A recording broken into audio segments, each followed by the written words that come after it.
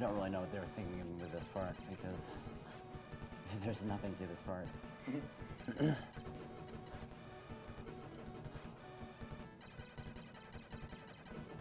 So FYI, Willy's laser is definitely what you want to be using all throughout this stage.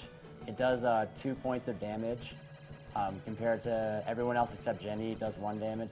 Jenny also does 2, but Willy can also do double damage on top of the 2 damage to some of the bosses in this level, depending on certain factors, which I'll explain later. Alright, so final boss rush. This boss, after I do this first part, is incredibly random, and if you get a bad pattern, you can just die, unless you have like extremely good reaction time.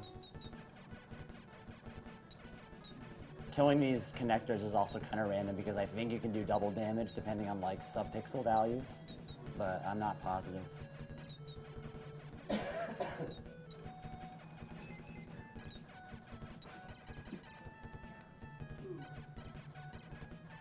And it also has a small hit.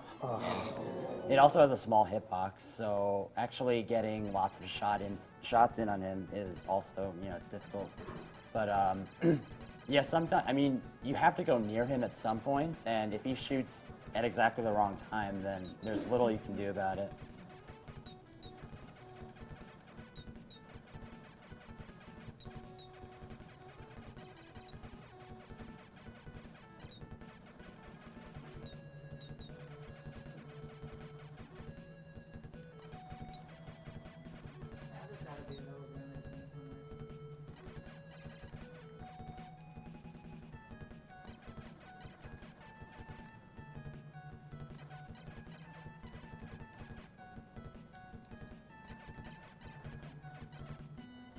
No!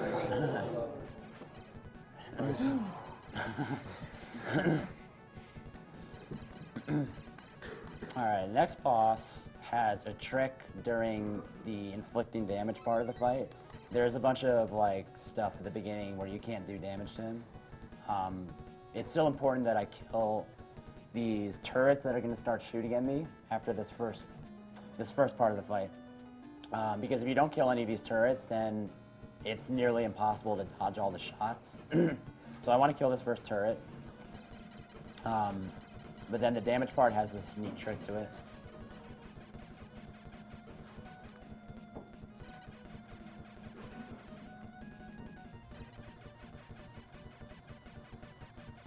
So there are only certain pixel positions that you can do double damage against this this engine here.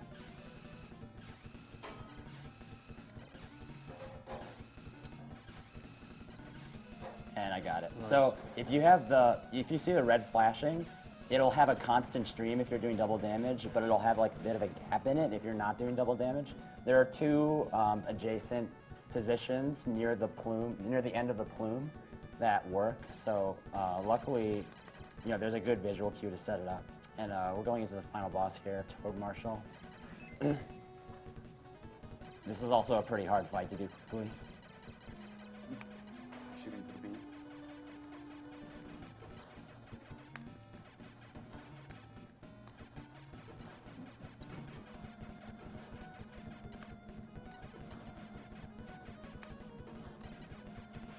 All right, Nice. Not time yet.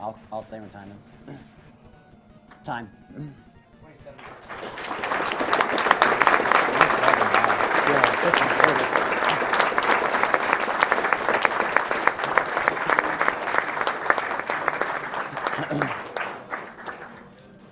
I was not expecting 27 on that run. I think I had like 11 or 12 deaths, but I'm satisfied with that. Yeah. Thank you very much, Scala of the Dollars, for the $10 donation. What? Scala of the Dollars. Scala of the Dollars. Scala of the Dollars! Holla, saw a fellow Scala speedrunning some O'Hare to beat cancer, and I figured I'd help with a few spare dollars to help. Good luck, and the donation goes to, well, runner's choice. And that's Kill the Animals. Yes. What's next? Mega Man X. Next is the Mega Man X race between Caleb Hart and Z-Wing. Get hype. Thank you very much, Pac-Man025, for the $100 donation. I was introduced to the past year's events recently on YouTube, and I figured I would donate to the cause. I lost my grandparents to cancer, and I appreciate all the time and effort everyone put into this. Please put this donation towards Runner's Choice, which was Kill the Animals. Have fun, everyone.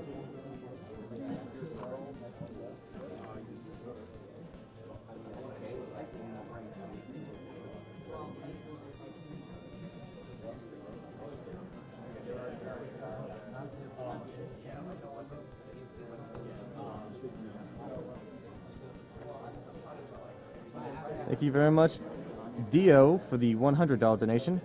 Here's part of my 13th salary for the Agdq and Princess Raya's. Good game, everyone.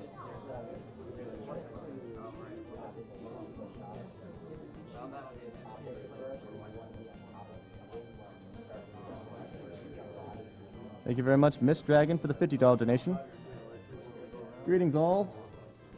Props to Jorf and Blecky for an awesome Kid Icarus run. That game gave me childhood fitch. Looking forward to the rest of the week. My dad is now 100% cancer-free, so my money's on 100% run for Chrono Trigger. Thanks.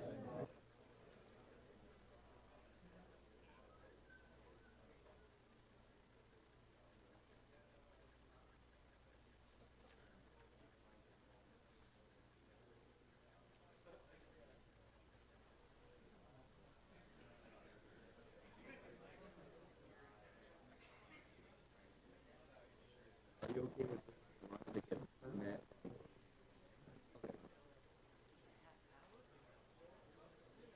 Something works in 24 hours because it works in 7. Yeah, I got... I didn't know those songs. Get the front. Yeah, I can get the people front rows. What do you need? We're 300 off. 300? All right, a couple announcements to make. We are currently about $300 off from the Shirtless Caleb Hart, but if that is met during the run, Caleb will take off his shirt in rather manly fashion. A couple more announcements. Prizes for games since we went down, which was about 7 a.m., will be extended to 7 p.m. Eastern Time tonight.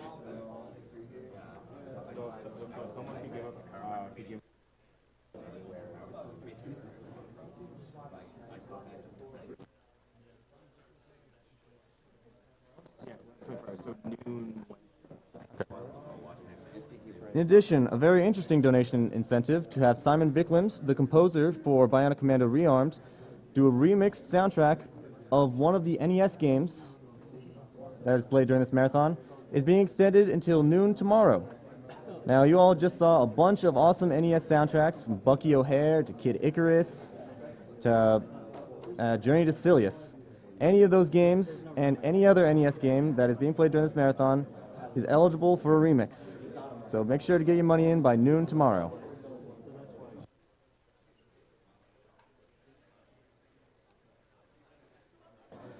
And one of the prizes being extended until 7 p.m. tonight is a genuine Nintendo Entertainment System, boxed, worth quite a bit of money now.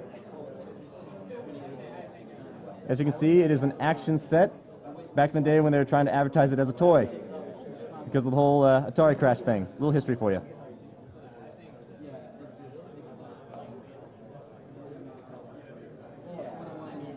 But if you donate during this game, at least $25, you have the chance of winning this lovely Mega Man X Perler made by our own Mecha Richter. It is quite sizable, and a lot of love was put into it.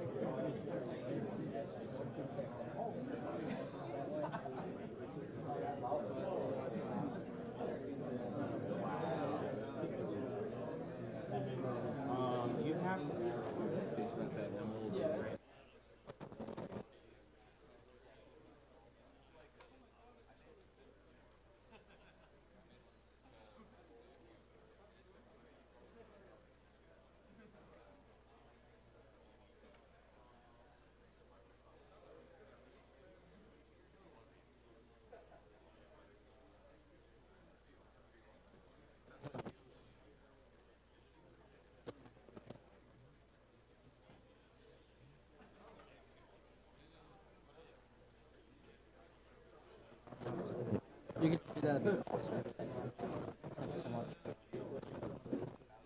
want me to tell him beforehand that there's money on the line here?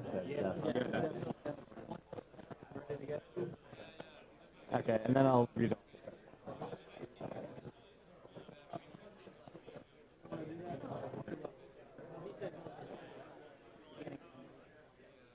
Or I can just read it at the beginning.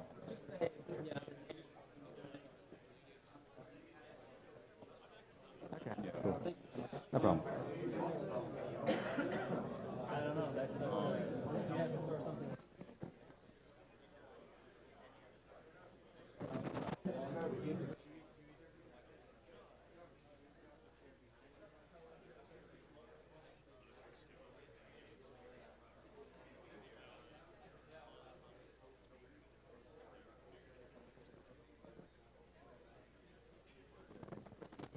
So again, the box NES with Zapper is a buy-in of $20. Thank you very much to Retro Gamer Ryan for giving that to us as a prize.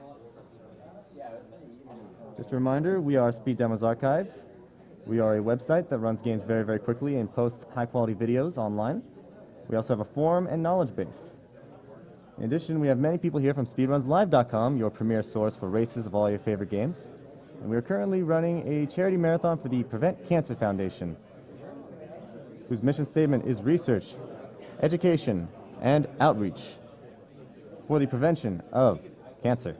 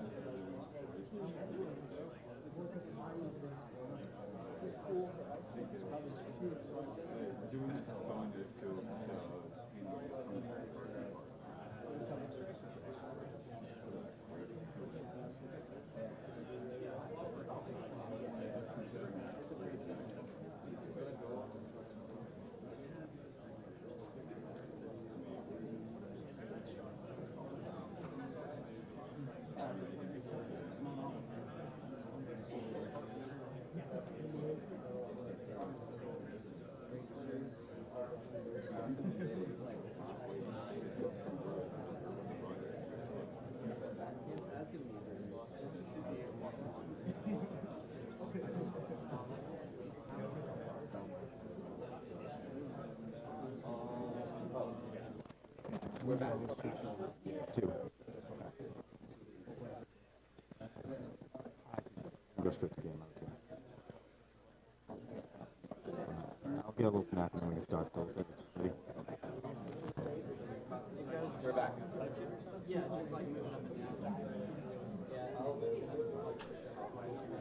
We're also shirtless. Okay. Well, it's looking like Caleb is not going to have to worry about doing this mid-run because that was met surprisingly quickly. Well, not even surprisingly quickly. What am I talking about? Well, Caleb, it's going shirtless.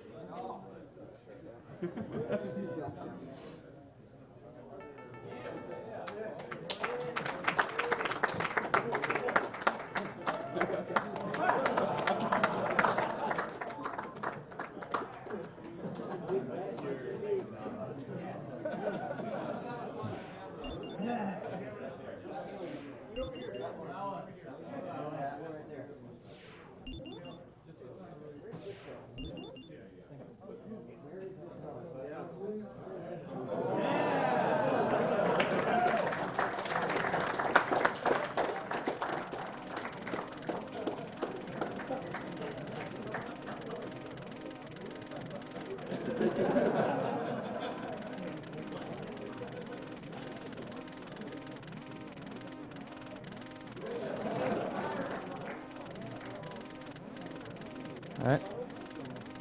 My mom loves you, Caleb! I love you too, Mom. Thank you very much, Bruce White, for your $100 donation. Hey, Caleb, I did it. Weigh-in on the scale at work this morning before I left was 286 exactly. The 50 pounds hype was real. $2 per pound as promised. $100 goes to you getting that shirt popped off for your run. Can't wait for our shirtless flex session and chest bump next year. Sub 36 hype and good luck.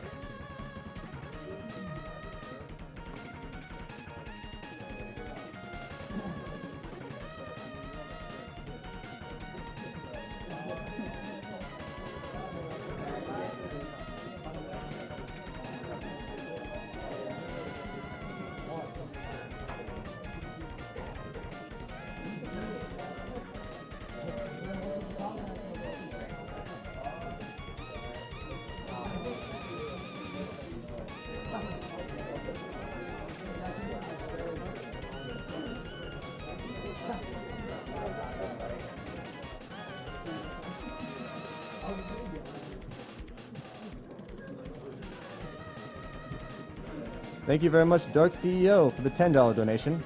Here's another donation. Good luck to my bros Caleb Hart and Z-Wing. Sad I couldn't make the Agdq, but hey, there is a next time.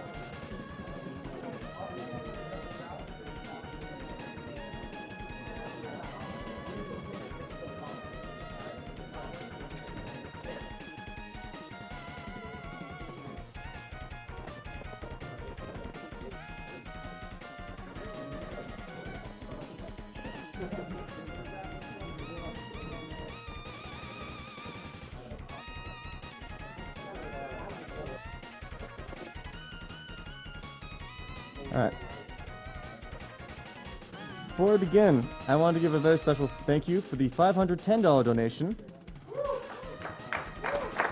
from Team BN. The money given in this donation was raised from the Megman Battle Network and Megman Star Force Marathon hosted by Team BN at the end of 2013. Thank you to all of our donors for supporting us in such a great cause.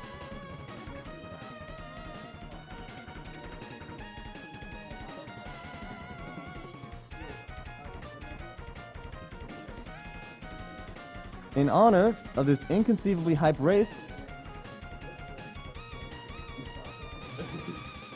we would like for the winner to decide where to put this money.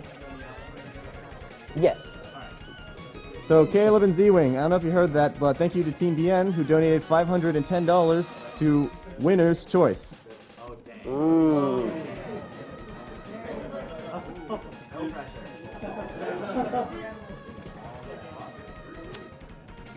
Okay.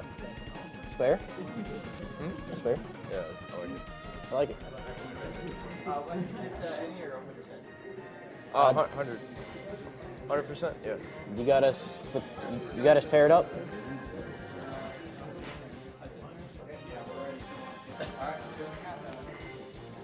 You want to do countdown?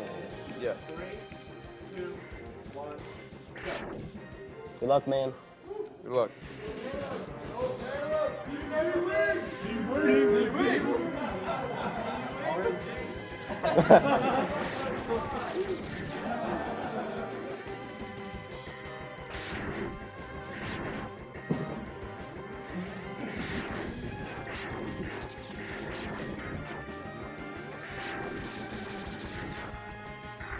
And no, we are not using turbo controllers. These are official. No turbo here. Nope, no turbo.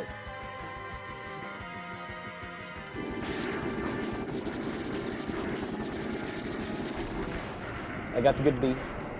Yeah. Messed up my execution a little bit.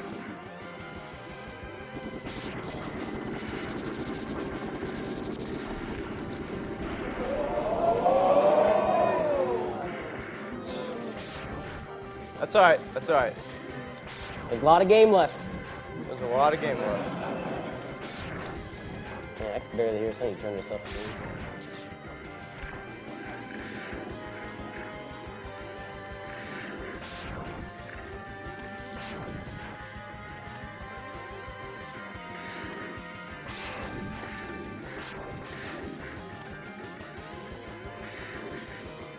I love this intro stage, man. I'm tired of seeing it. Alright, so pretty much what happened there, the bees can either shoot you or not shoot you. And if you touch the bees, just as is, they do a lot more damage. So the thing is, with this intro stage, is that you want to approach Vile, which is this last little bit here, with as little health as possible. Because what happens is he doesn't actually hit you. Like normally, he'll punch you to death until your health is met, and then he'll stun you, just like what happened to Z-Link. I And believe then that'll happen. I believe 3 is the minimum. Yeah, three is the maximum amount of health that you can have before you can have this cutscene happen.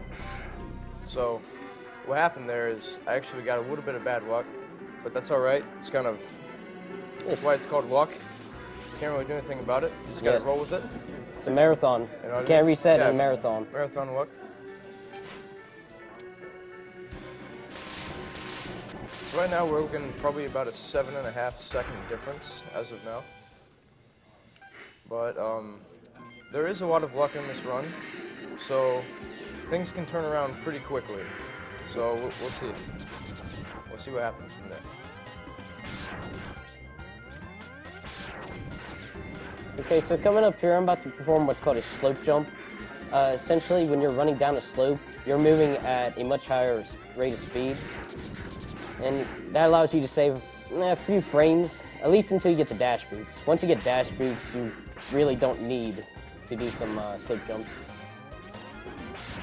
You can only do a slope jump while you're walking down a slope. Yes. You can't dash, Yeah, no dashing. or it won't work.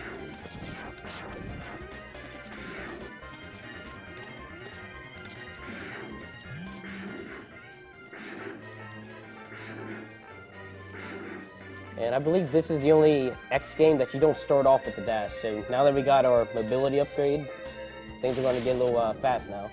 So now the speed run actually begins.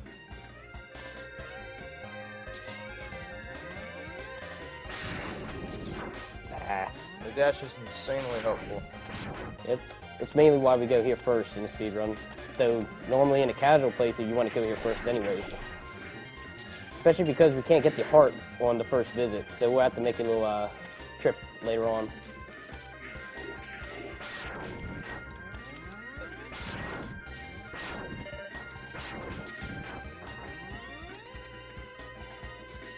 And now we're about to fight Ice Penguin.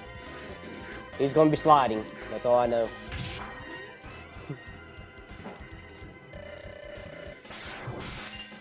And another thing... And yeah, this is where the run can kind of turn around. You want to explain dash lemons? Odd doubles. Oh yeah.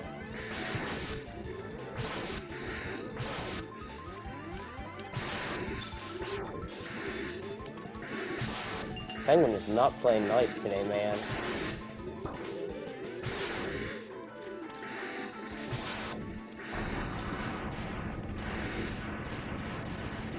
And just like that, Caleb's catching up.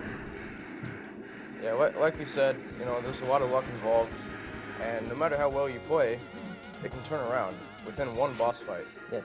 And there's one boss fight in particular. Let's not go there, man. I'm already there. Come on. Yeah. Thank you very much, Sianiku, for the $50 donation. Woke up early just for this run. Go Z-Wing. Beat that shirtless Adonis. Go!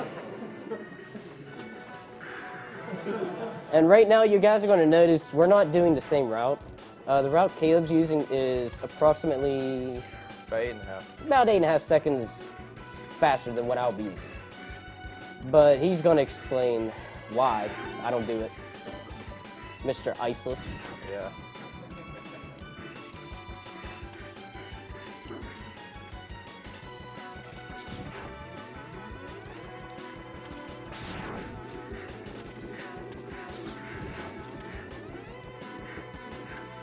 You want to swag it up, man?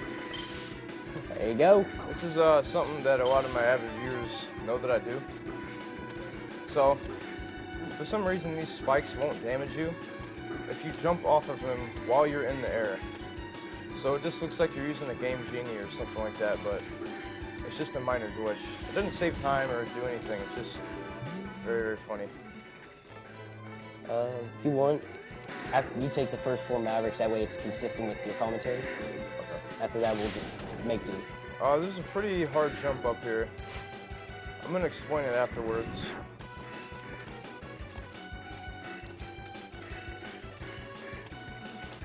Ah.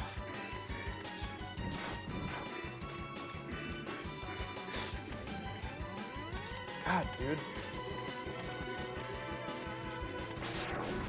All right.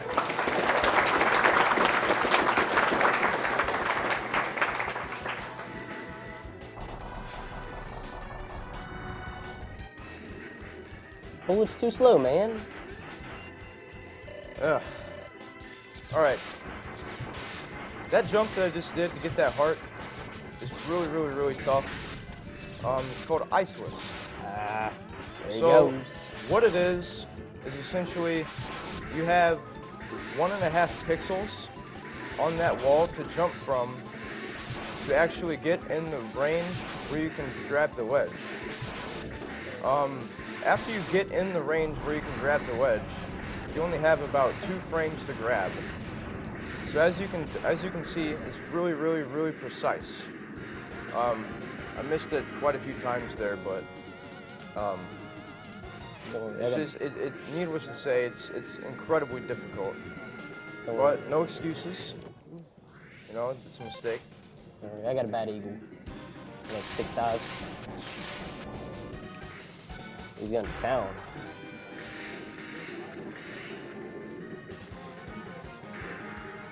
But if you do get that jump first try, normally it's going to save about 8.5 seconds over Z-Wing's route.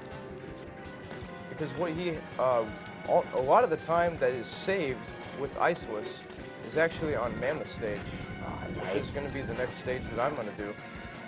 Because you can actually use the boomerang. What? Oh my. Oh man. Alright. So, alright, I made another mistake there.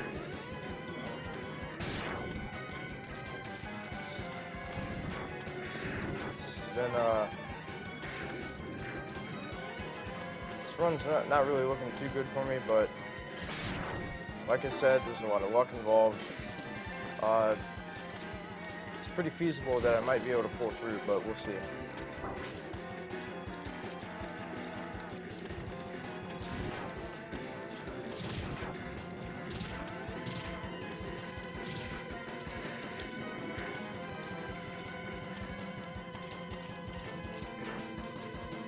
Like I was saying, the boomerang can actually be used in Mammoth stage to grab a couple items that is needed for the run.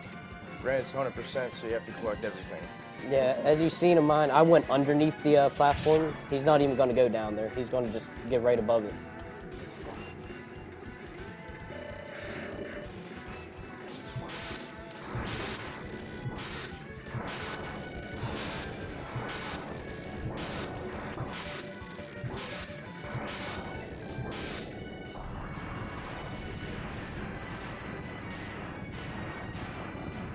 Caleb 20 dives.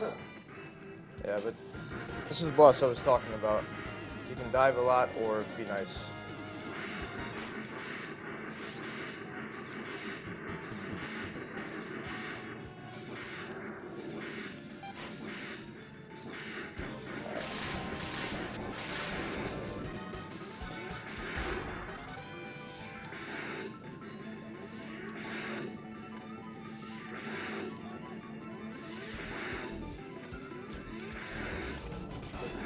So about the same as me in terms of that fight. Alright, so that's average luck. Eagle likes to be a scumbag pretty much in general. And the dives are pretty much a huge time loss in 100% especially. Because I guess I forgot to explain. What you can actually do in this game, whenever you do a dash and then you shoot a normal buster shot, for some reason, it does 2 damage instead of 1. So you actually take advantage of that and use that against Eagle.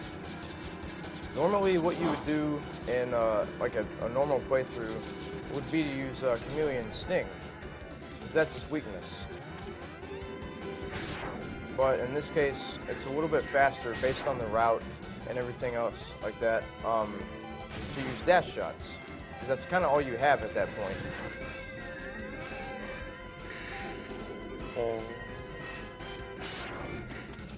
Got it.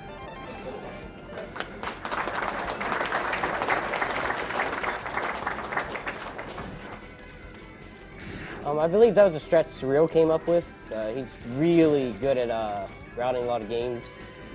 And that strat's really cool. You have to do a little auto turn after you jump up there. So it's similar to Iceless in nature, except you don't have to worry about getting Are you kidding me right the now? pixel perfect. You're just stay on the platform.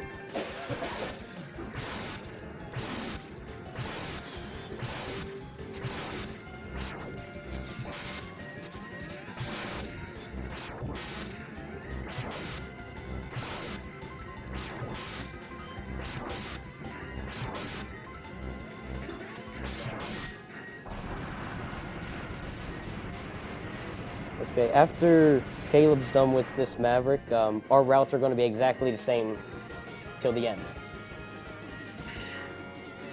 Yeah, then we'll resume doing the same stages, but yeah, after these 4 Mavericks, like you said, we'll get back on track.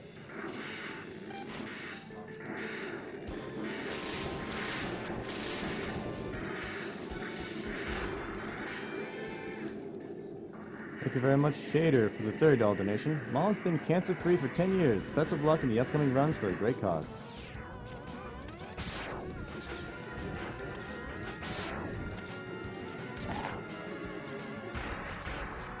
So for this mini boss, we have to hit it 18. We have to shoot 18 boomerangs. If they hit, whether they hit or not. After that, we finish them off with 5 lemons, which is the dash shots. 5. 7. That's the common term you heard, lemon. It just means a regular shot. It looks like a lemon, hence we call it lemons. Yeah, sorry about that. Lemons. I didn't get the toe. And that's another thing. Like, there are a lot of bosses with, luck involved. This is another one, so we'll see.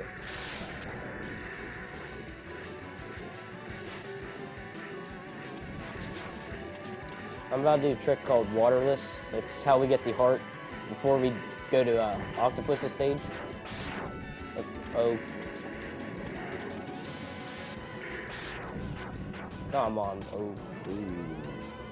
Okay, I'm gonna improv this. Okay.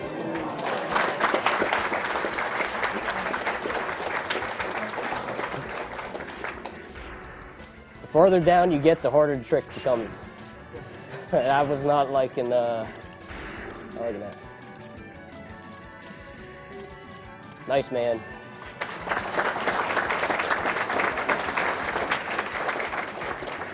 Now, the reason you really don't want to die in this category is we need 3 lives in order to get the Hadoken optimally.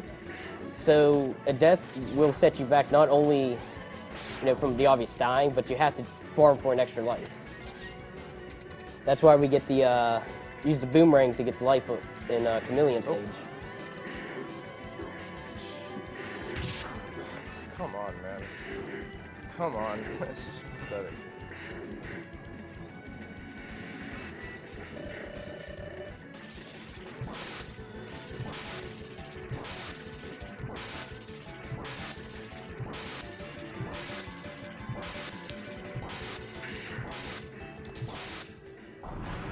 And that's why we use 18 boomerangs, so that the final hit, he'll always have 2 health left, and a dash shot will kill him.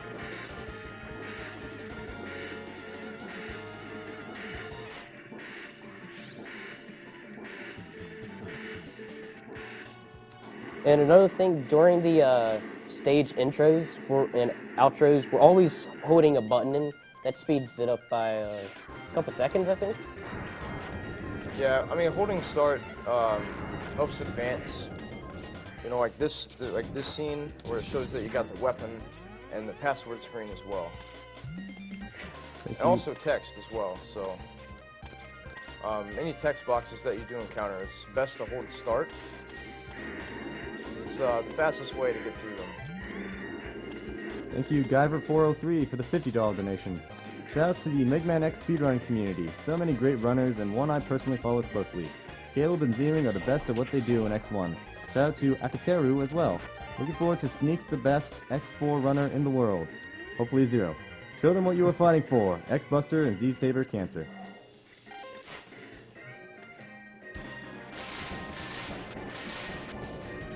We're coming up to a really cool stage, Spark Mandrill, and I don't know about you, but I've been listening to Smooth Groove's a cappella this stage a lot.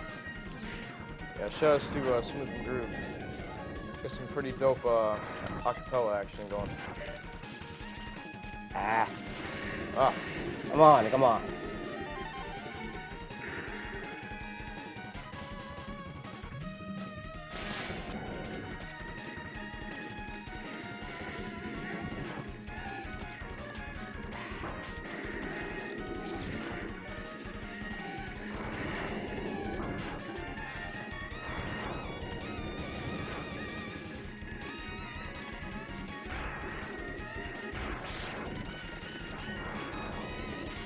Two charged tornadoes and a single tornado will always take this guy out.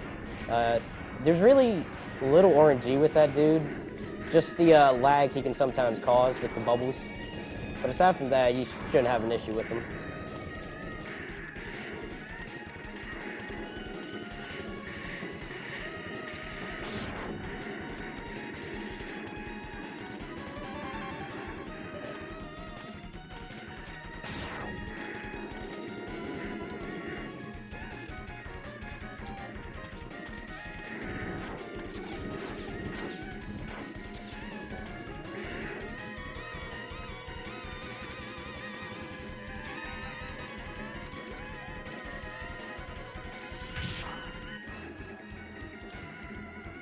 And like Sting Chameleon, this dude's weakness will really make him a lot simpler.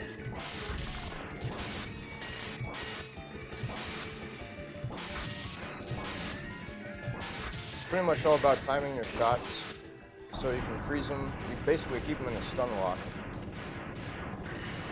Another thing, I don't know if we said it, but in this game, after every fight, you're always automatically forced to go to the center of the map. So if you can end the fight in the center, you'll save, maybe a second or even a few frames, so it's worth it.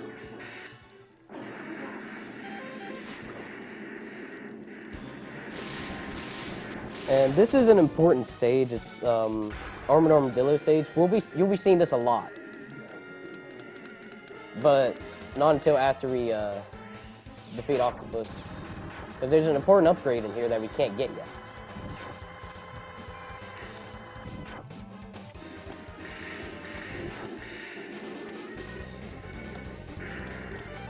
Thank you very much, Tiki, for the $50 donation. Tiki. I love you, Tiki. Thank you to the speedrunning community for putting on such successful and exciting marathons. I lost my dad to cancer 2 years ago, and as a speedrunner, these marathons mean so much to me. I wish I could be there racing with you guys. You guys are awesome. No, you're awesome, Tiki.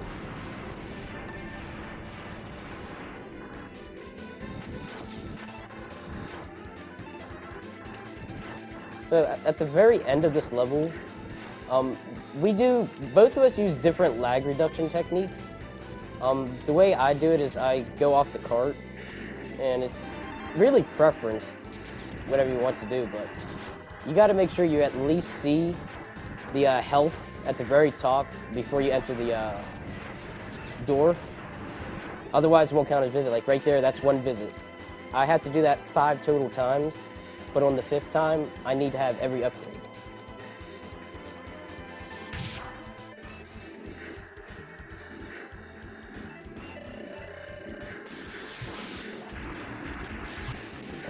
Not too bad. And what he's talking about with visits. So, for you Street Fighter people out there, there's an Easter egg in this game called a Hadoken. Token. And Hadoken is incredibly broken in this game. And it's used in this 100% run primarily, one, because it's 100%, therefore you have to get it, so you don't actually complete the category if you don't obtain the Hadoken. And 2, this one-shots every single boss in the game, except for Final Sigma. So it's incredibly useful. It actually reduces a lot of RNG in the later Sigma stages. So 100% is actually less luck-based than the other category, any percent. Because in the later Sigma stages, you have to fight all the boss fights just like normal. So you have to deal with all the RNG that you've dealt with previously.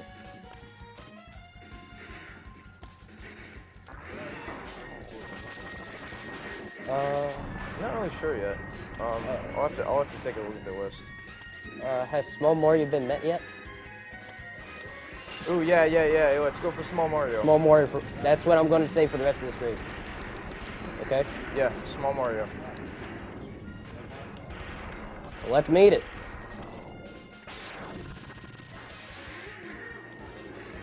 So yeah, going off screen there eliminates a lot of lag, so it speeds up the animation so I can get the final heart.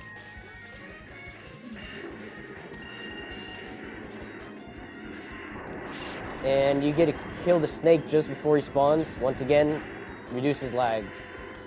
This is probably the laggiest stage in the game, correct?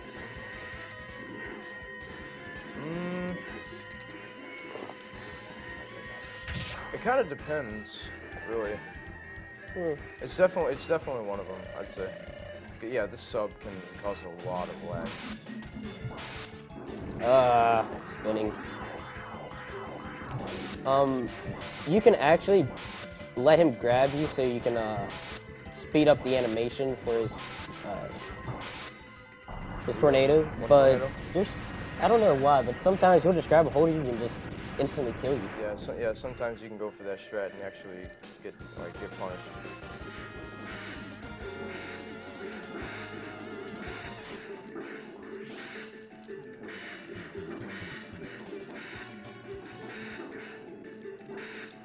I couldn't just... Same as me. But he couldn't just wait a little bit longer before doing that? Yeah. So yeah, that probably, is... Yeah, I probably could have prevented that if I was just playing a little more patient. Fine. So yeah, we basically defeated every Maverick, and we gotta go take on Siggy. But we don't have 100% of the items, so we gotta go get it. Thank you, The Completionist, for your $30 donation. What's up, dudes? This is The Completionist, showing some Mega Man X love to Z-Wing and Caleb. You guys are the best. Keep on going. Yeah, shout outs to The Completionist. Yep.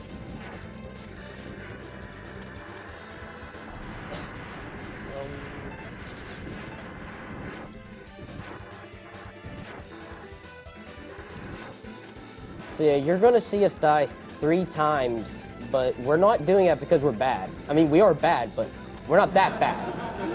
Yeah. But it's required so that we can force visits as fast as possible. Thank you, Evelyn Uni, for the $200 donation. Today I learned for the first time that my adopted mother is a cancer survivor. Nobody deserves to have to suffer any ordeal as awful as fighting cancer, but it's always tough when you learn someone close to you has had to suffer through it. My full bid goes to Zelda, A Link to the Past file name being named Pat. Love you, Mom. Hopefully this money can help someone else kick cancer's butt like you did.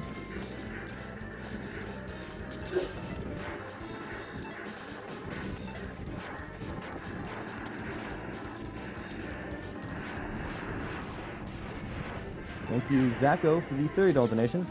I'll toss in another $10 for each runner that makes the armadillo skip and each runner that Hadouken's Sting Chameleon. Here's hoping Caleb has a spare controller handy to destroy for when Rangda messes it with him. We're doing Hadoken, man. Yeah, definitely. That is... Yeah, that's going to be a make or break, definitely.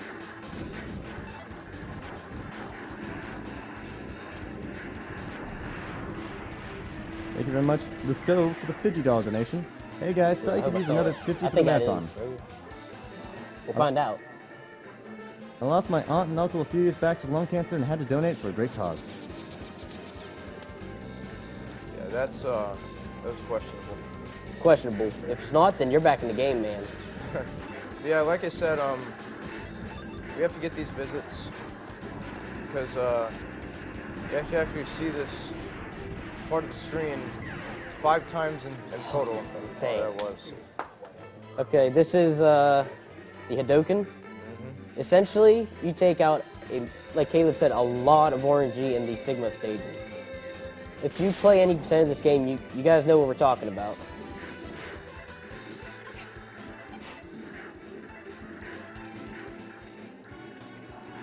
Thank you, KF Napa, for the $30 donation. I may not be able to match the $510 donation, but here's another $30 to winner's choice. Hope for a good race.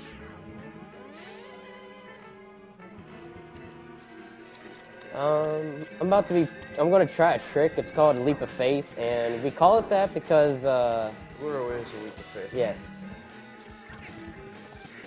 I didn't get it, man.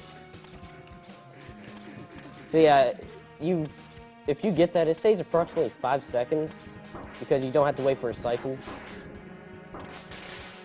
But either way, I'm taking damage because we have to fight Vile again.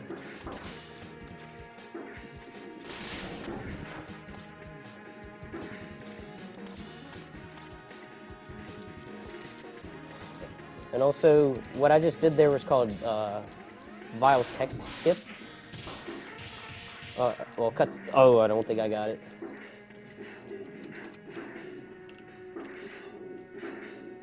Nope. I missed the quick skip.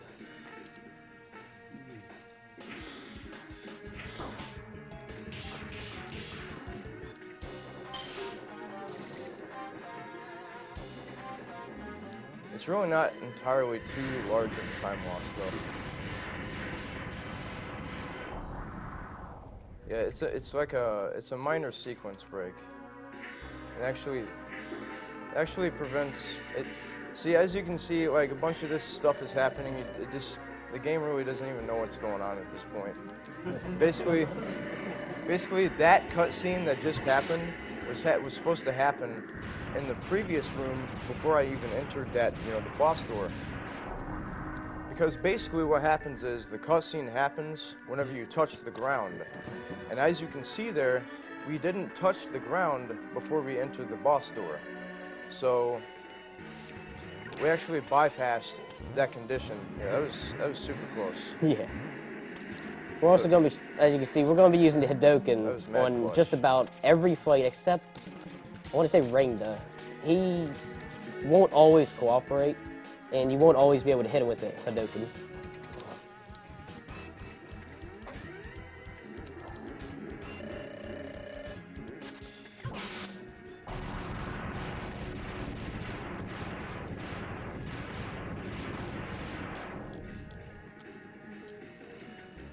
And Charged Chameleon's your friend. Mm-hmm. Gotta love invincibility.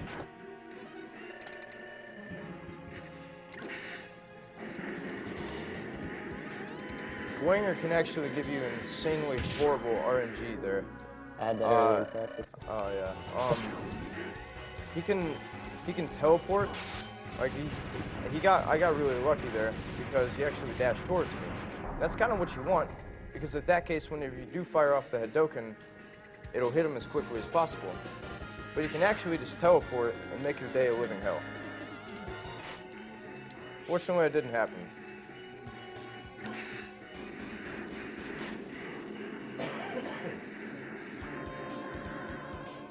This is one of the stages where a lot of RNG is taken away because you fight two of the biggest RNG guys here. It's Ice Penguin and Storm Tornado. Penguigo. Yeah, but Penguin has a cool AI for this, right? Mm-hmm. Oh yeah, you can consistently quick kill him. He always starts out by shooting an ice shot, which that's his biggest mistake.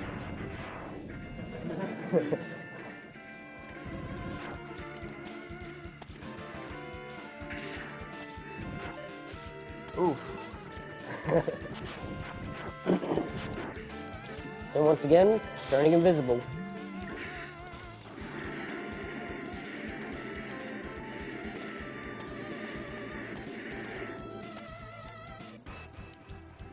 Also, if you can manage to have the Hadoken connect while X is off screen, you'll save about a half second, I believe. I mean, it's about a half second of excessive lag. It's just the hardware. That's more stuff it has to load. Yeah, and, so if you take that away, obviously it's going to be a little bit quicker.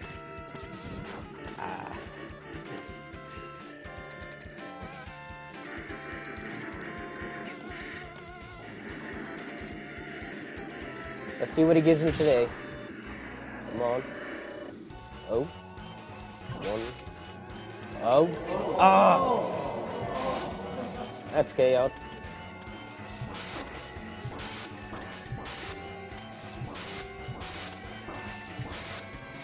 That was a sort of okay fight. I don't like... The eye sometimes just goes out of your reach and... Incoming 50 green eyes.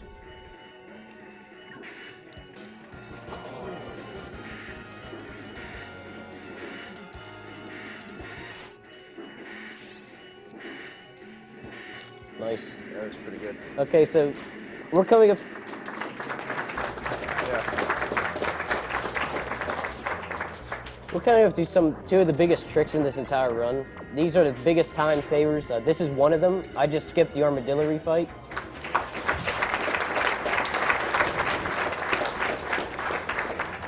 But there's still one more fight I have to nail. And this is Sting Chameleon. Normally you can't hit him with the Hadoken, but we're gonna try anyways.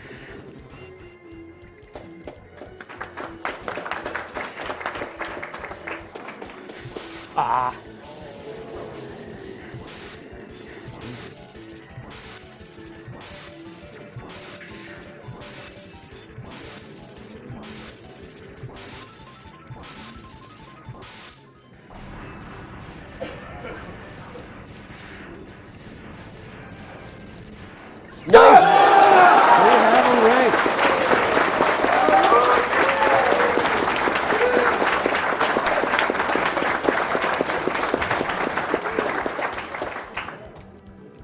I didn't switch to ice, man. I feel like an idiot. Nice. All right, so that obviously offset the race time a lot more.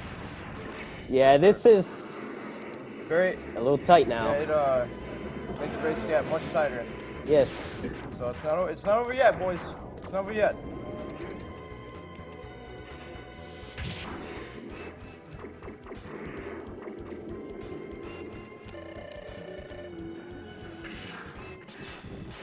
Okay, that's the best pattern you can get for octopus. Otherwise, he'll stay in the air for a little bit longer. Dang, and he got it too. Yep, yep.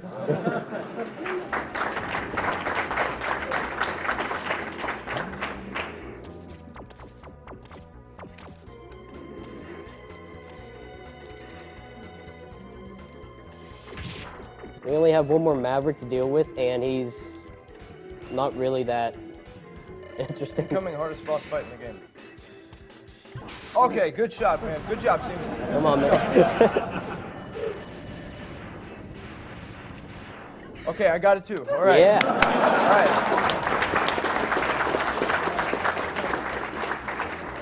Now this next fight's a little, it has a few patterns, but we should be fine, right? Should be. Hope we are. Yes, got the best one.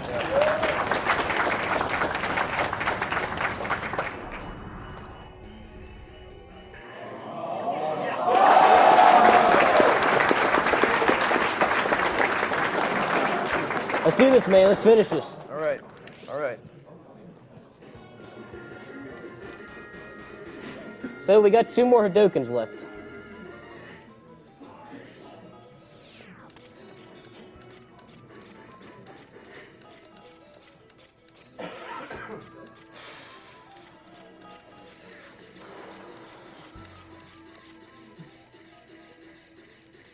I gotta show off. I like to pop off shots.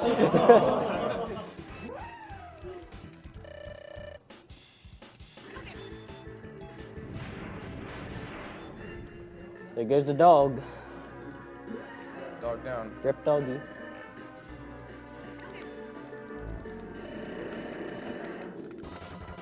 Oh.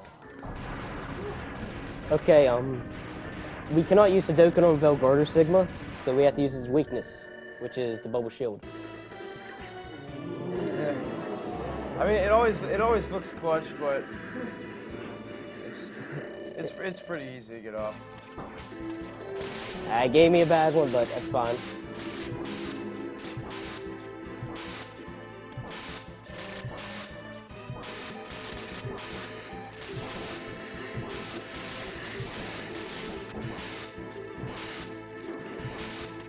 Time.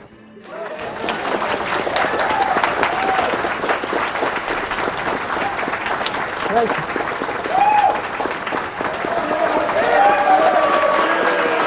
That was interesting. That was interesting, man. You scared me when you got that air Hadoken, man. I was like, dang, he's coming for me.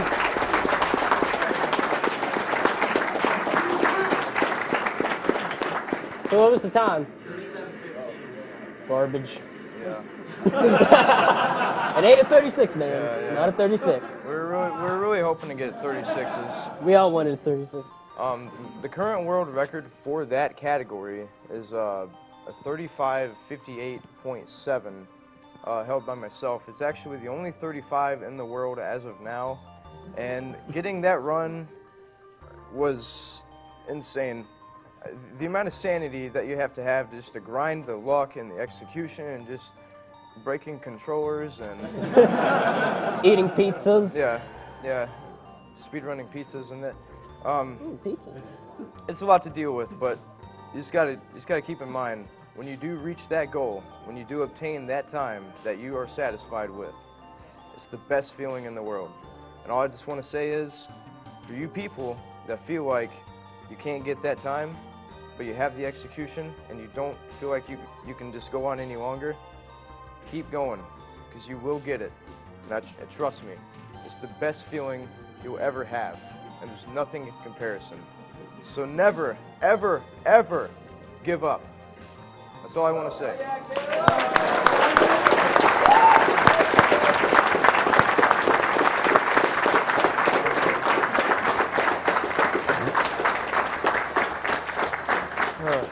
Congratulations to Z-Wing, and of course both runners for putting on an awesome race. Very close. Has Small Moria been met yet? Let's see. Not yet. Winner's choice, I guess, go to Small Moria. A quick announcement. There has been a bit of a change in some of the incentives, or in some of the bid wars. Any percent warp run is now going to be 2K. Warped run by Mitch is now going to be 2.5K, and Small Morio is going to be 4K. This is just because people are having trouble donating at the moment. I mean, I wish I missed a lot of stuff. Come on. You got that air Hadoken, I missed it. I thought you were going to overtake me right there. I want to give a very special thanks to this donation from Furk for $3,200. I was like, that's nothing. Wait, what? Yes, Furk, $3,200 donation.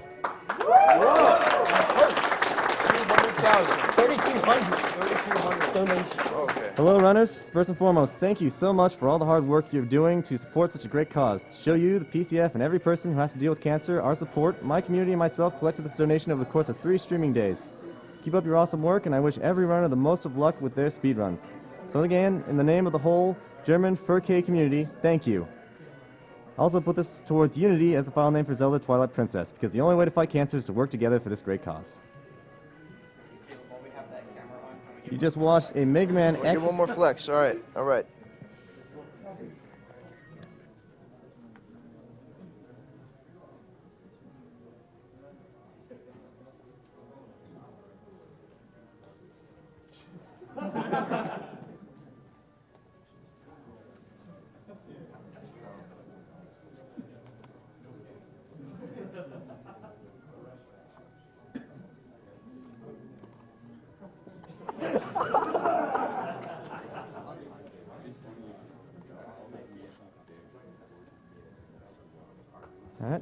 You just watched a Mega Man X race between Z-Wing and Caleb. Stay tuned for Mega Man X3 by Z-Wing. Woo! So we got like 5-minute break or something? Yeah. Thank you. Just a reminder, we are currently running a charity marathon for the...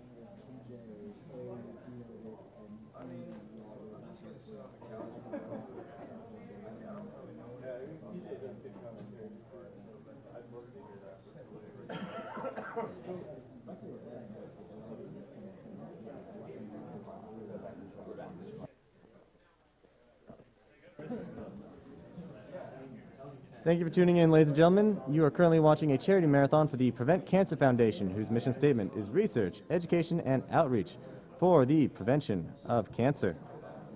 We are Speed Demos Archive, the premier community for video game speedruns, completing games as quickly as possible through extensive planning, practice, and knowledge of game mechanics and glitches. We have a Twitch team page, www.twitch.tv/team/SDA. We also have many runners here from Speedruns Live, the best site to race video games online against others. Players of all skill levels are welcome to join, whether you'd like to become competitive or just race casually with friends. You can go to the front page, speedrunslive.com, for more information and to watch a wide variety of speedrun streams.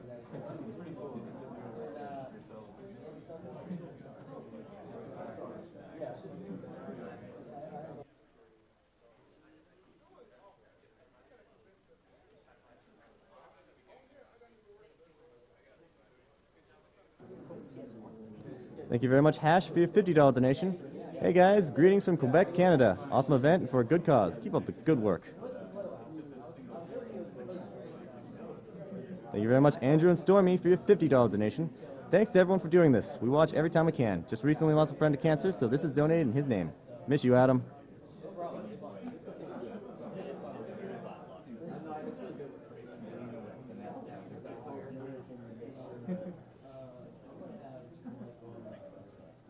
Thank you very much, CanPed, for the $25 donation.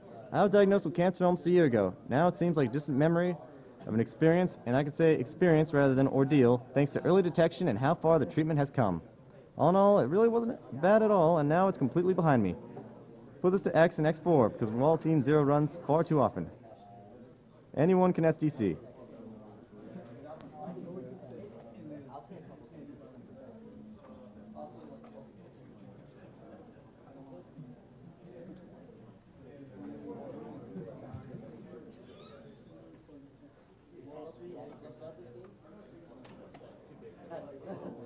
Thank you very much, Ramza411, for the $50 donation. Just want to say you guys are amazing, and I am always blown away by the quality of play. Good luck to all the runners, and a round of applause to those keeping things running backstage. Thank you very much, Nome, for the $50 donation. This is my second donation, one donation for each Mega Man block, always with the Mega Man hype. All the Mega Man runners are great.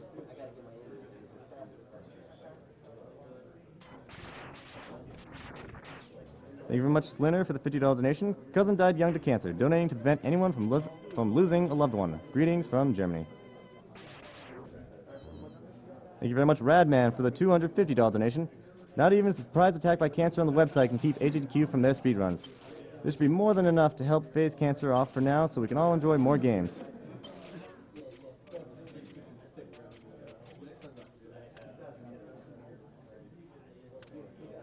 Thank you very much, Granipicus, for the $50 donation. Thanks to everything you all do and to all the great runs this week. This past year has been tough ever since we lost my 3-year-old goddaughter to a multi-year cancer fight. Please put all $50 towards naming the girl character in Secret of Mana Papaya in her honor. And thank you, Zenik Reverie, for the $50 donation. This is for the big Kazam.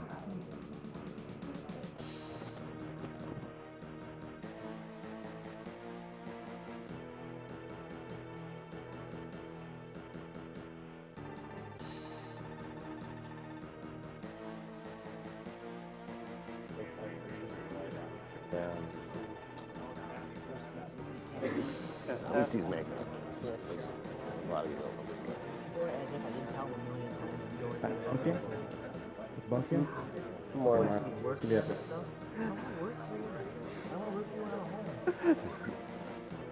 You guys ready? Quick update on donation incentives. We're about $250 away from adding Mario Land 2 to our schedule. That will be played after 03. So $250 and we'll play Mario Land 2. You good over there? I want that star song. You good up there? Okay, I'll do a countdown. Ready? Okay, 3, 2, 1, go. Okay, this is Mega Man X3.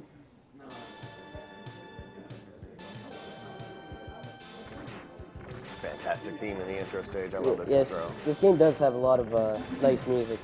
You're going to see a lot of changes from this compared to Mega Man, the game me and Caleb just raced.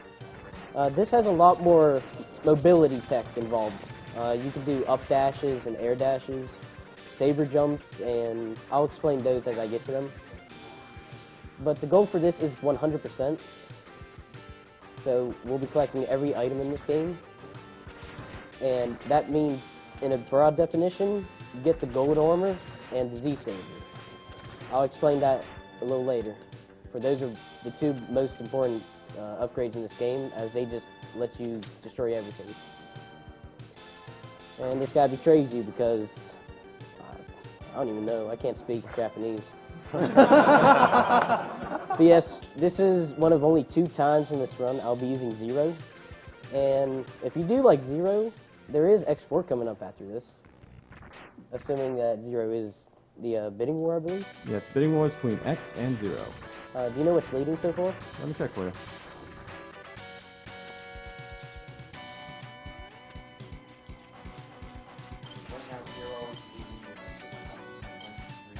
All right.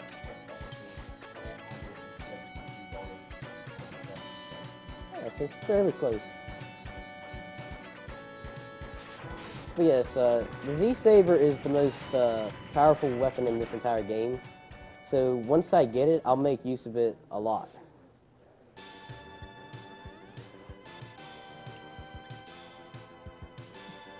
Also, you want to do we'll do a roll call.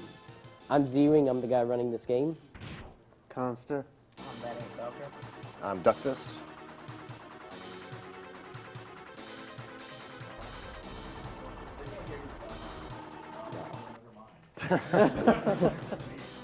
So yeah, for this fight, you want to use 2 charge shots.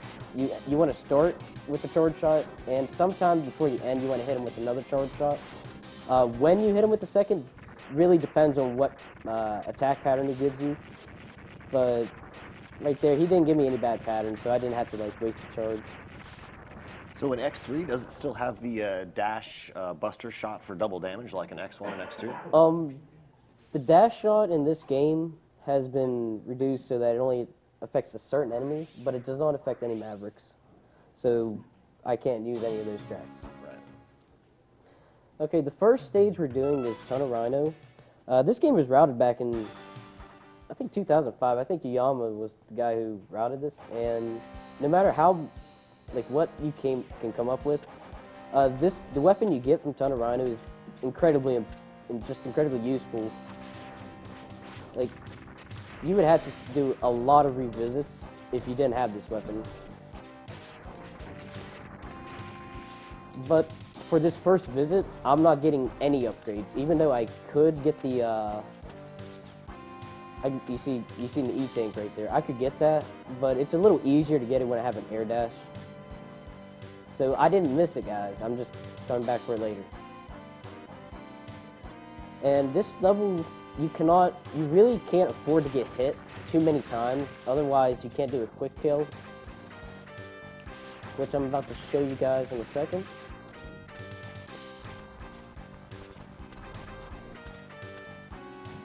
And once again, I'm not using a turbo controller. You see US SNES right there. And I should get hit 3 times when fighting this guy here. That was a little bad, but I still didn't take enough damage, so I should be worried. Because sorry. Yeah, enemies in this game, contact damage takes a lot of health away. I believe 3 hits from any of these guys will really take you out. Just want to give a quick rundown of potential prizes you can win during this Mega Man block, which encompasses X, X3, X4, and 03. You can win with a minimum $5 donation, you can win a 30th anniversary Capcom character encyclopedia or a Mega Man X Super Famicom cart. The encyclopedia given to us by Quintendo Power and the Famicom cart by Yggdrasil. Also, for the $5 donation, you could win a Mega Man X3 Japanese cart donated by our own Z-Wing. And $25 to put you in for Don't get me. the giant Mega Man X Perler by Mecha Richter. Those prizes are all up for grabs during the entire Mega Man block. So yeah, once his health gets below, I believe, 1/3, he starts doing his power charges or whatever it is. You can't hit him during it, but if you do touch him whenever he's doing it, you'll cause the game to lag for some reason. And I was kind of a little close down here. Just a little bit. Entering boss mode, 2 HP. Yeah, Ton of Rhino is a very risky stage to do, but it's the only stage you really can do without adding more revisits. But we got one of the best weapons in this game. And luckily, Tunnel Rhino's AI lacks something to be desired. You think that's bad? Yeah. That's a theme in a couple of the bosses in X3, sadly. So yeah, now we're going against Blizzard Buffalo. If you guys watched Caleb, he did what was called Iceless. Well, this game has a similar thing that I'll be pulling off to get an E-Tank near the end of the stage, but I got to get a heart piece first, which is right here. You can get this using a ride armor, but you can't get the ride armor without the drill. So, go figure. The jump for the sub-tank is really precise, but it's just a little more lenient than Iceless, but there's a less solid visual view, so it's like almost as hard, if not harder than Iceless.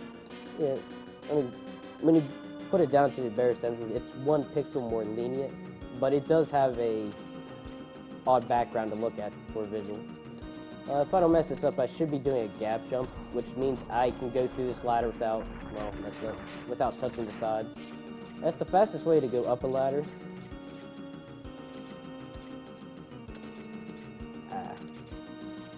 There you go. Nice.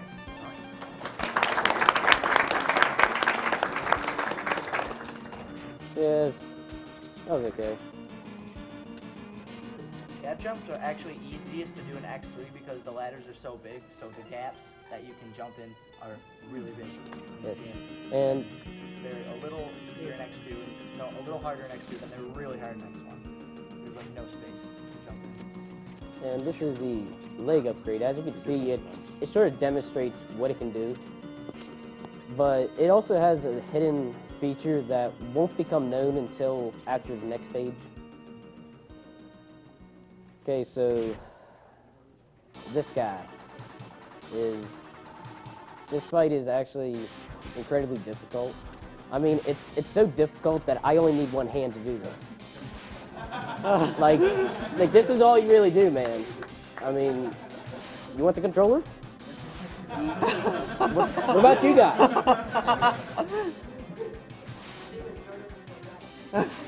Best program AI.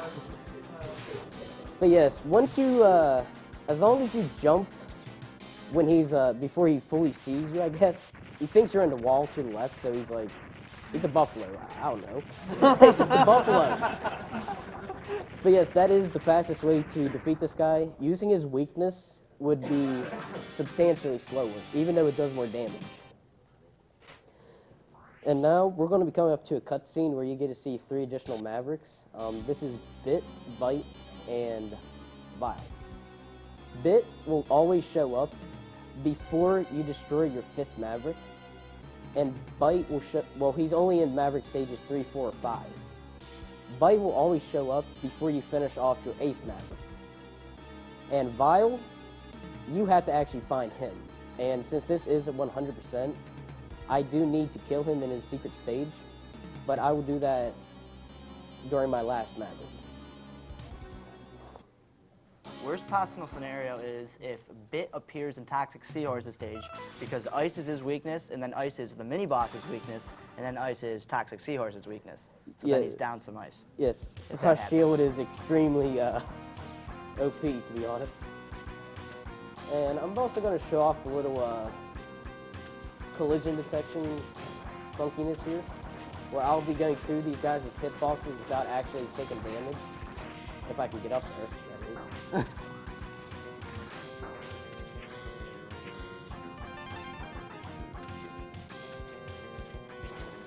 Yeah, I just went through that guy there, and I didn't take any damage. I believe you have, I don't know how many seconds worth of invincibility when you shoot him with the tornado, but it's like maybe 3/4 of a second or something. It's enough for you to get through them without taking damage. No, any enemy, as long as it doesn't bounce off. Now we got the armor upgrade. This armor upgrade is, it allows me to do a charge shot, but it also allows me to do some mobility stuff, which I'll show at the end of this stage. But first, we gotta try and do a quick kill on this mini-boss. I'll be using Ice a lot. Quick update on incentive totals. Okay, that's it. Yeah.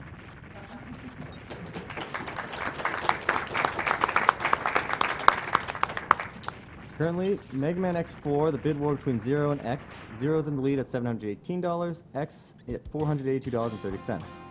X4 is the next run, so depending on which character you like, that's something to consider. We also have Mario Block coming up fairly soon after Mega Man 03. For Super Mario Bros. Lost Levels, there's a choice between Luigi and Mario. Luigi's at the lead at $15, and Mario has none. So it's a very wide open competition. Nice. Okay, this is perfect right here. I want to get Bit done before I even get to Seahorse, and getting him in this stage makes things a lot easier. And like I said, I have to use his weakness, which happens to be Ice. And if you were a little observant, you notice I started to fight out with a dash shot, with just a normal shot, actually. The reason I do that is because if you destroy them, they blow up and cost you like 15 seconds. But regardless, you need to have at least one of those two alive. So I just scared him off, but we're going to meet him later. And now, having the air boots and the dash boots and the Buster allows you to do some neon jumps, which, I failed, but there's a few points in this run where I'll be using neon jumps. A neon jump is where you jump while in midair, which allows you to do another boost. Until I get the final armor, I can only do one boost.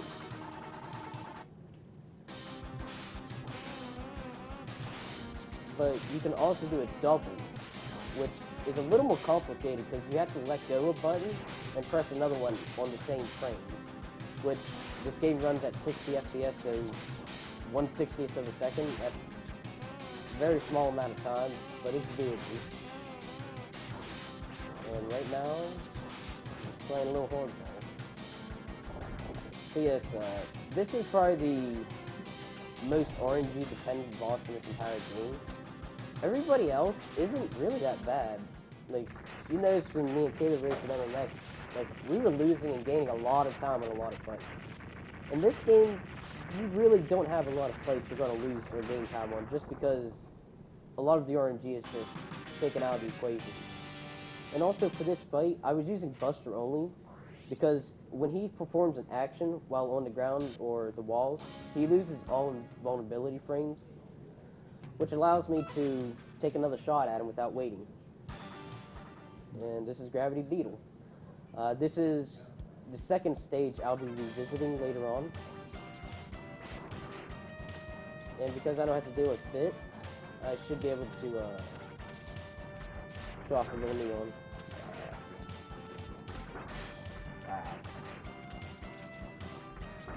These guys.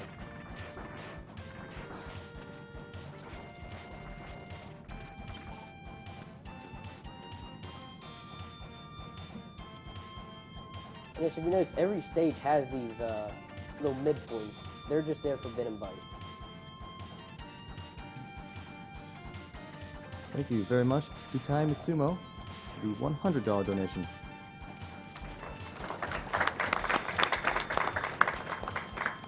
Another donation while at work. Glad I get to catch the Mega Man X block. Happy to donate to a great cause. Thank you very much for the $50 donation. Play and trade video games in Murfreesboro, Tennessee. And another thing, once you have the armor upgrade and the leg upgrade, you're able to climb ladders at a much faster rate of speed. So wall jumps near ladders aren't really necessary anymore. It's actually slower. So here we're coming up to another difficult boss fight. I mean, if you thought Blizzard Buffalo was hard, you may be in for a surprise. I mean, it's almost as bad as Stink Million. And also, I'm entering this fight with a charged shot because bosses have less invulnerability frames using a buster shot instead of using an item shot. It only saves, frames, but it doesn't hurt to do it. And yes, this is really how you fight him. You just, I mean, he can hit you. I mean, like, it's right there, Oh, he got me again! This guy almost got me, man. That'd have been embarrassing, huh? No, it wouldn't be embarrassing. It's like really hard.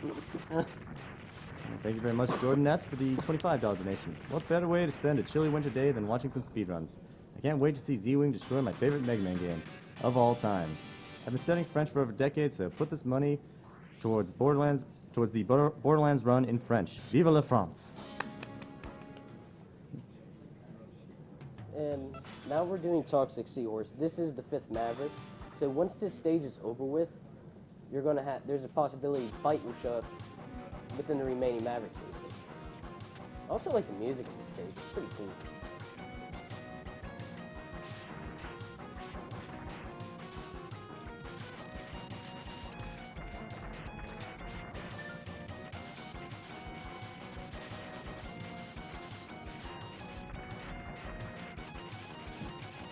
Thank you very much, Walcohol, for the $50.20 donation.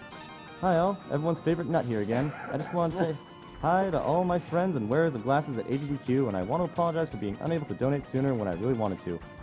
Keep up the runs and fashionable sense of style you all have, and good luck to those that still have runs to go. Remember to stay 502 true and defeat cancer with speed.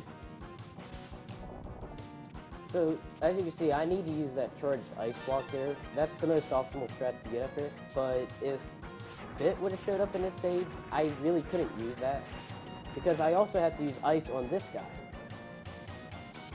So it's a little bit of RNG whether he shows up, but it's still not a terrible amount of time lost. And he's done.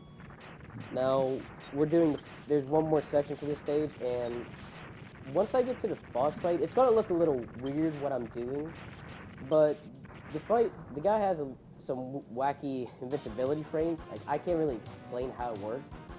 But if you hit him while he's in the air and he falls down and hits the ground, he has no invulnerability for several frames, which should allow me to at least kill him in 3 cycles.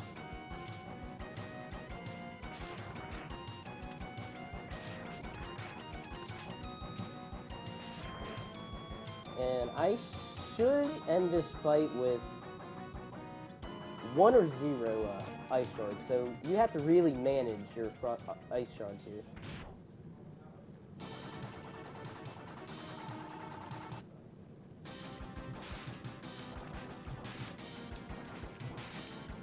Or none.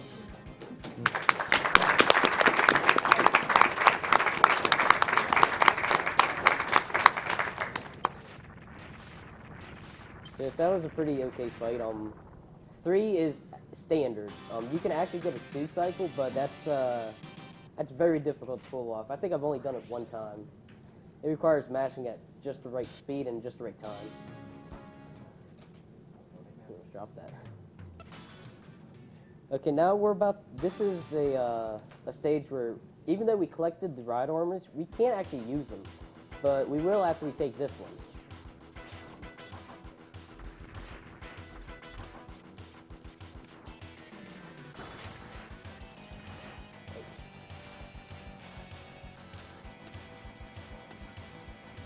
Now, these conveyor belts here, as long as you slide on, you get a small speed boost. I mean, it's really minor, but it's something you really want to try to do. Maximize your speed in these type places.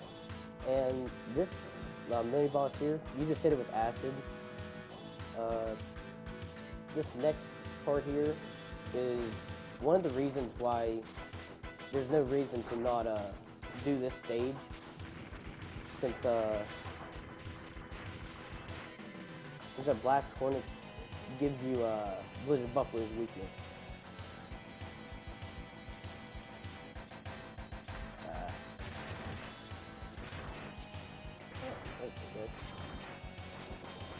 And I'm despawning those off screen, otherwise I would have to pause the game.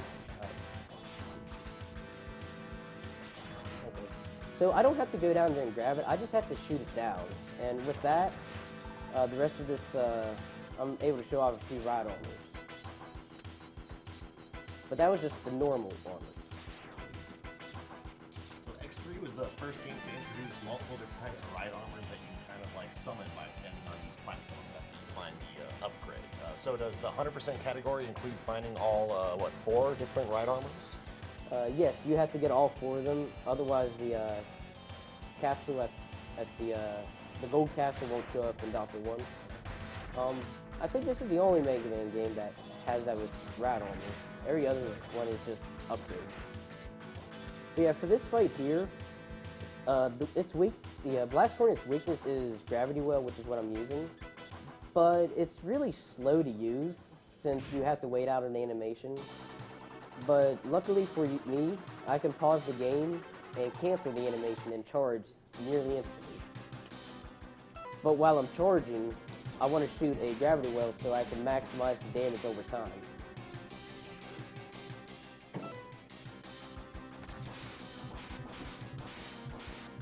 One more. Okay, just one more and he's done. Now I don't shoot I don't shoot an uncharged one there because he's done anyways. Once I hit him with one final one. And that's just a little swag.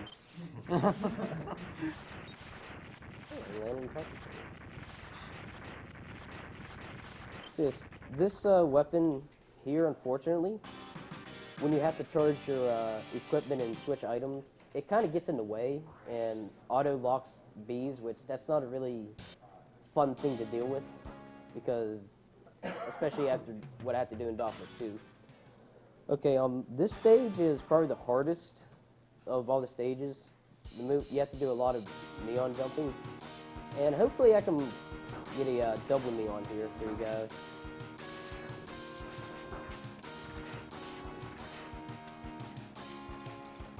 The first neon, in a double neon, the first neon, you have to release, shoot, fire, and press jump on the same frame. So the first neon is really hard, and the second one is just pressing 2 buttons at the same time. It's really easy. Got it. And he got it.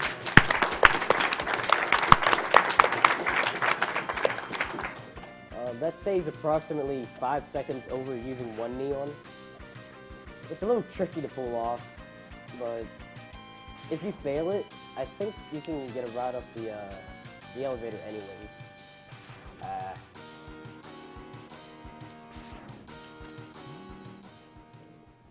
I was doing care to explain double kicks? I can't really do it well. I really don't use them in this run. You've been using them all around. Yeah. Double kicks is basically if you have to climb a wall and it takes you 3 times to get up the top, but after the second time you're really close. If you tap the button really fast, you'll do a second wall kick barely above the third, and it saves a few frames. Oh, he's here. Okay, I'm gonna have to do a little chin putt just to take this guy out because I use default controls. Okay, kind of missed him the first one, but I got him. So yes, his weakness is drill, but charge drill especially takes a lot of damage away. And once again, I'm not killing him, I'm destroying him. And it's unfortunate he showed it up in this stage because Full Catfish's weakness is drill, unfortunately. So yes, now that I got the ride armor from Hornet stage, I can use it here so I can get the sub-tank.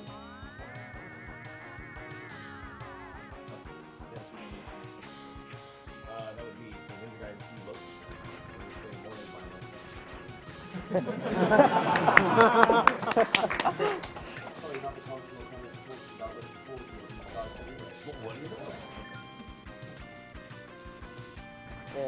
charged ice basically acts like a shield, lets you go through small enemies, and it also is a less laggy approach to using drill, and or even, especially at the end of during Vile's secret stage. Having charged ice really reduces a lot of lag. Okay, this fight in particular is a little tricky. You got after 16 hit, 16 total damage, which sorry, I need to stop here.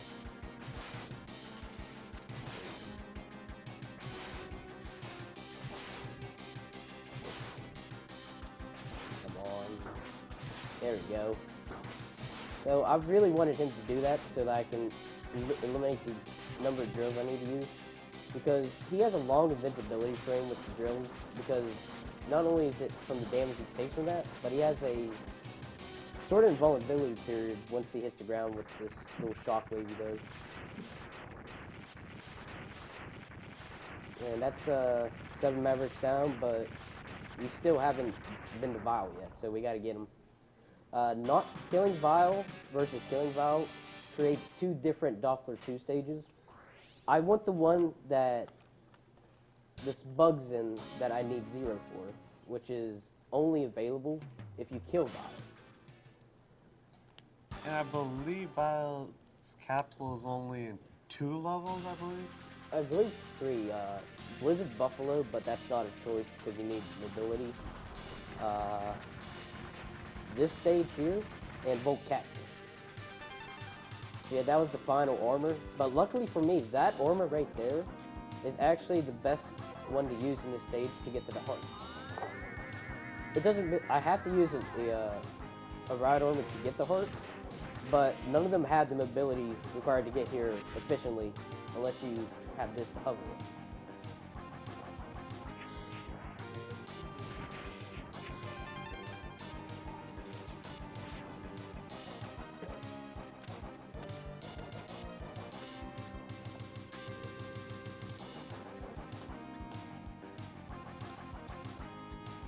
Okay, so now the set point is checked. So once I'm done with Vile, I will spawn, I believe, right here.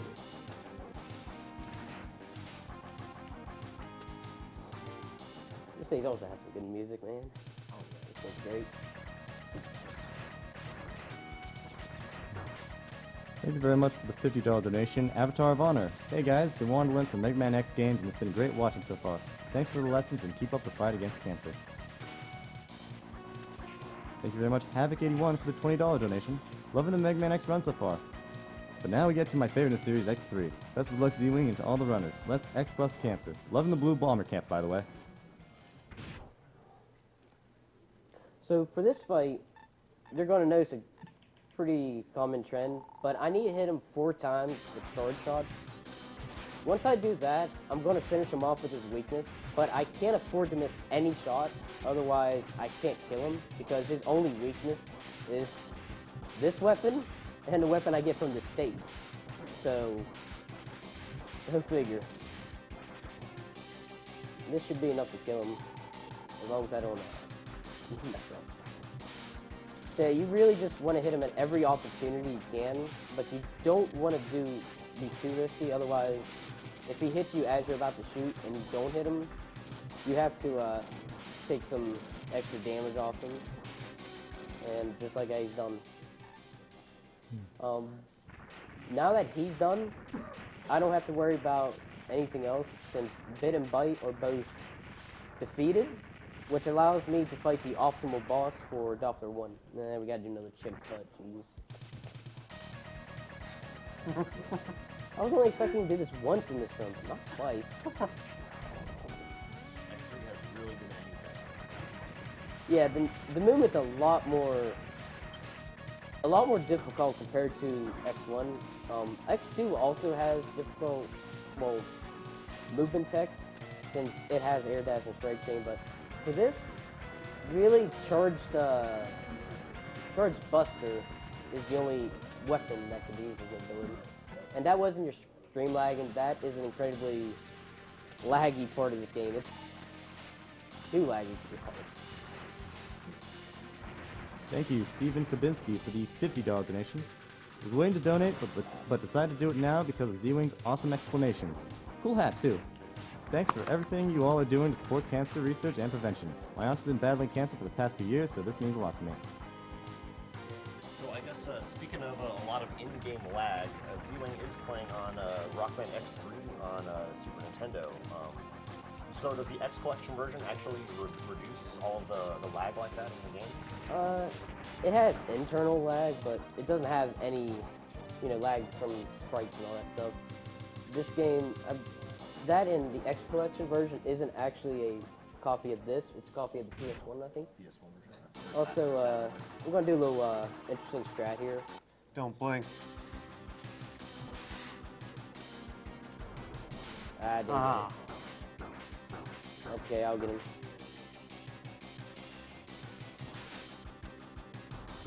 What the? Come on, man.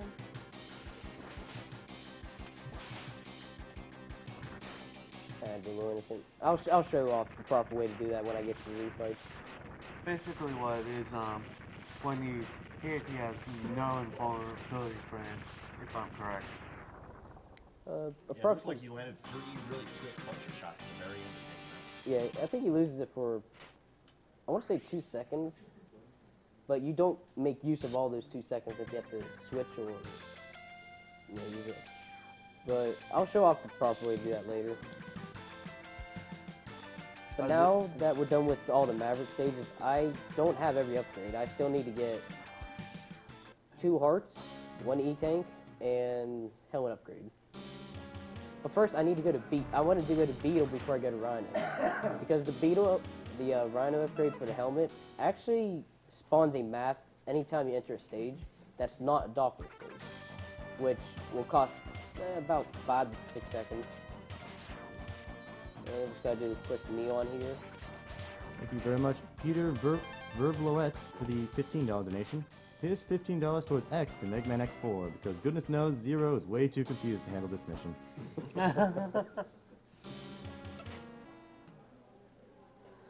So yes, like I said, there's 3 upgrades in this stage. I could have gotten the E-tank earlier, but it's just a little easier when you have a lot more mobility and you don't have to worry about taking damage. Don't know why I did that up there. And if you notice the thing I did against Gravity Beetle, last tournament, I paused the game to cancel an animation. You do the same thing during Charge Triad Thunder, which cuts off X's punch ground and wait a long time before moving animation. And that's 1 more down and we can finally go to the end game. Thank you very much, Crazy Insane, for the $3 donation. Great work during the race, Z-Wing. Your dear friend, Crazy Insane. Love you, man. He also Frank Z-Span, but whatever. Yeah. Love you too, Crazy. Yeah, I think the animation you lose about maybe 10 seconds. Okay, as a little skip. The first time through, I actually waited for that rock to fall. But now that I have not using just my buster, I'm able to go through that a little faster. But now I got the helmet upgrade. So I got every upgrade in this game that is not in the Doppler stage. Quick update on the Zero vs. X donation war for X4. Zero is at $828, X $527.30. This will be played after this run right now. Okay. I don't really like blue on Mega Man. I wish I had a different color. Something with a bit more shine. Some bling. Oh, we'll skip my feet. So yeah, this is Doppler 1. Like I said earlier, I didn't want to kill Bit and Bite, I just wanted to destroy them. And you'll see when I get to this boss fight here, why I don't want to kill him.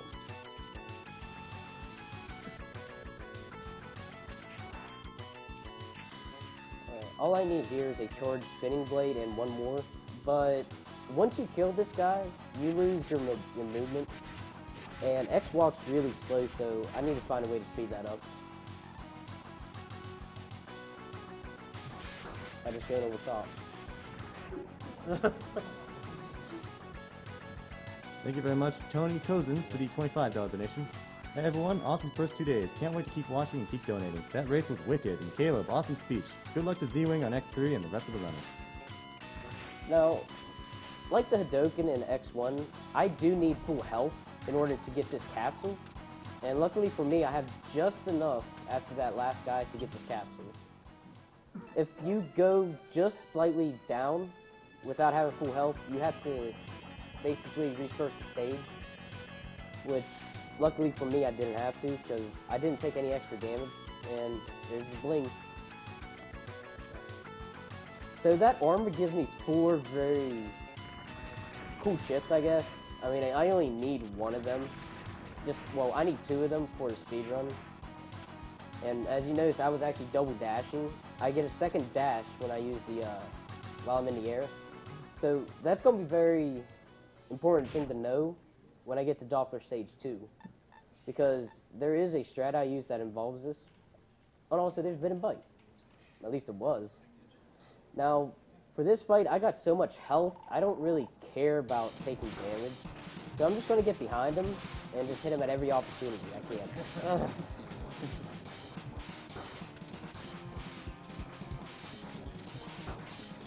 Yeah, if you let Bear and Bite die, the other boss, he's actually a good bit harder than him. Yes, you have to use Charge Drill on him, but he's at like the top right corner. You have to do some weird damage boost to even hit him. He's very difficult to do. Like, I didn't enjoy fighting him. Thank you very much, Anonymous, for the $50 donation. Been a long time watcher and just had to show my support during the Mega Man X runs. Put this towards Zero in Mega Man X4 because Zero needs to know he's fighting for curing cancer. Yes, this is the hardest Doppler stage, just because the second half I have to do a little nifty boosting. Otherwise, I have to you know, ride these snails all the way up to the top, which, I mean, that's really slow.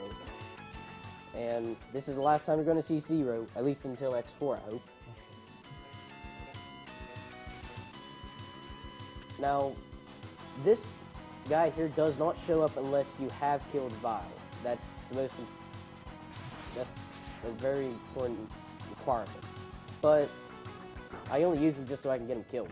I mean, what a good friend I am, huh? Now he's going to give me the Z-Saber. Or Zero. Yes, I'm getting the Z-Saber right now. Like I said, it's the most powerful weapon in this game.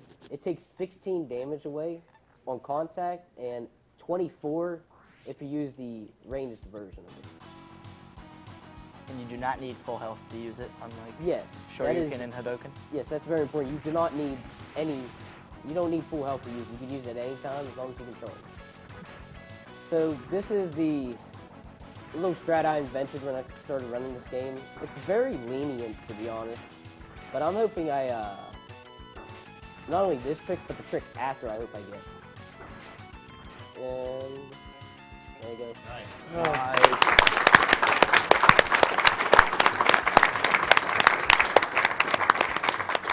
That was only the first trick. I'm hoping I get this second trick. I really don't know how to do it, but you'll know if I got it, trust me. You'll know if I got it. And that trick is completely random. We just really don't know how to do it, but I'm gonna try. Ah, got it! The game's not broken, man. Reset? I got it. Oh, never mind. Yeah, dude. Oh my, I was hoping I got that so bad. We showed you guys air Hadoken, now we showed you this. You care to explain that? I have no idea what to say. I'll explain Like, it. yeah, Magic. if you can. Pure magic. Like what it does, it skips the explosion animation, which it's extremely long for that certain boss. But luckily I got it, so I didn't have to wait that long. Causes a horrible amount of lag on the screen. Yeah, a lot of lag. And that was good. Okay, what you see me use there is Hyper C. It basically simulates a fully charged Buster, you shoot 2 times, and then you have a saber to use at a moment's notice. I only use it on 2 of these fights because I do need it for Sigma. And I use it for these 2 Mavericks in particular. The first one I use it on Hornet because he's the closest to the door, so it makes the most sense. And Neon Tiger because even though I'm shooting off, this final stage charges, which he's supposed to block, he thinks I'm only shooting pellets because I'm not really charging. And this is the ability you acquire with the, is it the arm chip upgrade? Yes, I believe it's the arm upgrade. And then, if I remember right, the leg chip is the extra dash. The head chip is life regeneration. Yes, it's life regeneration as long as you're standing still. And the armor is... It's reduced damage or something. Yeah, I think it goes to like half. Now, this fight, like you said, it was simple when you saw it at the beginning, but I'm actually not going to try and beat him fast. I'm taking damage intentionally because I need to recharge Hyper C. And luckily for me, Buffalo takes a lot of contact damage. That should be a little over 3/5 of the way full. So I'm going to be using Z-Saber on every Maverick fight except 2 of them. The first one will be, I'll be going up against Seals. Oh, that's good. Okay. That's a good amount of Hyper C. Now, because the stage is actually a little different compared to where I fought him in his Maverick stages, I don't have to jump off the wall. Just a little bit. Yeah, it wasn't terrible, but... I got the top 4 Mavericks done. Now, the bottom 4 are what I'm really going to use to take damage, but I'm not going to take damage like I did against Buffalo, because I kind of lost a little time because I wasn't killing him as fast as possible. But against these Mavericks, I can kill them as fast as possible while taking damage. And I may need to use a sub-tank just because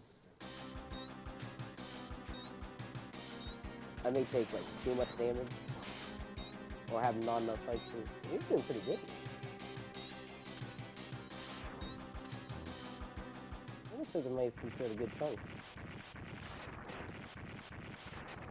But yeah, you have to make sure you do not hit Volcaptus with the ranged version. Because like I said, once he gets below 16 health, he goes into rage mode, and the Mavericks only have 32 health. Oh, that's great.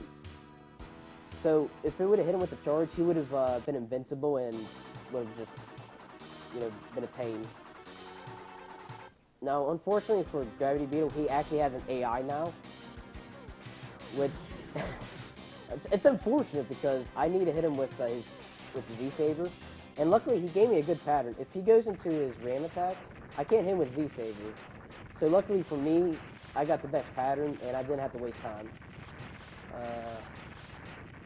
I only have to use Z-Saber with 1 more guy, and that's Tunnel Rhino. Once again, he actually has an AI this time. Thank you very much, Joseph Crumpash, for the $25 donation. Good job, everyone. I'm proud that you all are performing events that shows off both how skillfully these games can be played and how big a heart we have. Keep up the good work and keep that buster charged.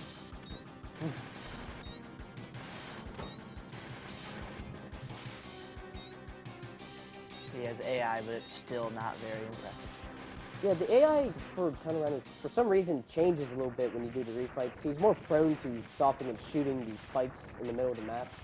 No idea why, but it's still not that bad. Now, hopefully I can show you off this little quick kill for Crawfish. Let's just check my Hyper C. Yeah, that's great. I should have this. I don't think I need a sub-tank, but I will have to go get the health for a minute.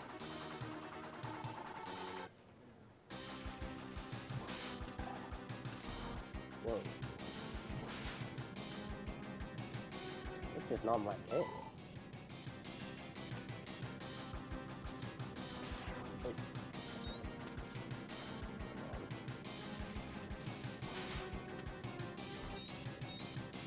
I don't know, man. I'll just end it. Oh, not now. I don't know, man. It's not my day for him. It's usually a trick I don't really miss. Usually, I'm I'm at the far right of the cell room when I use the charge. I don't know what happened. I'm not really happy about that, though.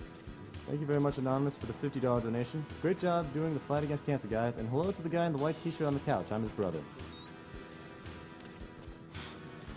Okay, you probably heard a little noise there. That's like a little, like, clicky. That just means that Hyper C is refilled, and you can only use Hyper C when it's filled. Once you start using it, you cannot switch, otherwise you have to refill it to the max before you can do it again. Now, this guy's AI is set to turn regeneration once someone shoots something. And luckily for me, he can't regenerate something that kills him. Like, it takes all the damage away, but like if you would shoot him with a attack that does like 7 damage, but it doesn't kill him, it would refill his health with 7. Because that hit him with 16 twice, the second time, it went down to 0, so he couldn't really regenerate. That's why you're able to hit him the second time to use regeneration. And now we just gotta take on Siggy. But this fight is probably the last RNG point in this run. There's not many, but this one in particular is can be a pain. Yes, he hits really hard. Yes, actually, Kaiser Sigma's missiles take the most damage against X in any X game. It actually takes 14 hits away, 14 health away, and you only start out with 16. So try low percent sometime. Almost as strong as your Z-Saber. Oh my god. It is. So yeah, that was phase 1. That pattern is always insane. He always shoots bottom, top, middle. He always does that pattern. But for this specific fight here, it's kind of random whether or not he shoots missiles or shoots a mine or just stands there and lets you slash him. I'm hoping he just lets me stand there and slash him. Remember this being really hard to figure out on a first playthrough both of these patterns. Yes. And also another that's- thing, he that's has not a good a pattern. tiny hitbox.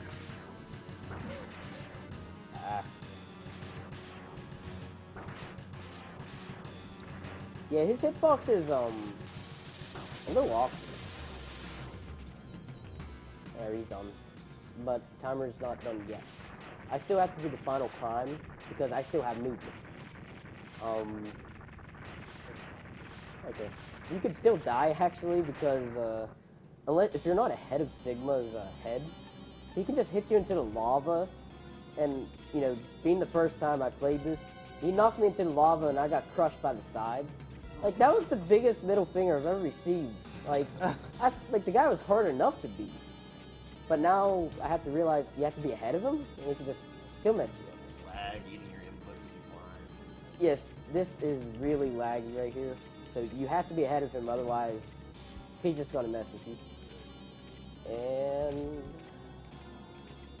time.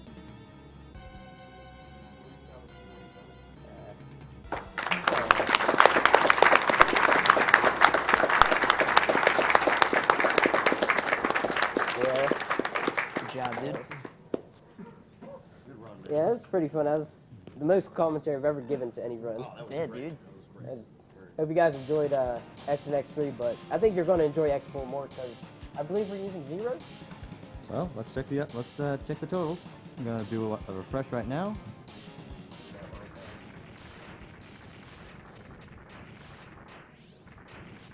We have 0 winning with $828. Yep. That's the stuff. It was close, but we get to see 0 now. Yep. I mean, you kind of see him enough in that game, but I guess you got to see him in now. You just watched Z-Wing play through Mega Man X3. Once again, we are Speed Demos Archive, a website dedicated to running games very, very quickly and posting high-quality videos of all of your favorite video games. And we also have an association with Speedruns Live, your #1 source for races of all your favorite games, live streamed. And we are currently doing a charity marathon for the Prevent Cancer Foundation, whose mission statement is research, education, and outreach for the prevention of cancer. Up next will be Sneaky with Mega Man X4.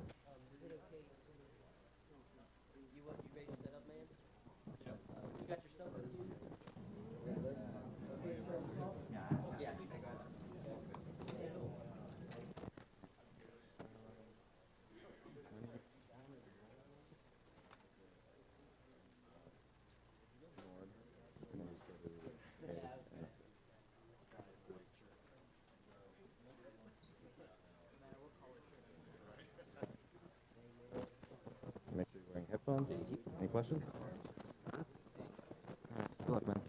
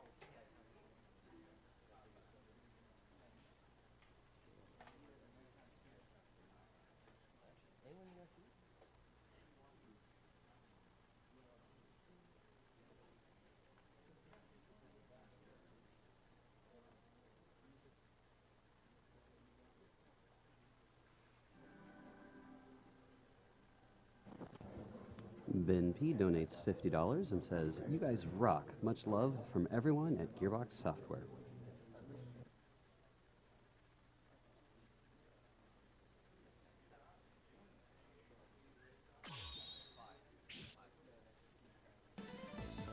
Yeah. You can get on the couch all the time. Someone can. Yeah, no one like this. Is it coming right? He says he's on the thing. So when you can get on the couch. Z-Wing. An open spot on the couch.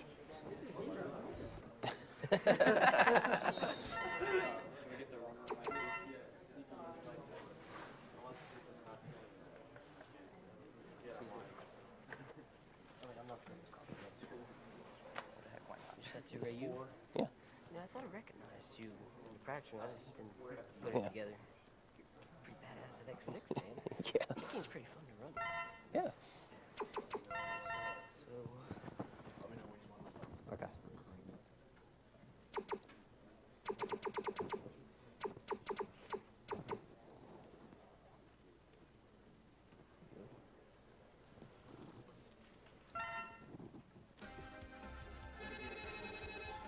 Do what? 100. 100%, right? Yeah. Yeah. 100%. 100%.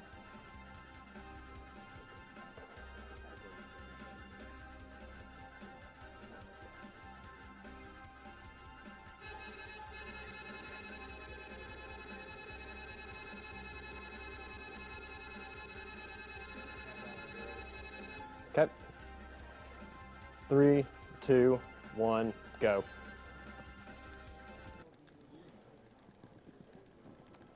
Great start. That'd be a reset. Skipping those cutscenes is pretty much luck, even if you're matching as fast as possible. Sometimes you'll skip the cutscene instantly, sometimes it'll take an extra second or two. I think it's the GameCube version has a problem with skipping them.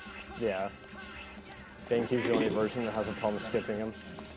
So what you're seeing right here is Sneaky doing a technique called /-cancel, and the abbreviated SDC. And essentially what happens is, when you slash, you can cancel that with a dash, and you can cancel your dash with the slash. And since you have no lag from your first slash, and a lot of bosses don't have invincibility frames from first slash, you can repeatedly just use your first slash an SDC to do a lot of damage really quickly. So you see him do that against a few of the Mavericks and some bosses later on during the Sigma stages.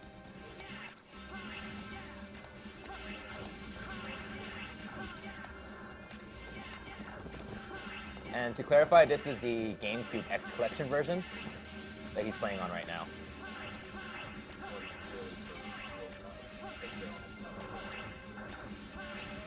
The PS2 version has a lot more loading time than the GameCube version, but it also has a glitch with slash beast where he just stands there and roars at you.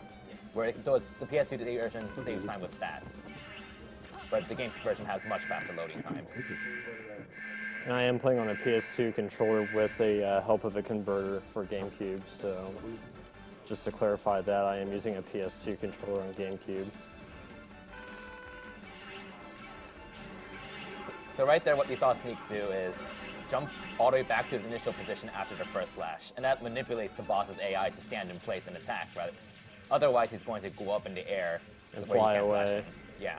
And it saves about 3 seconds doing that.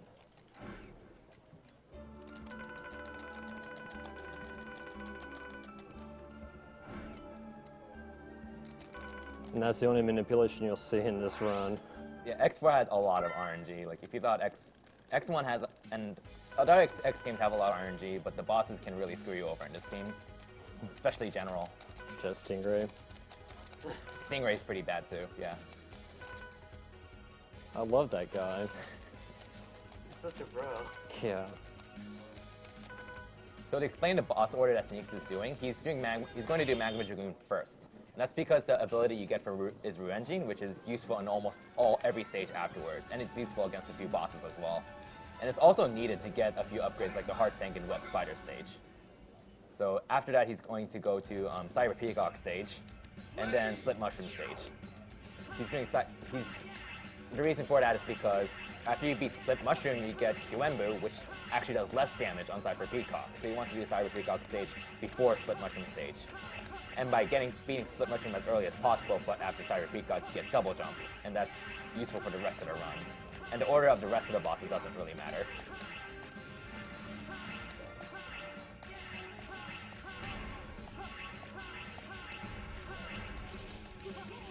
I wanted to call serious time on this part. There's a couple of tricks that are really hard to do in this part of Magma Dragoon stage. First one is coming up.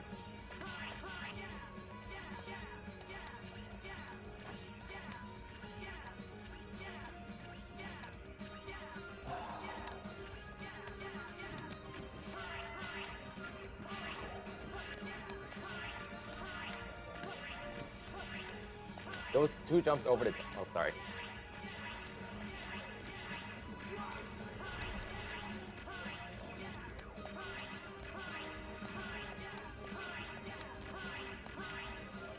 Nice. That's called mechless, for lack of a better term.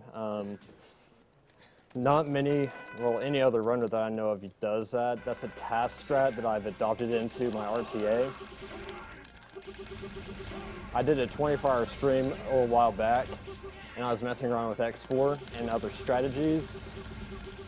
And I was watching the tasks, and I was like, oh, I think I'll try doing mechless, and I found a way of doing it pretty consistently, as you saw, so. It's just, the setup is like very pixel perfect. You can't be too close to those mechs or it'll swing at you before you get over them, but if you're too far away, they'll turn around and hit you before you can jump away from them. So it's a very specific setup for that. And that saves about 2.5 seconds if you don't get hit.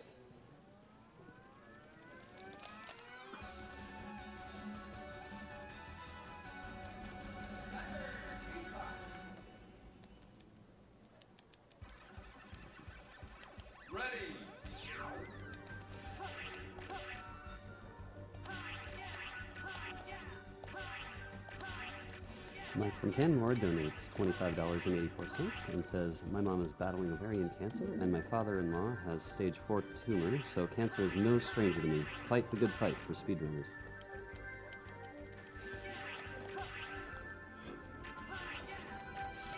Got the despawn.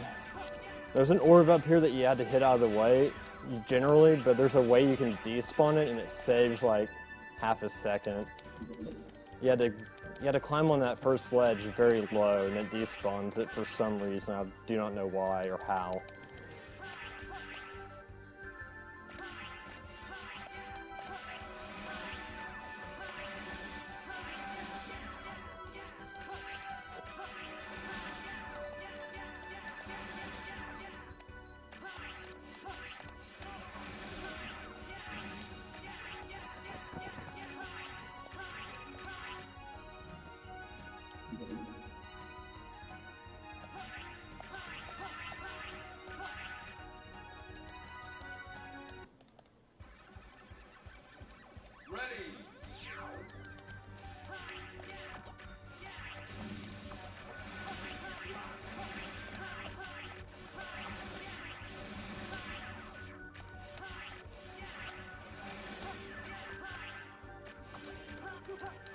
If you notice something in general, Sneaks is avoiding killing as many enemies as possible, and that's because, aside from your first 2 slashes, pretty much all of Zero's attacks have a lot of hit lag.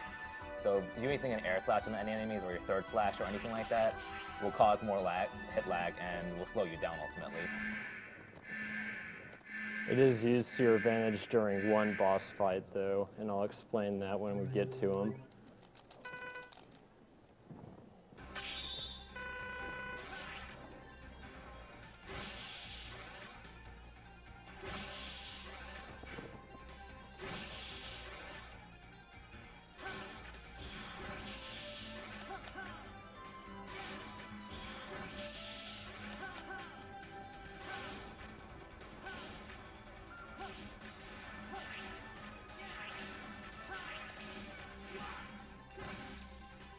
Nice. Very average Cyber Peacock fight. You want him to appear to the side so you can do jump slashes, because that does the most damage to him fastest. Him appearing on top of you is the worst thing you can have happen, and him appearing in front of you is okay, because you can still get 1 jump slash on him before you have to regen him. So you can still get some damage on him before he disappears. In general, on a lot of the Mavericks, there are some Mavericks who use their weakness. I picked the right stage this time. There are some Mavericks where using their weakness is actually slower than just attacking them with your air slash or SDC. And that's a big reason for that is because when you damage a boss with their weakness, they have a really long period of invincibility where you can't damage them again. Nice.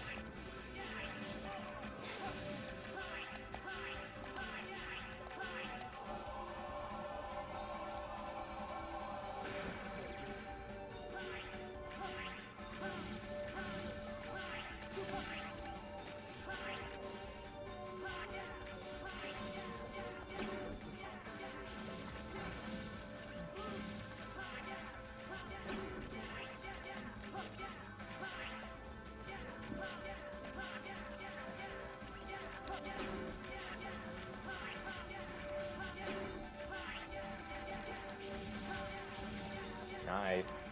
Good climb. That last part of the climb is really difficult to pull off like that. This is the only stage that has absolutely no RNG, including the mid-boss and boss fight. So if you're not a fan of RNG, this is probably going to be your favorite stage.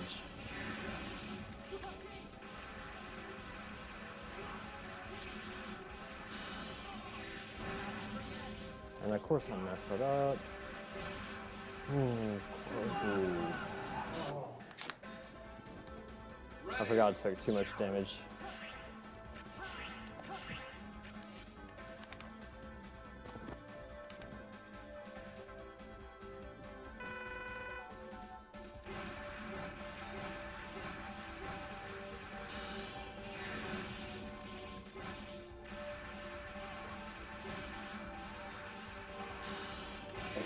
That's how it's supposed to go when I don't mess it up.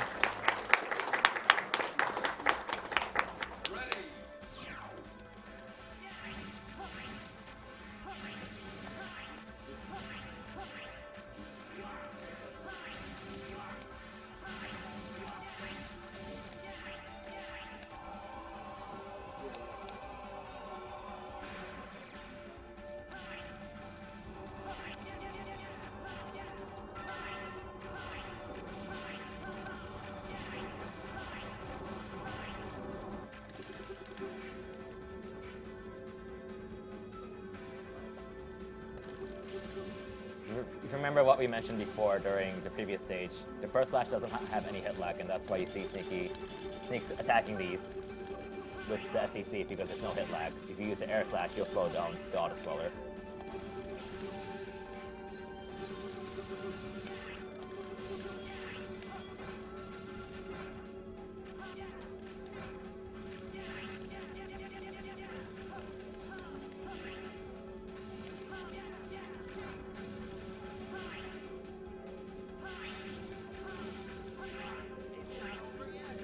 Oh, yes, it is.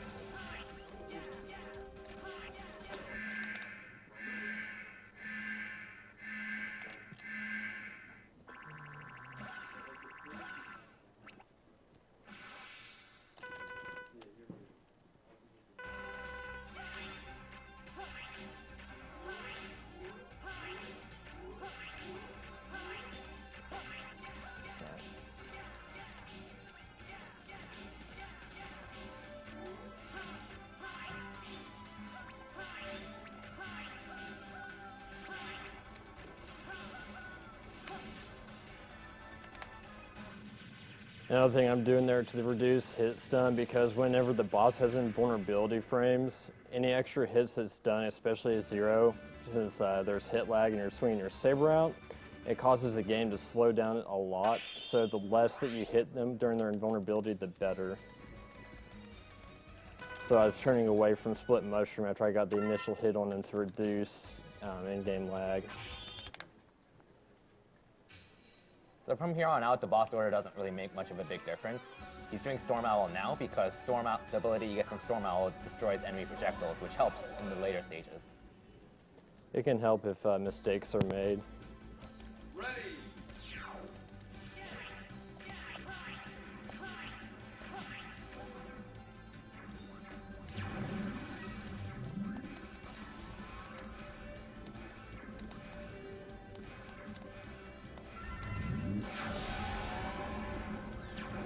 We have a $50 donation from an anonymous donor. This is the first time I've watched the stream live, but I love everything I've seen. The games are great, the commentary insightful, and the cause is wonderful.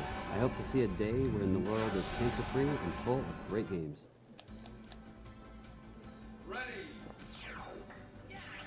Air dashing is the fastest way to get through that first part with the mech. Dashing is the slowest, actually, so you want to air dash as much as possible with the mech. Oh my god. That was close.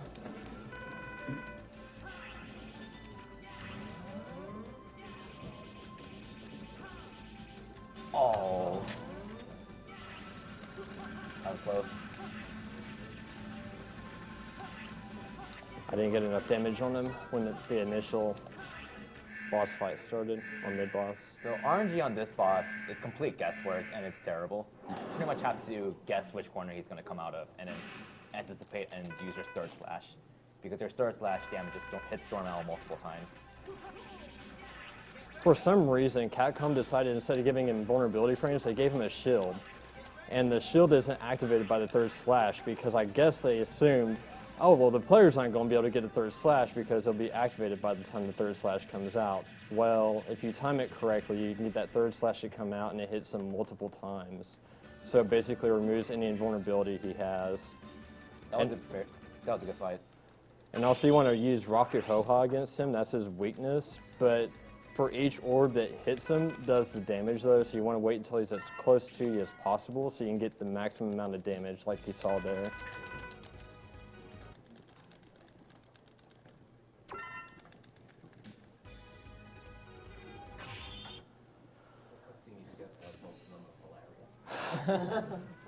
Stop the coop now. God,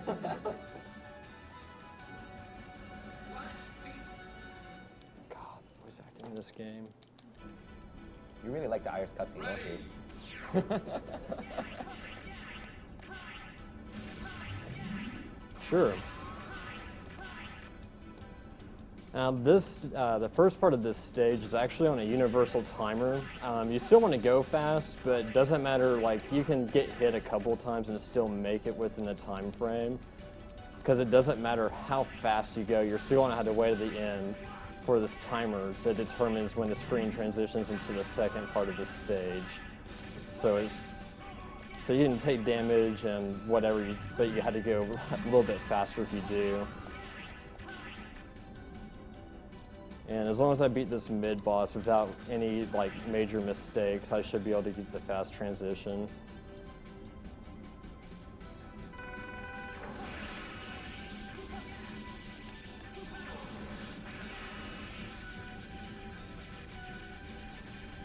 Got it.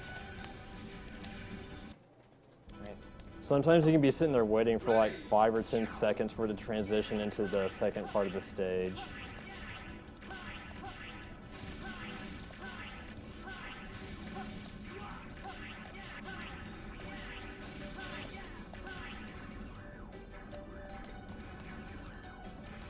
And just like Zero, the right armor creates a lot of lag when you're destroying enemies with it, so I'm just going through here damage boosting with it, and this armor is chasing me.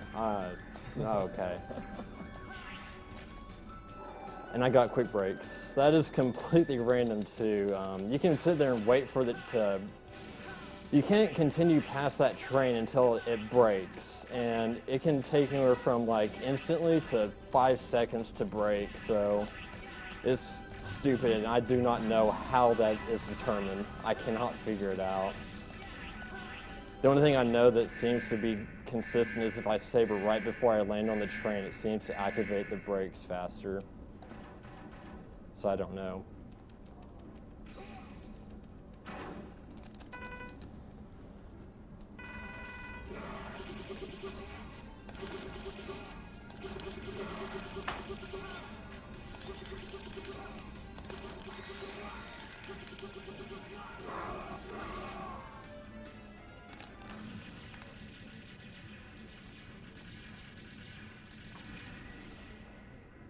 Now we're coming up to my least favorite stage of this entire game.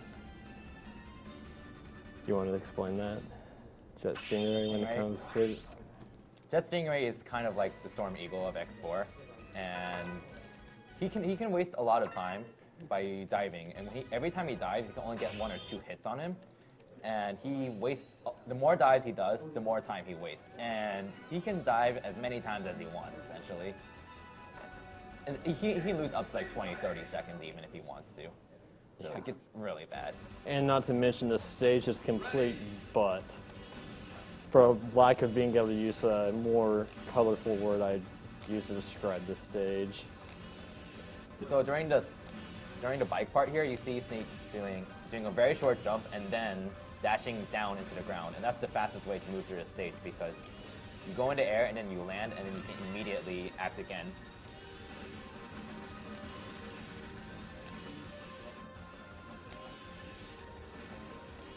Oh, no, I'm dead. That's why I hate this stage. Sometimes it doesn't register the jump. Inputs get eaten on this stage a lot, like there. Bad. Yeah. The stage is...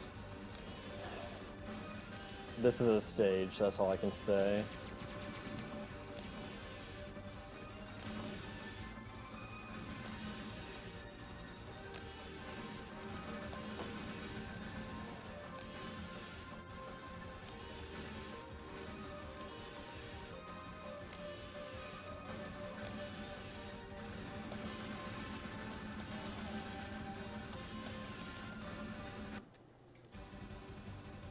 We have a $250 donation from Gene Materi. Sneaks, you're the best at X4 with Zero, and you know it. Keep going that way, bro. Big shout out to Canister, Kirby Masta, Jaka, the team at Lubindi, Duckfist, Kirbion, and anyone who recognize me as a friend.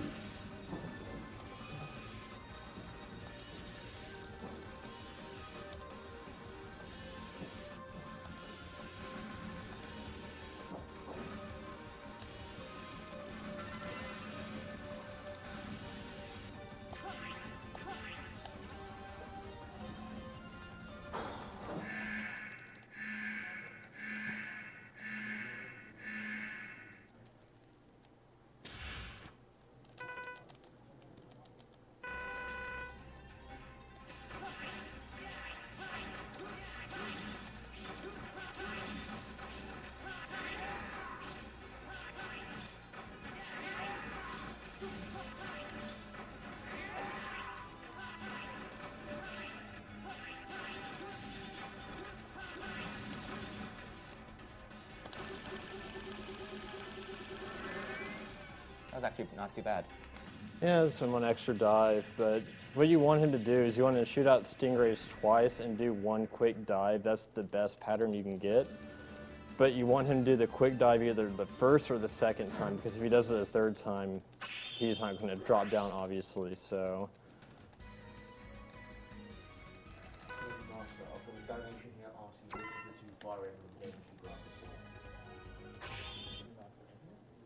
What? Which are the 2 Fire Emblem games you want to see? Sacred Stones.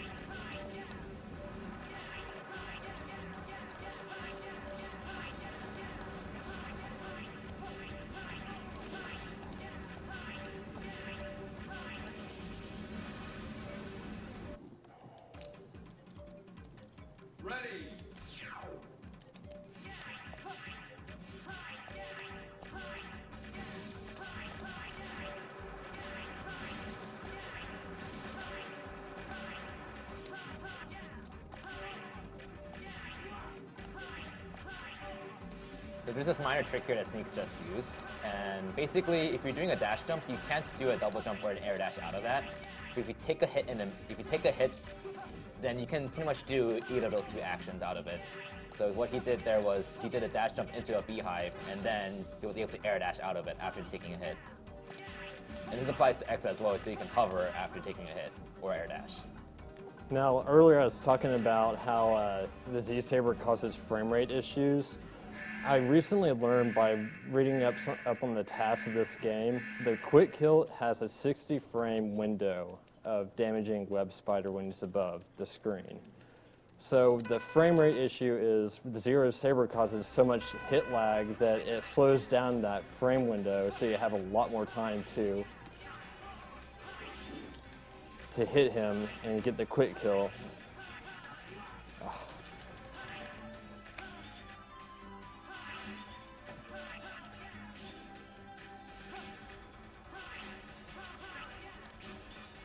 This boss is a lot of RNG as well. You pretty much just have to guess where he's going to drop down.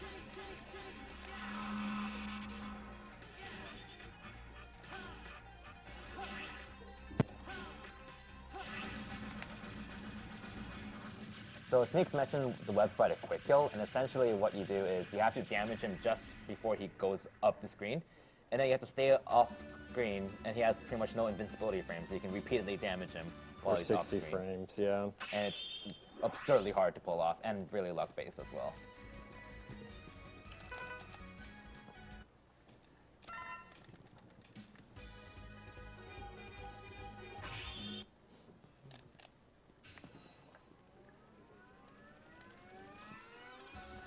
So an interesting route change that you could do that's really hard to do is to do Frost Swallowers before Split Mushroom.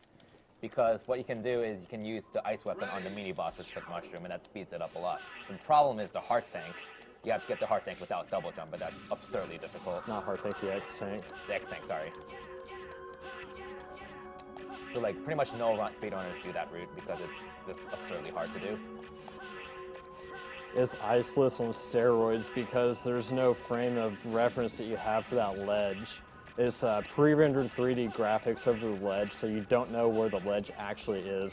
This one right here.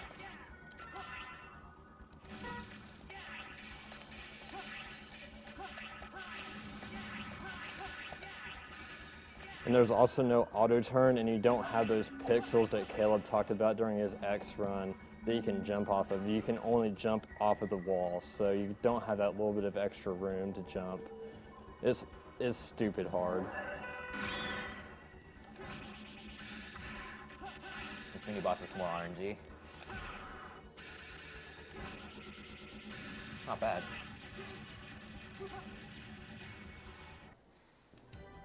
In the upcoming Lost Levels bid war, or character selection war, I guess, Luigi is ahead at $35. Mario has 0.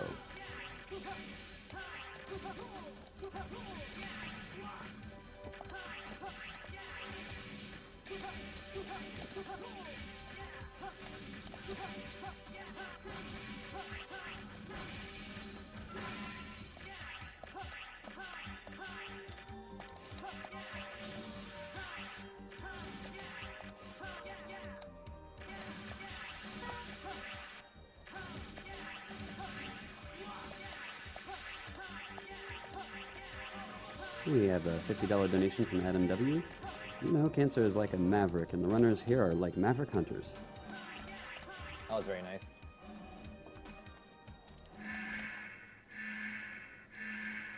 So to talk about hit lag, the weakness of Waterless is the fire attack re-engine.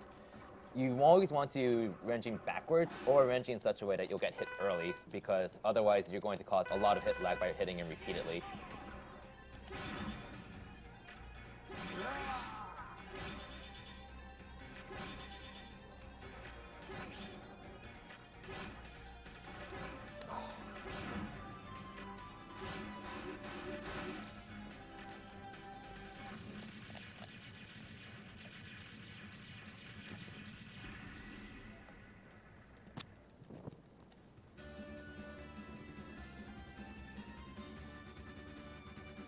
So that's pretty much the 8 Mavericks done, and now he's going to go to the Colonel stage.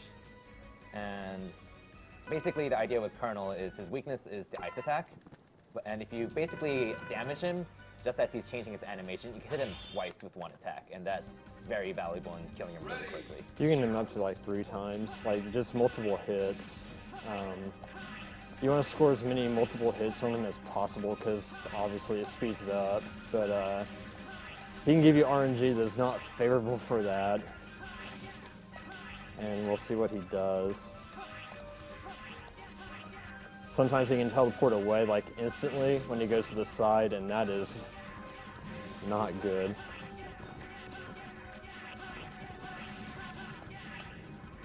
Good Colonel stage.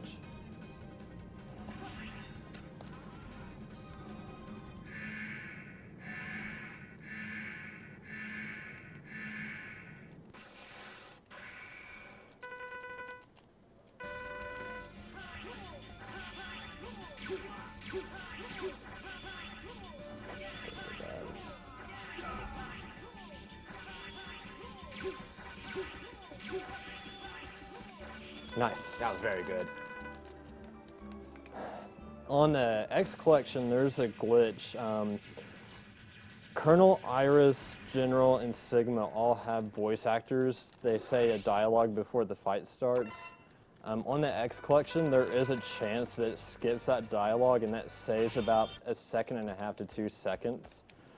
And that's what happened there. Colonel's supposed to say something before his life bar filled up, but I got lucky, and it skipped the dialogue.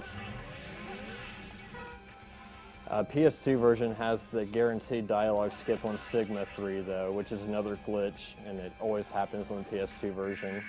It can happen on the GameCube, but it's not guaranteed like it is on the PS2.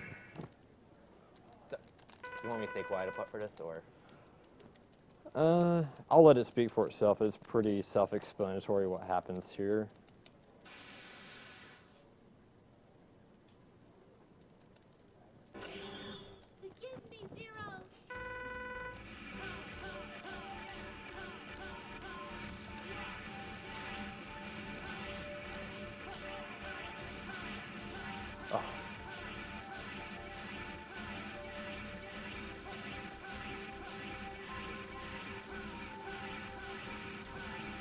Sloppy.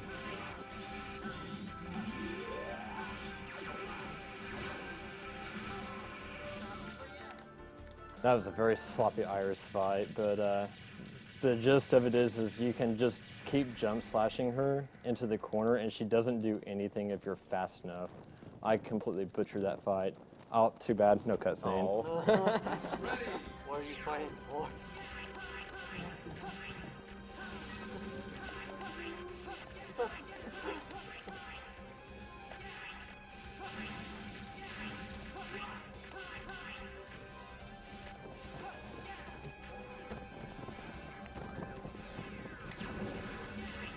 Nice. That was a really That good bottom path perfect. is a lot harder than it looks. And it's I'm not sure how much faster it is, but it's a bit faster with It's zero. a second and a half. Yeah. Like all the time saves in this game are very risky and aren't very rewarding. Also, how you do in the entire run doesn't matter up to this point because general can screw you over. RNG general. R in general. Ah. Oh my god.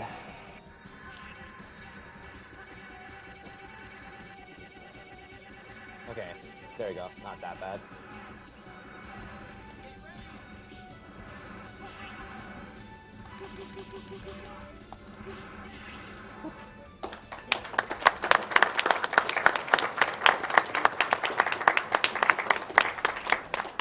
RNG aside, that was a really good fight.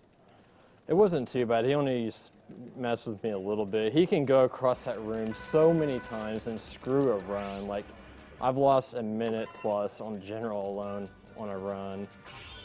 But the gist of what just happened there is Zero's first Saber attack does damage for every frame that is in his hitbox. And the only way you can obviously single Saber him is if his fist is all the way up there next to his hitbox. So the idea is you want to SDC him slowly so the Saber's in there doing as much damage as possible. So that's what happened there. And it just destroys general.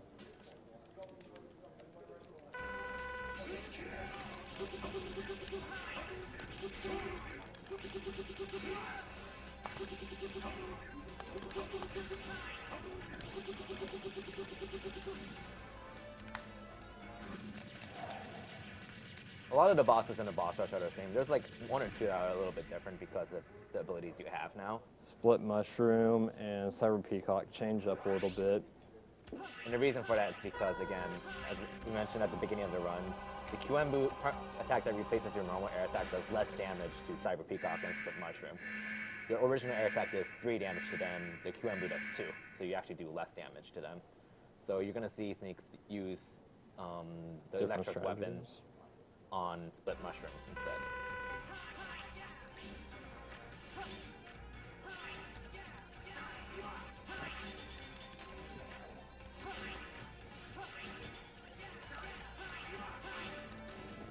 God.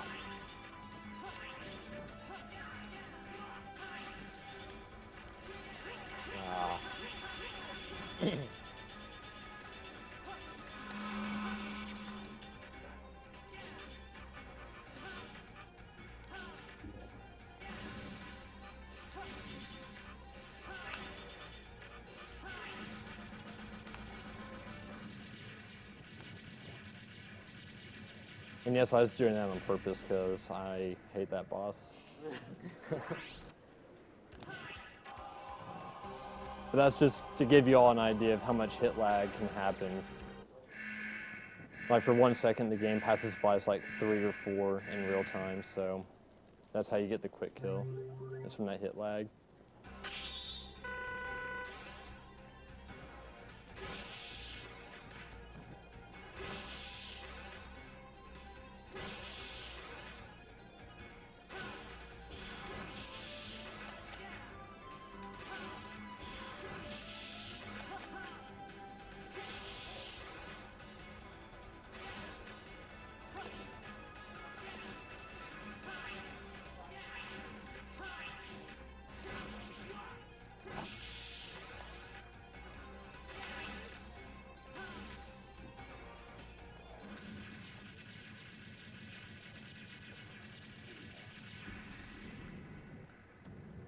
We have $50 from Marcin Nepsui. A shout out to an excellent community coming together to do great things. Thanks. We have another $50 donation from an anonymous donor. It says, "You guys are awesome." Let's see how Jet Stingray is this time.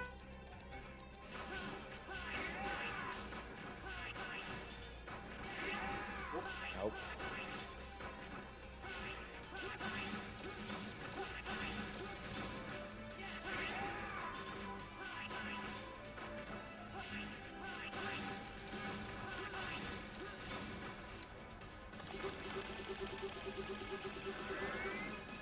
not too bad. Same pattern, pretty much.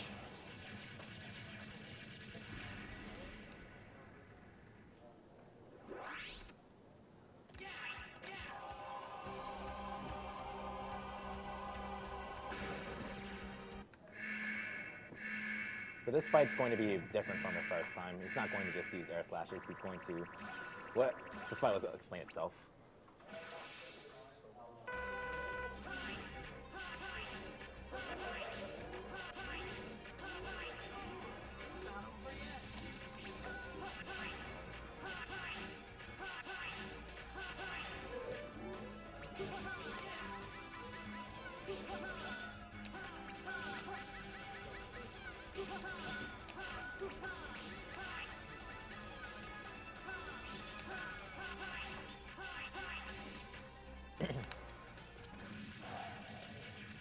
I don't like where my health is at.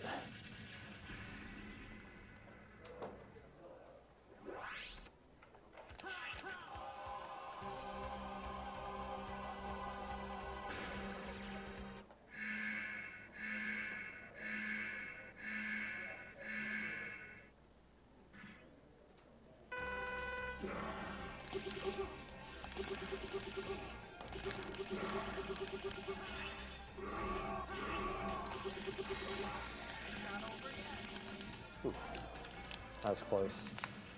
Real close. Oh. Kind of get a bit close here. Yeah, this is going to be really close. You might have to stop I can survive one hit from Frostwalrus. I'm going to do it.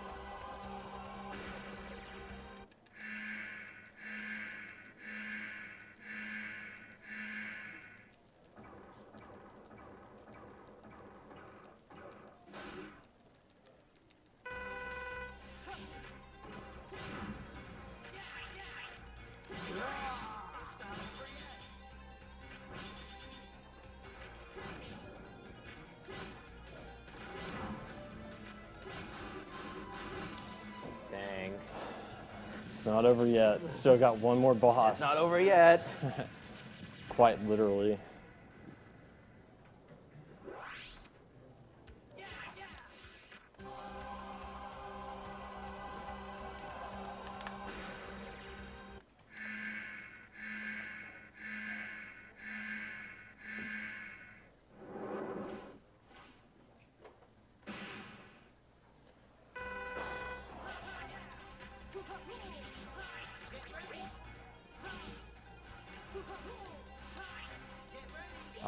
I was expecting to come down.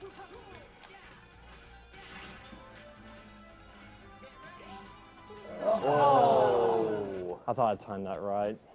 Ready. Oh well. The timing on that's so hard to not get hit by a natural word.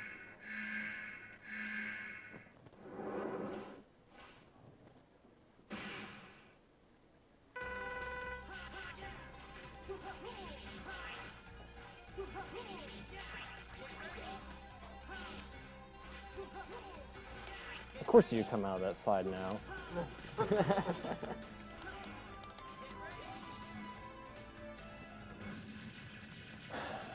Troll till the end. So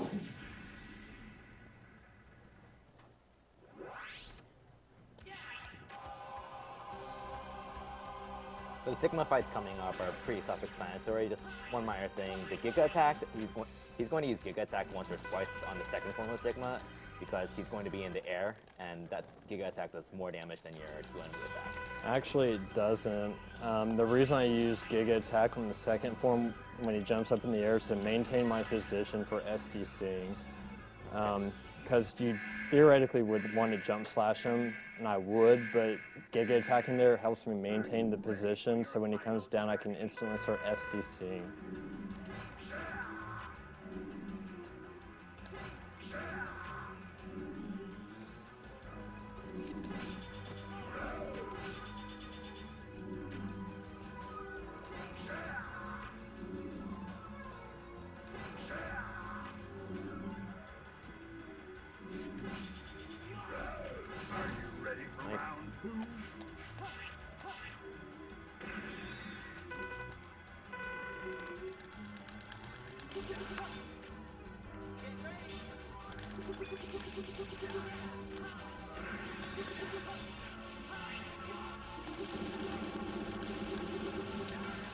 Very good fight.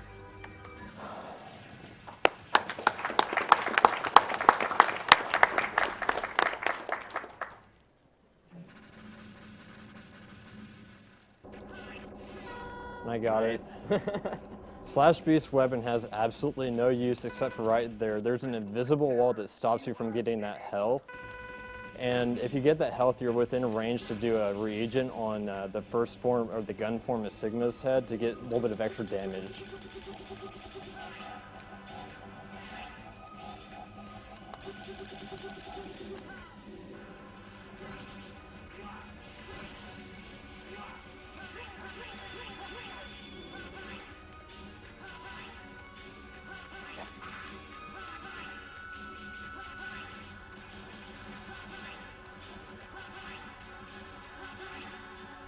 Very nice. The gun form Sigma has 2 attacks, and one of them he says the end, but that wastes time because he doesn't stay there for very long. That was a very good fight.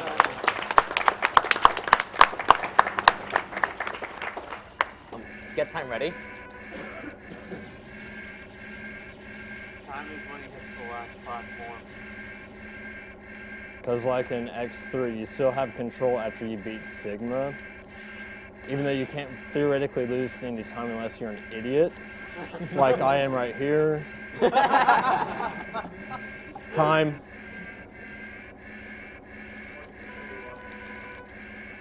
Not bad.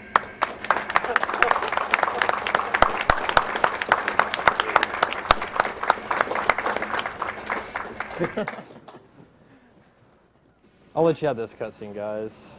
Just for you, Twitch chat, and everybody else. This cutscene? Yeah.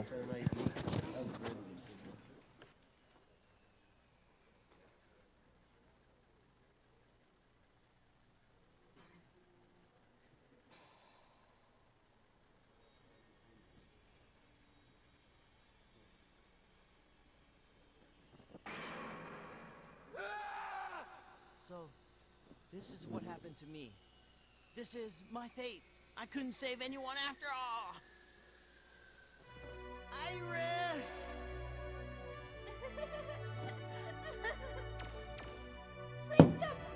We are setting up for Mega Man 03. We're going to go to a quick commercial break and we'll be right back. Iris, did we Reploids all turn out to be Mavericks after all?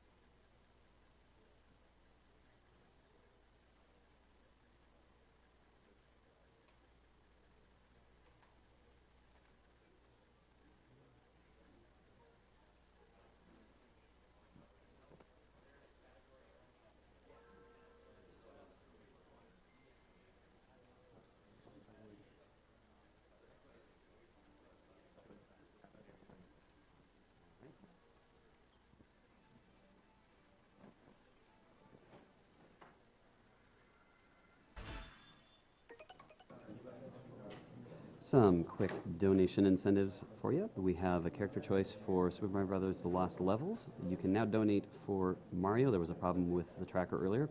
Luigi is currently ahead with $65 to Mario 0. We also have an 80% Warps run. We have a small Fire Mario, a Warps run by Mitch, and a small Mario run you can donate. Go to the tracker to see more.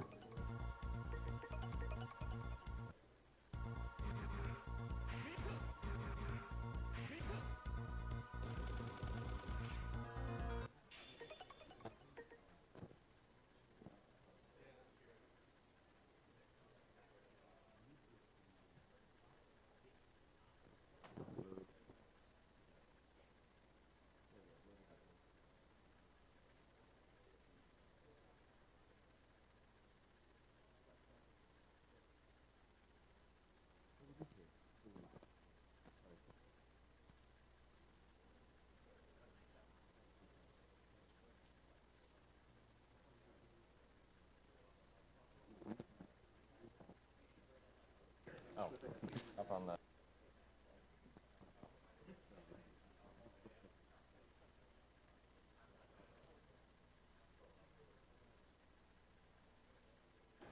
Good. All right, are we good?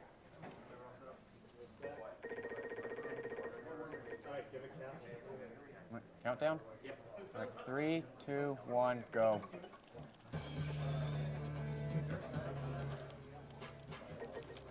So right off the start, I switched to type B just simply because it makes the control better and it's actually faster that way because it lets you charge 2 weapons at once instead of just 1.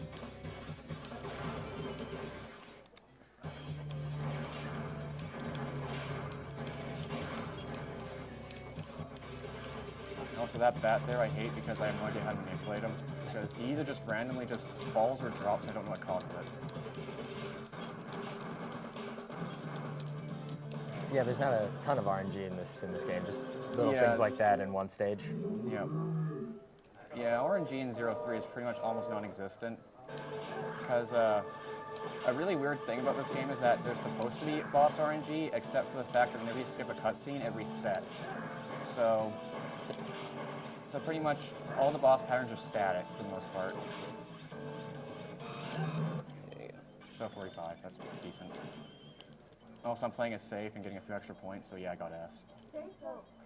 And you need to keep your rank high throughout the run just for boss manipulation? That, and I need to get X skills, which, unlike most Mega Man games where, like whenever you beat a boss, you get their weapon, in 0-3, you only get their weapon if you're A or higher. And I really need X skills because 0-3 is a really crazy combo system. So you can pretty much just do a bunch of X skills all at once and the bosses just lose their HP in a matter of seconds. It's pretty crazy. And also 0-3 is the first game to actually have a proper combo system. 0-1 didn't even try. Like, you can literally spam single slashes and never trigger invisibility frames. And 0-2 is trying too hard to fix 0-1's problem, so you can make very limited combos in that one. 0-3 is a really big, complicated combo system, which if I try to go too detailed in it, it'd probably take me forever to explain, so I'll just explain the most important ones when we get to them. So I do Devil Bat first because I need his X skill. Like, he has one of the best ones in the game, which is Saber Smash, which is just your standard down stab. And he's also going to give you the lightning elemental chip. Yeah, I get lightning from him. And certain X skills react to certain chips and do a little additional thing if you have them both equipped. Like, if you have lightning and down stab, little lightning balls will fly out of the stab when you hit the ground. Yeah, and it also do lightning damage. Also, I'm playing it a little safe here and just getting a few extra points here, because I don't want to drop rank. That'd be really bad.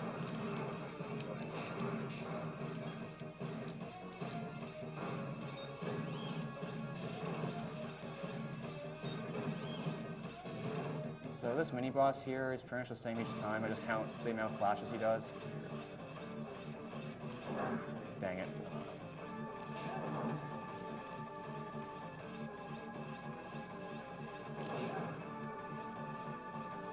I'm going to two-cycle this guy. So is the number of flashes consistent? Or? Yep. It's when the music starts, I count to 7. Okay. And then for the second time, I just wait until that goo disappears completely.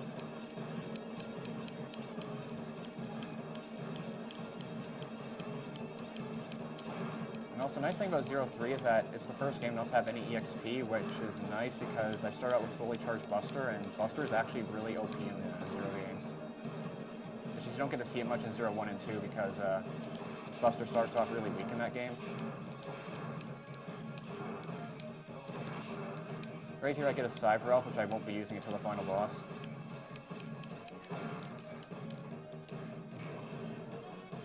For people who aren't familiar with the Zero series, Cyber Elves, you'd equate them to like items or power-ups you can use in combat, right? Yeah, pretty much. Yeah. Just make the game easier. One-time use.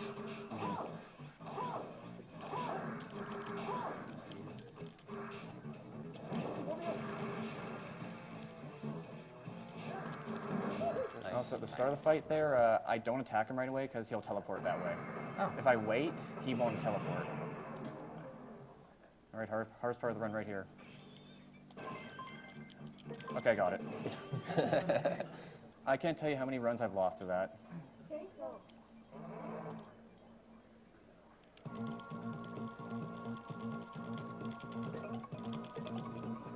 So I just do Flyzard next, not because I need his X skill, like his X skill is pretty much useless, but he's just weak to Thunder. And also the beginning of the stage is weird, where if you do it too fast, it's actually slower that way, because there are these pillars, and if you're too optimal, one of them will be in your way and you can't go fast. So you actually want to de-optimize your movement a bit here.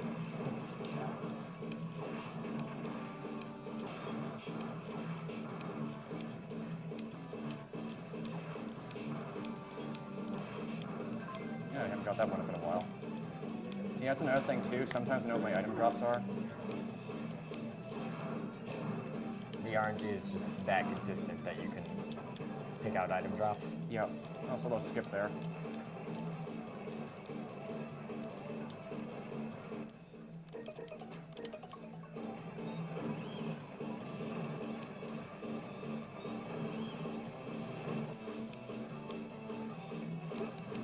We have $50 from John M. Thanks for the stream. Never got to meet my father's twin brother due to leukemia, so this is a cause that's close to my heart. Those Keep up little the good lightning work. balls off the downstab to good use. Yep. In this, I'm just killing enemies for 20 seconds. I also enjoy all the blood in the Japanese version. Is the pattern at all consistent? Is it It's just random. Okay.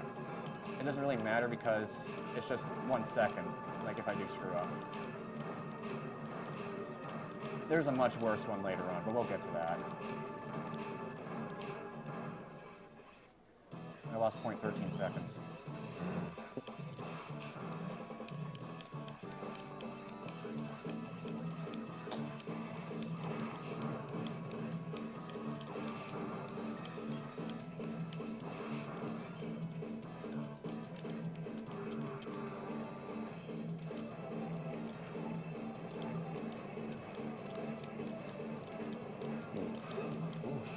Yeah, lava hitbox there is a bit weird. So you can touch it and not die. Is that a fairly dangerous thing, or do you have plenty of time to No, you jump got off plenty it? of time to jump off it.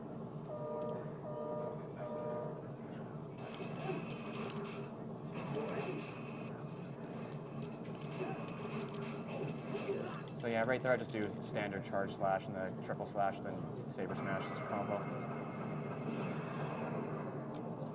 This is also the only stage of the game where I get 100 points on, and I got it. Nice.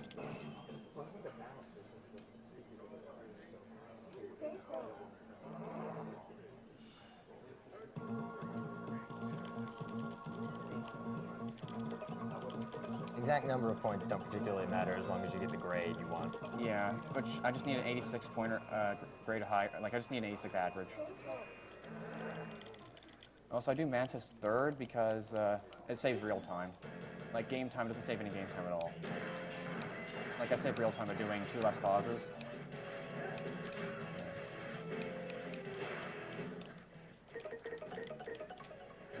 And you time your runs in real time.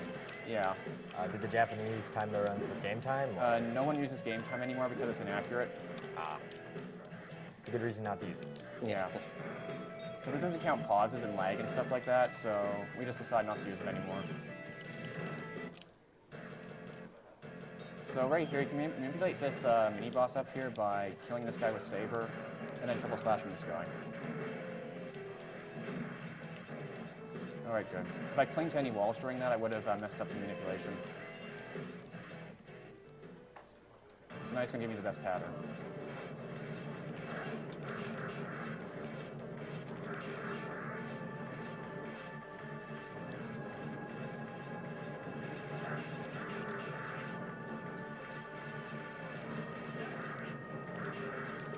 Oh, I got the 2-cycle. That's really hard to get.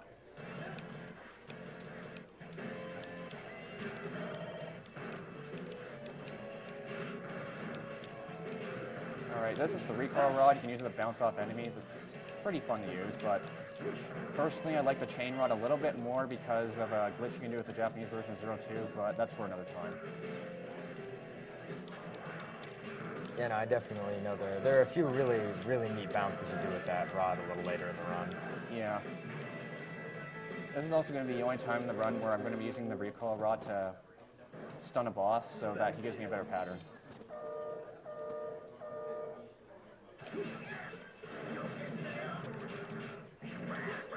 Also, if I break that wood there, he'll do this. If I don't break it, he'll just jump on the wall. And you want to be at A rank for that fight because when he does his X skill, it makes him vulnerable.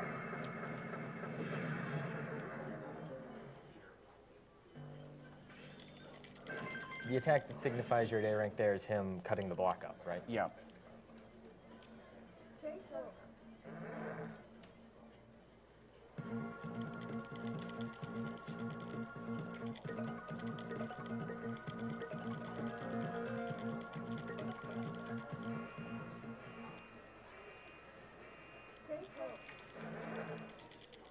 So this next stage, it's filled with recoil rod jumps. So if you like those, yeah.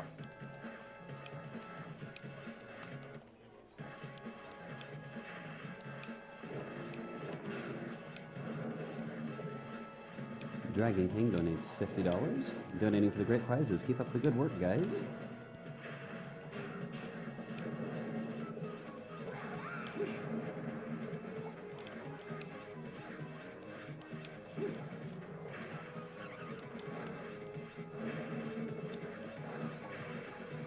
We also have a donation of $50.20 from Chris502.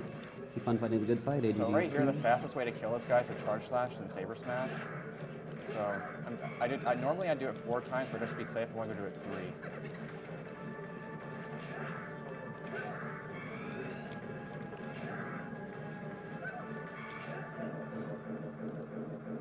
And you can do it without taking damage, it's just this pixel perfect. And I've only been able to do it a few times, so I don't go for it in runs.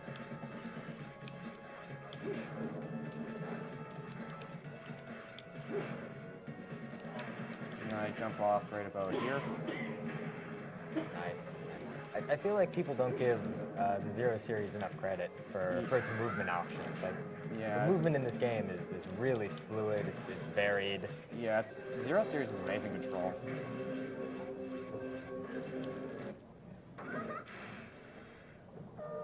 So I'm just going to spam triple slashes on this guy because it's kind of hard to combo because he does this.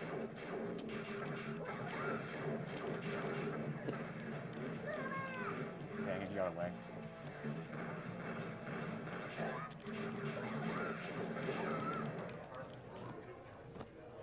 Yeah, I kind of want to charge slash him while he's climbing the wall, but I was a bit too late, or too soon. Now, if I were doing a serious attempt right now, I would have dropped rank here. Since baby elves don't give you an X skill, so it doesn't matter.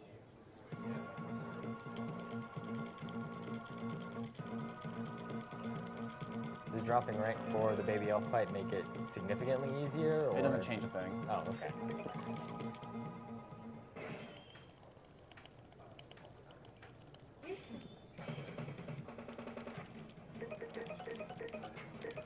So I use that time to equip 1000 Slash, which, believe it or not, is actually useful.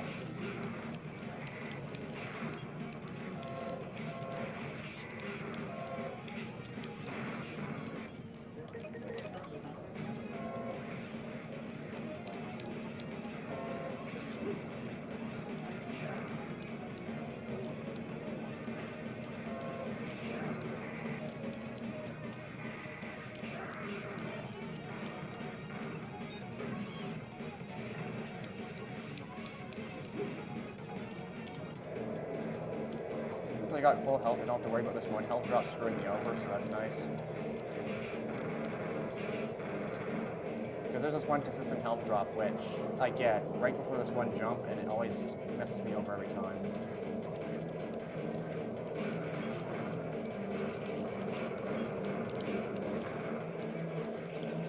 It's right there. I get a health drop, and it's just annoying. Health drops are the greatest Mega Man enemy. Yep. So baby elves are manipulatable. Yep. I just don't know how to manipulate them reliably. Because whenever I try to do the manipulation on emulator, I always get it. But when I switch to console, it just doesn't work all of a sudden. So yeah, this boss is cursed. Because the optimal way to beat this boss is have red attack first, not blue.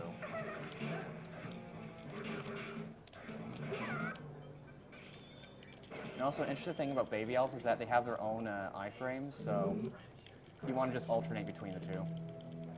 And you can hit both of them with a charge slash if they're both next to each other. Yeah, and deal double damage, basically. So now we get to refight a bunch of 0-1 bosses.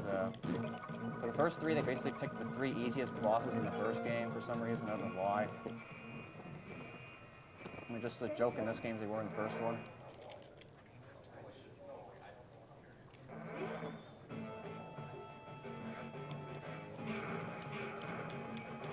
So this part here, you're supposed to burn it with flame chip, but if you got it memorized, you can just jump through it, I guess.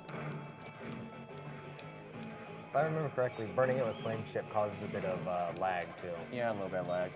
That, and I gotta waste time pausing to equip it anyway. Right, you have to equip it. Yeah.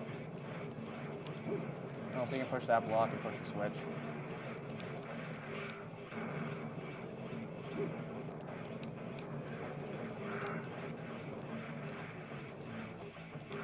Okay, use a bit late there.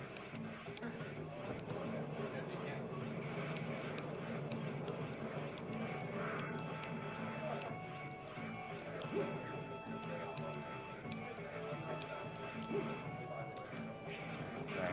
You can jump through that without taking a hit. It's kind of tricky. So at the start of this fight, I'm going to break the block below me, so that way he doesn't bounce around the room. So he bounces around the room less.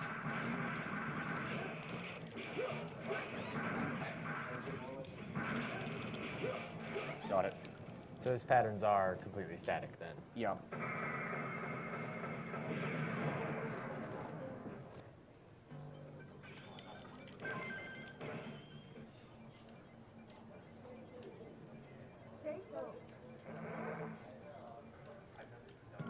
And beating Machine gives me the up slash, which is another grid X skill that I need. It's going to be one of the ones I'm going to be using the most.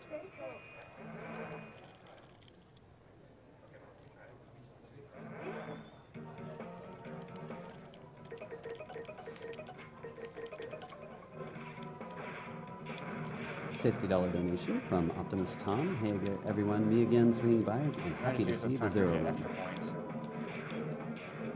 Since enemy score is a big factor in deciding whether or not you get a good rank or not. What are the factors for rank? The mission time, the amount of hits you took, number of enemies killed? Yep, and whether or not you used cyber elves. And 0-3 introduces satellite elves, which you can use and not get penalized for it. But if you use a fusion elf, then yeah, you will get penalized for using it.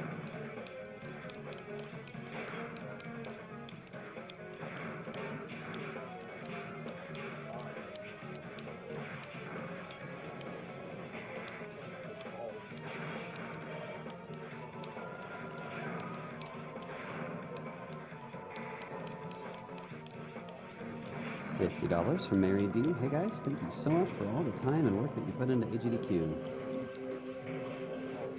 Also, by the way, this is the boss.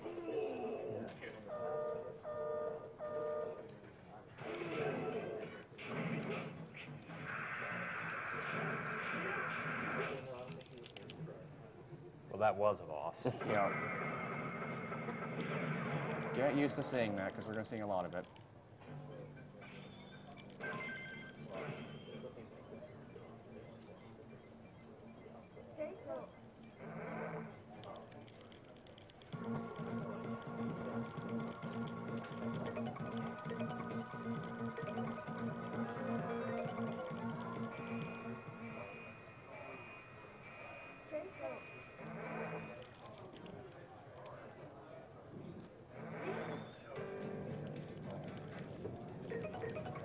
So I switched to the light chip here because what it does is it lets me walk on the quicksand without sinking into it. Because there's only one glitch in 03, which is a terrain glitch, where if you do a dash jump and then land on the very first frame, like if you jump on the first frame and land on the ground, you'll keep your dash speed.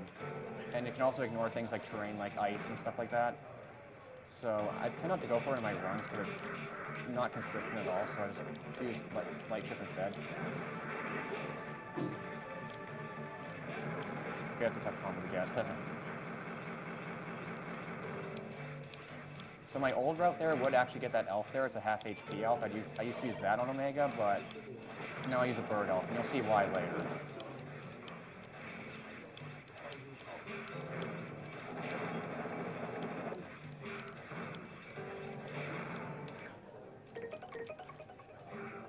Also, for some reason, Anubis is now weak to ice now.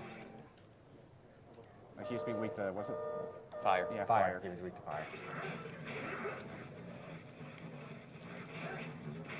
Also, you can one cycle Anubis with stagger offset X skill. It's just it's hard as heck to do. Also, I somehow missed both Saber Smashes in that first part, so I had to wait a bit. If you attack him immediately when he comes out, he'll just go back in again. You got the off-screen kill, though. Yeah. And I'm only getting this Cyber Elf here just to be safe, because Omega hits hard, like really hard.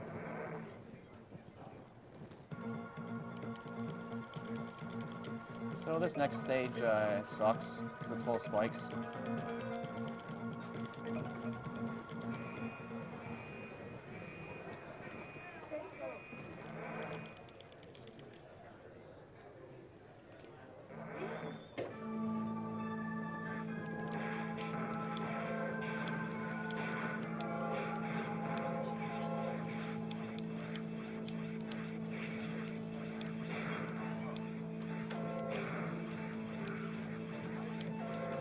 We have a $50 donation from Julie Q. Hey guys, small donation from French Restream. Nice entertainment so far. Long live Agdq and the Drummage.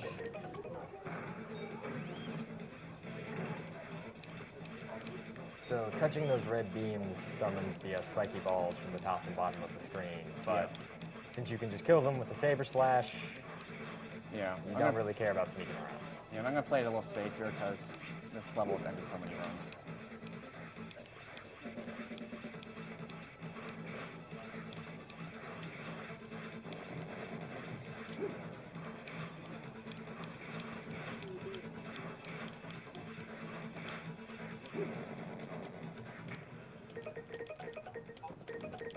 And if you're just joining us, this is Awesome Games Done Quick 2014, raising money for I the do have a Prevent Cancer faster strat for Foundation. this boss, except it's really risky and hard to do, so I'm just going to do a safer one.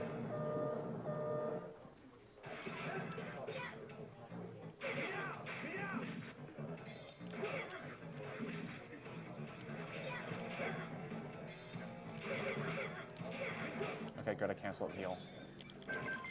So Copy X, when he reaches a certain point of health, he will heal an entire bar, and that's really bad. So, so I want to cancel that out, like as soon as possible.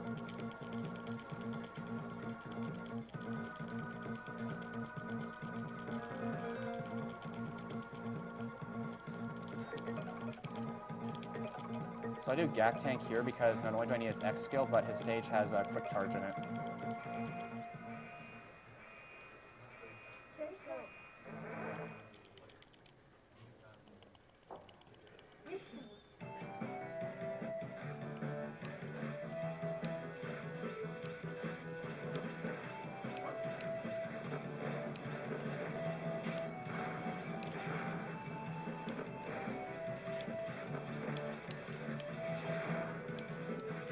This stage is just riding on a hoverboard for a little while. Yep. Would it be a good time to read a donation if there was one? A bit, yeah. I didn't want to get that. Yeah, you can just ride on this guy. It's faster than actually killing him and then taking his sled. So good time to read donations? Go ahead. All right, we have a $50 donation from Neely. Great job this year to all the runners. As a nurse, I've had to work with quite a few cancer patients, some of whom are very young, and it's wonderful to see all you all contributing to fight such an awful disease. Keep it up. Have $50 from Tony Papiche. I have been secretly watching these speedruns while at work all week and couldn't resist donating during one of my favorite games. Good luck. Have a $50 donation from an anonymous donor. Awesome cause, great games, good luck to all the speedrunners. Have $100 from Thomas Y, Tommy Gang. Hi guys, really appreciate all the work you're doing, fundraising Shout out to to beat Glacier like Agdq for having the best boss name in any video game ever.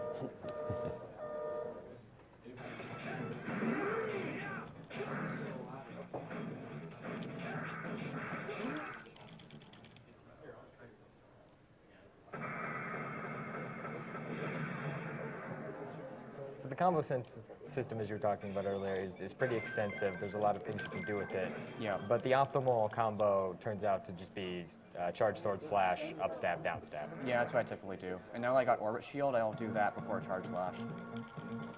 And sometimes I'll throw in a throw blade just for the heck of it. So I do Foxtar next just to get double jump. That's it. Like, her X skill is useless.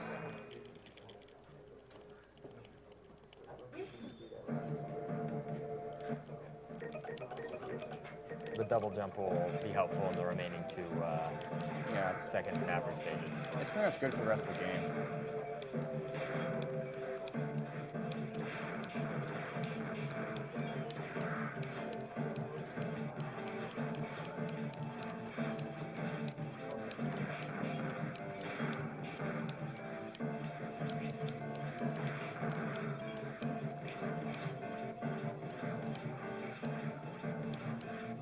That's decent. So right here, you can't hit two switches at once if you just time your charge shot properly. Not like that. I was able to salvage that, so it didn't matter anyway. $50 anonymous donation. Love the Mega Man run. Keep it up.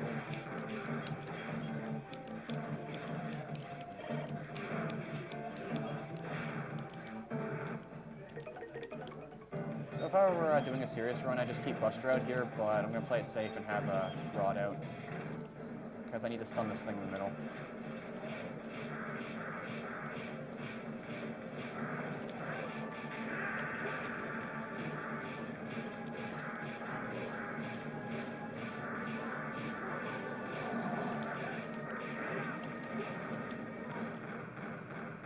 So there's a skip I'm going to try doing here. I'm only going to go for it once. It's kind of self-explanatory.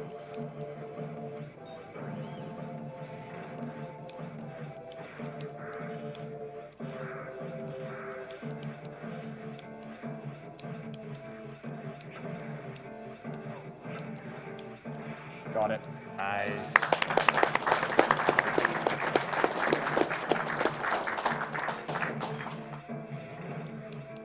Yeah, that's pretty much the only consistent way of doing that. There is a little bit faster way of doing it, but it's very inconsistent, so I don't go for it.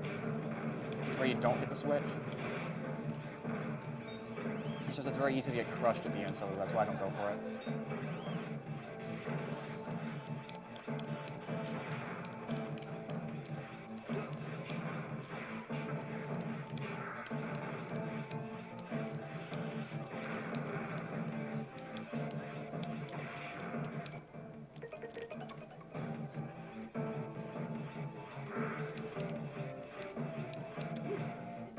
I was scared.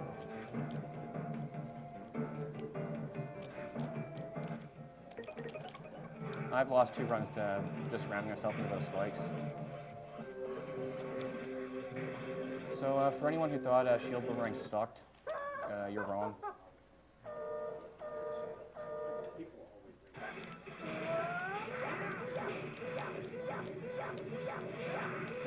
Because that was a boss. Wow. Okay then.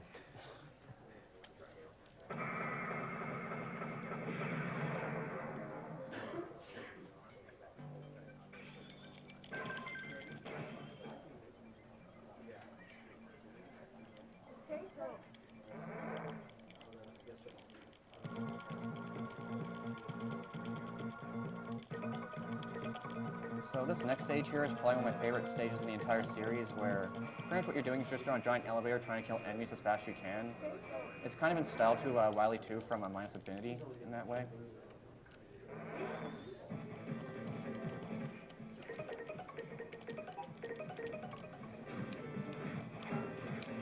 Wow, that's a tough jump to get.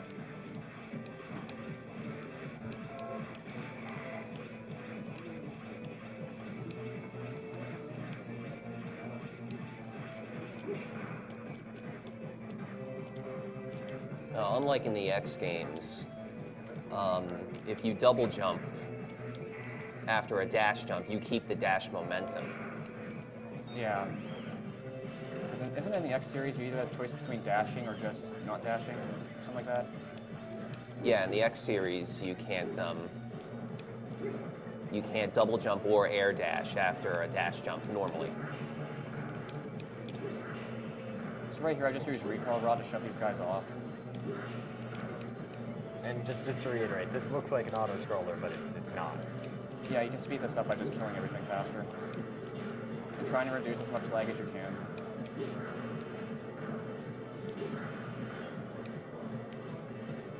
And this here, it's supposed to be a mini-boss.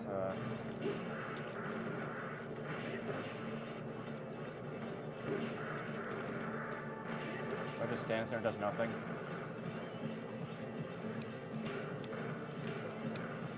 Also, the patterns for these are static, so it's the same each time.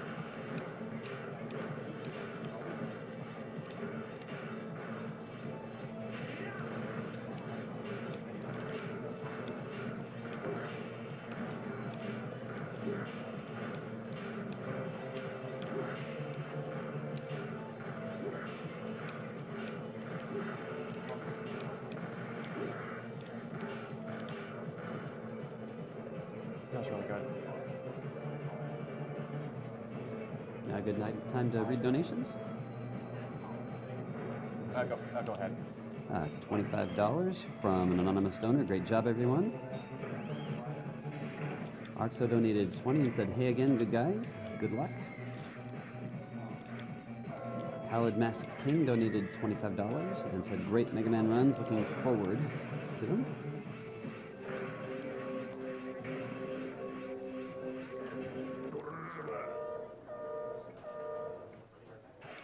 So right here, I lined myself up here so that I could do this combo here without getting hit.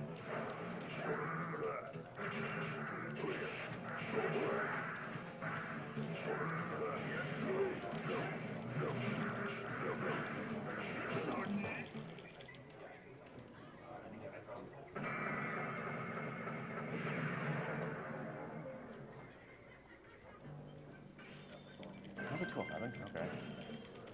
$25 from an anonymous donor who says, "My father and brother-in-law are both battling cancer right now. Thanks for doing this." So this next stage sucks because it's the only moment of RNG in the entire run. The rooms that the disc appear in are different each time you play.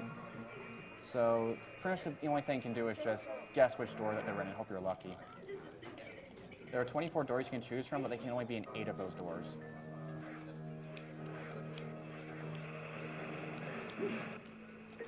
Right, there are 24 doors total, but 8 of them will glow a little bit yellow, and you can only do one of those.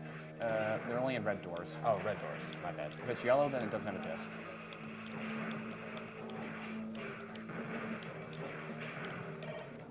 Dang.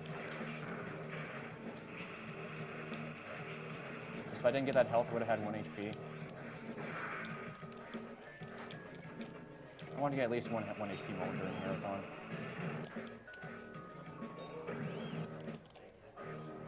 So which row should I try first, top or bottom? Go bottom. Okay.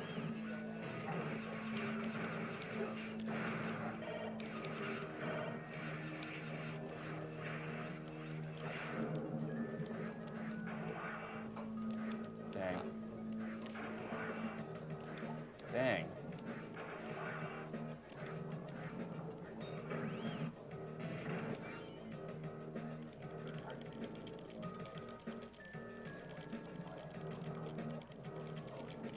So 2 yellow rooms I consider to be decent RNG, so hopefully I'll just get red rooms from now on.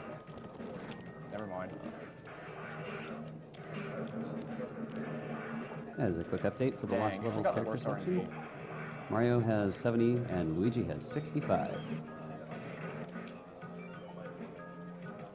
So yeah, 4 yellow rooms is the worst luck you can get. How many red rooms is that? 2? 2. It's 2, yeah. Okay.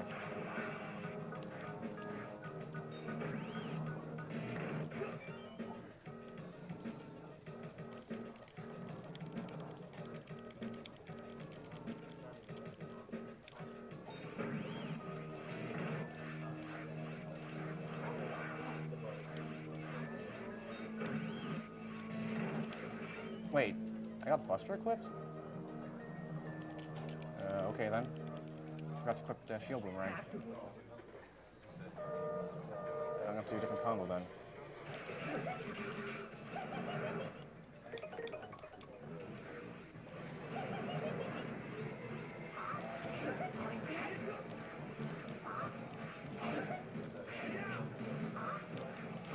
Yeah, that was bad. I forgot to equip shield boomerang, so I couldn't kill him fast enough.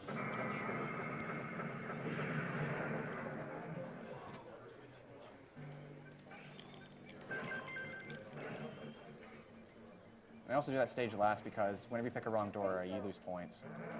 Even though I'm very unlikely to drop rank at this low, late in the run.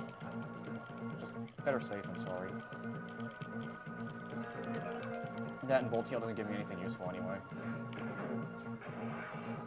At what point does your rank stop mattering? It actually matters to the very end. Okay.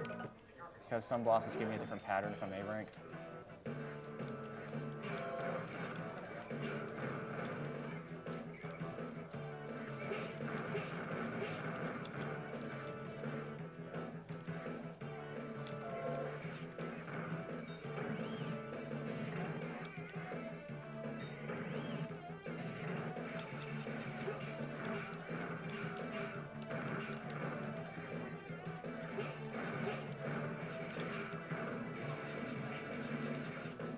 We have a $25 donation from Proteus, who says, my friend Walker finally arrived at his yesterday, so this 25 Mario?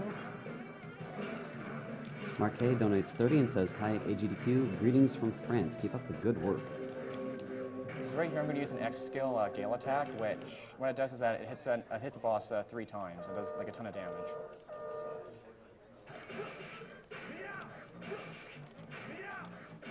Also, remember what I said about baby elves having their own iframes? So yeah, I can do double damage there.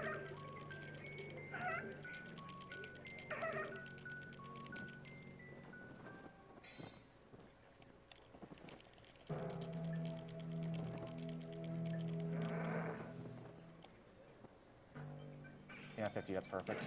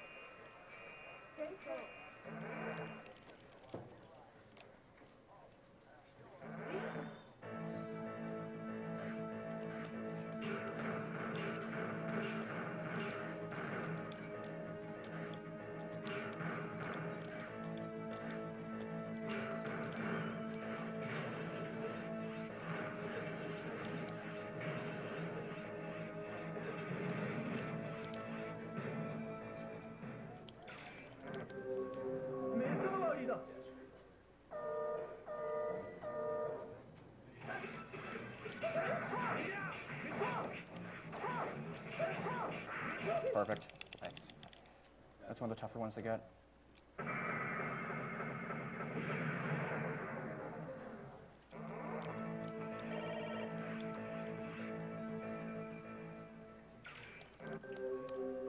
So for this here, if I time it just right, I can actually hit this guy with twice with that 1 orbit shield.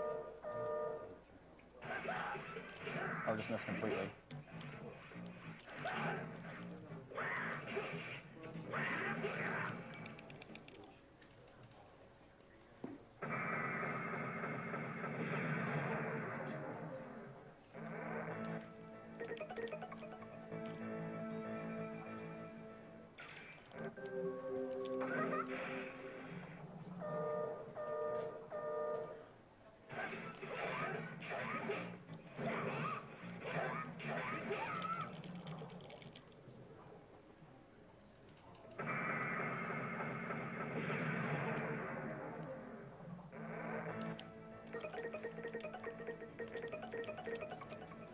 Shouts to Darko from this next strat.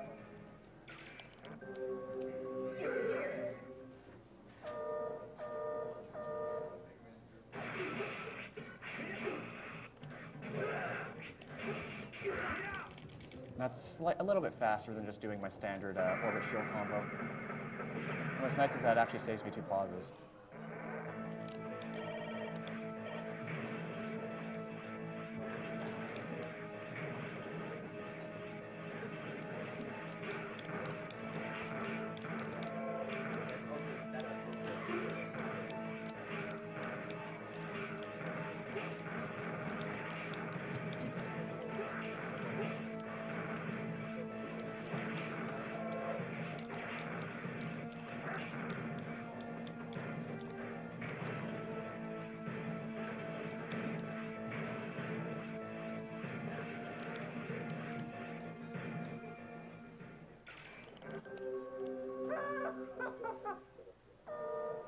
And also you do the same combo on Foxtar as well.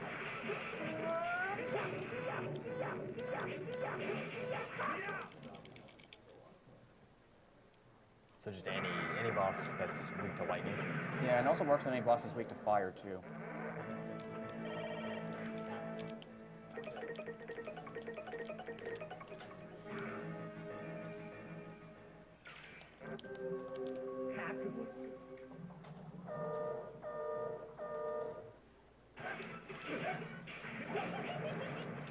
I'll jump 3 times in the corner there and he comes out immediately.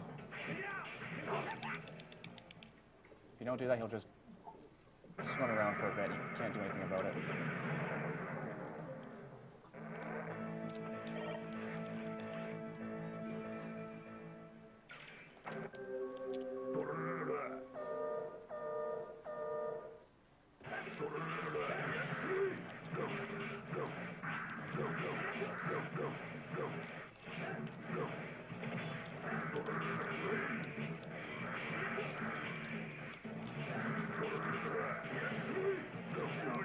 Good.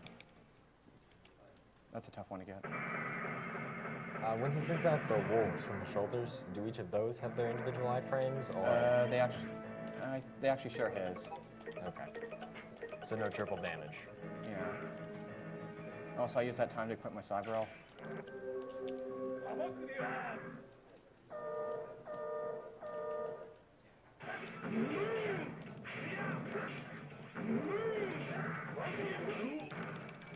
So a nice thing about having the Cyber Elf out is that not only does it give me actually slightly faster patterns for Omega's first and third forms, but it allows me to kill a second form much faster. Because that's another thing, having a Cyber Elf out also affects RNG.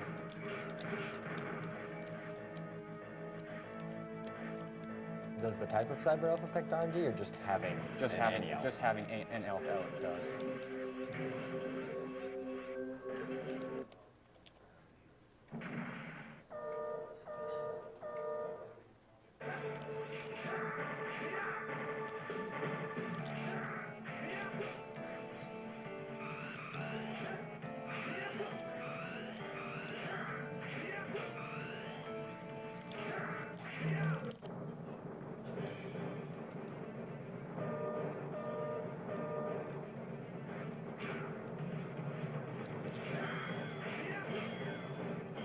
So yeah, you can do that as much as you want. The Cyber Elf you equip pulls you back up to the platform should you fall in the pit. Yep.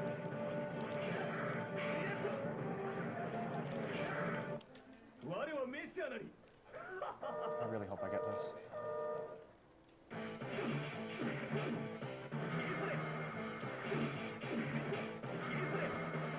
Be ready on time. Time.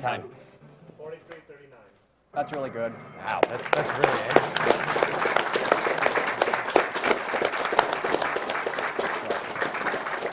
That's about a minute on your PB? PB is a 42:56, so yeah, that's a really solid time. Yeah. Yep. Also, Sneaky wanted me to let this run out.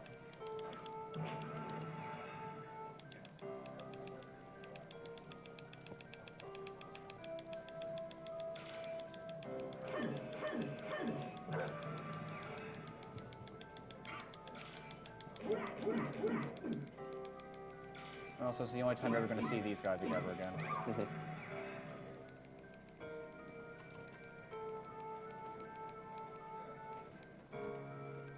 Should we explain the cutscene, or?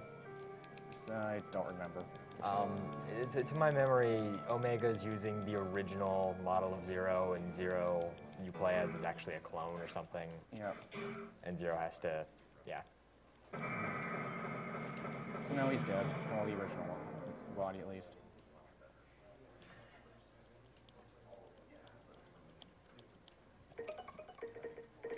See what game time is. Okay, that's a pretty solid game time. So, yeah. All right. All right.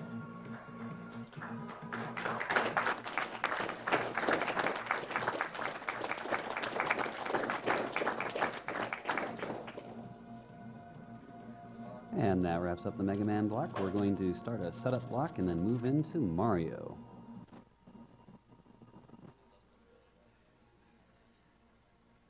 We're going to do a quick commercial and we'll be right back.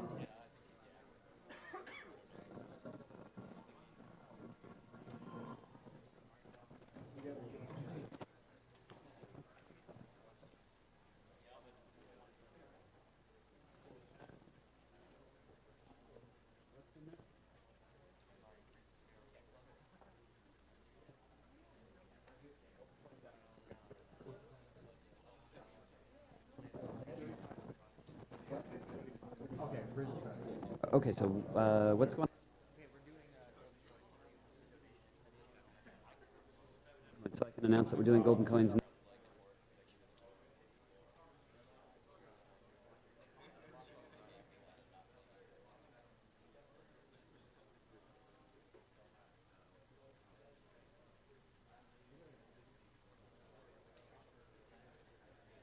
It's okay, I can announce it.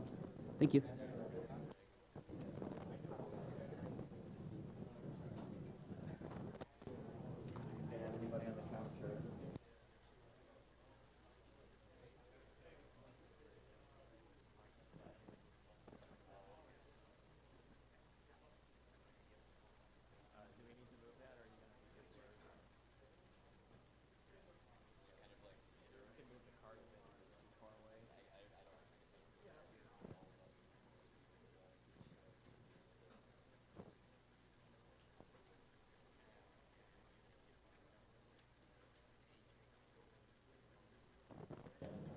And Super Mario Land 2 has met its donation incentive, so we'll be running that next.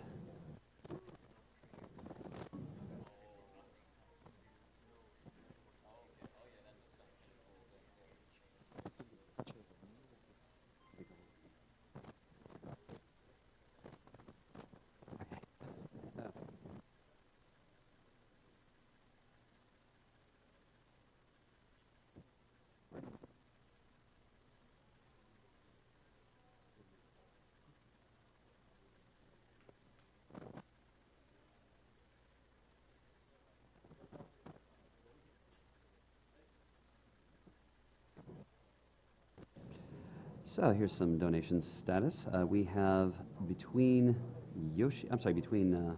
Mario and Luigi for Lost Levels. Luigi has $176. Mario has $70, so Luigi is currently in the lead. For the Any Percent Warps run of Super Mario Brothers by Andrew G, we are at $576 out of 2,000. For a small Fire Mario demonstration, we are at $1,044 out of a goal of 1,000, so that one has been met. The Warps run by Mitch of Super Mario Brothers 3, we are at $171 out of a $2,000 goal. And for a small Fire Mario run, we are at $2,000 out of a $4,000 goal. Alright, we ready to go? Alright. So I'm getting ready to go in 5, 4, 3, 2, 1, go. So this game's a little bit slower paced than a lot of Mario games. The first trick I'm trying to do here is I'm trying to brush the right sides of the blocks here. It's called corner boosting. If you brush the right sides of these blocks just right, then Mario will get boosted ahead a couple pixels, and that saves a couple frames. and jumps like these. You can't make those jumps normally. That's called super jumps. If you're at the top of your jump and then you let go of A right before you hit the top, Mario will boost up just a little bit, and you can make a couple jumps in this game which normally aren't possible. And if I did enough corner boosts in this level, the timer at the bottom should be 345, but I didn't get enough corner boosts, so I got 344.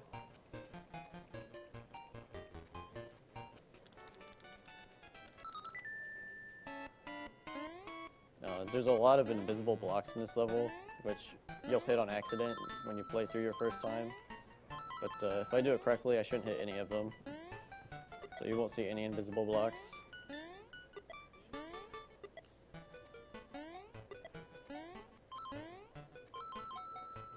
I'm gonna grab this mushroom right here.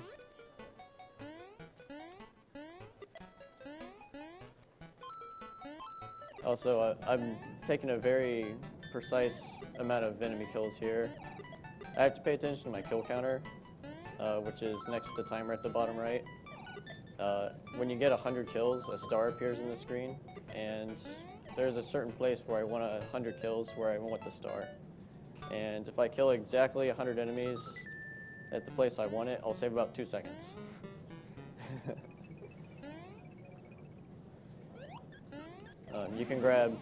You can grab power-ups from the top if you spin jump them. Every Mario except for Little Mario and Mario with bunny ears can spin jump.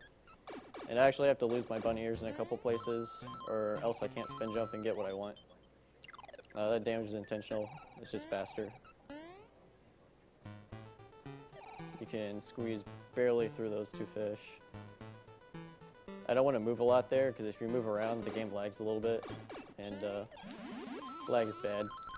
We don't like lag.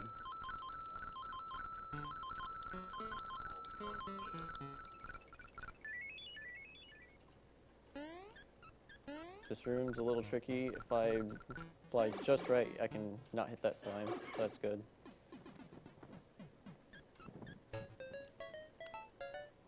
This next level, I'm gonna skip most of it by doing a couple super jumps and jumping on top of some blocks. First one's right here. So I have to super jump there or else I can't make it to this platform. And that crouches on purpose. That fly enemy that just flew away, if I crouch, he'll despawn. And it's actually faster to make him despawn than it is to continue. Because he is very, very, very laggy.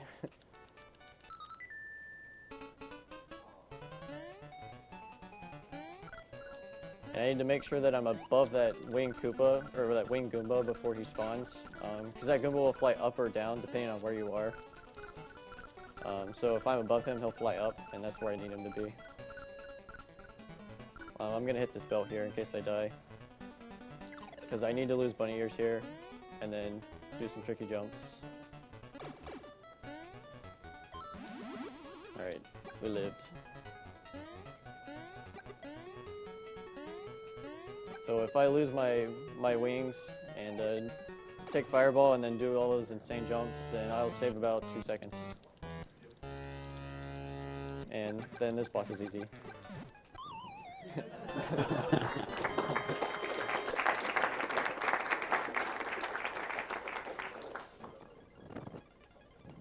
So that's 1 coin. That should be around 4.5 minutes. Yep.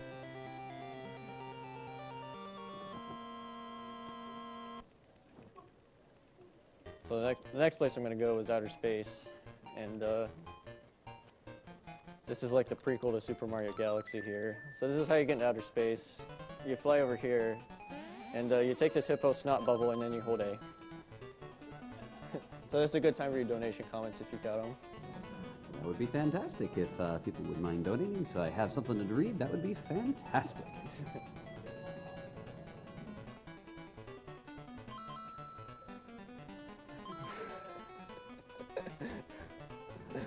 I suppose now's a good time to say we do have some pretty big donation incentives that have not yet been met. In particular, Minecraft. We are at $785 out of a $20,000 goal. So if you want to see Minecraft, start donating. So the physics in the space change from the rest of the game. You can't run in this level. So and you jump really slow, and you have to continue jumping up in the air. You have to hold A. And if you want to jump higher, you have to hold up on the D-pad. Like right here, you have to hold up to go this high.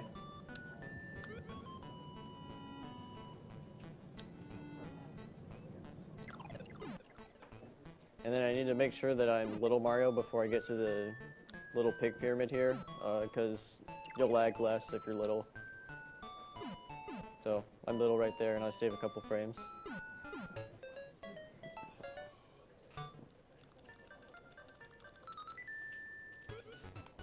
And then this is the level that a couple people know is the Star Song level, because of the music.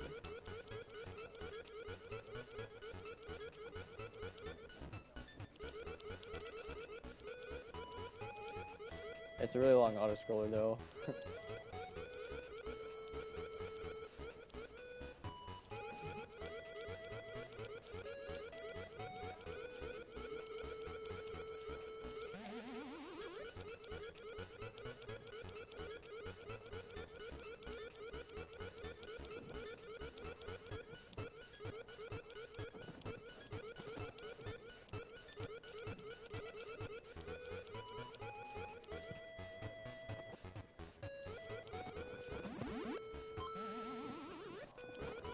But basically in this level, you want to stay towards the top of the level because because all the stars down here make the game lag. Like right here, I'll lag a little bit because of all the enemies.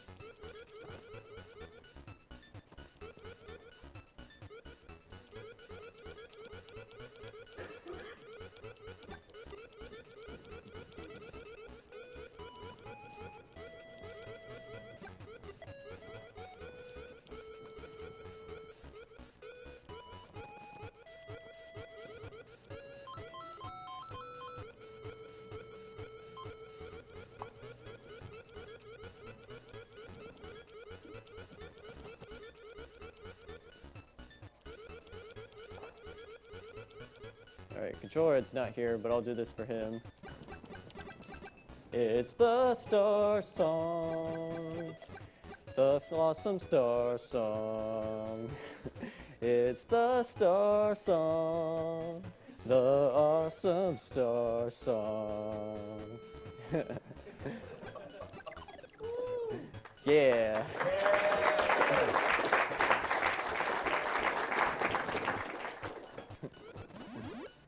Alright, so this boss is a little bit tricky. If I one cycle him, this is really difficult. I have to get 4 fireballs into him and then jump on his head. And he has some invincibility frames, which you can't shoot fireballs into him. And I missed him, but that's fine. There's a couple seconds lost. Though being Little Mario makes the next level very tough.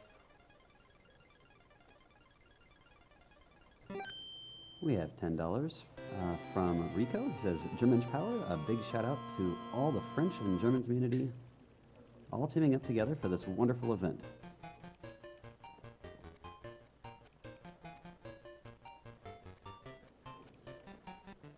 Alright, next level is this level, Macro Zone 1. You gotta kill all the ants trying to do their jobs. Because work is not allowed.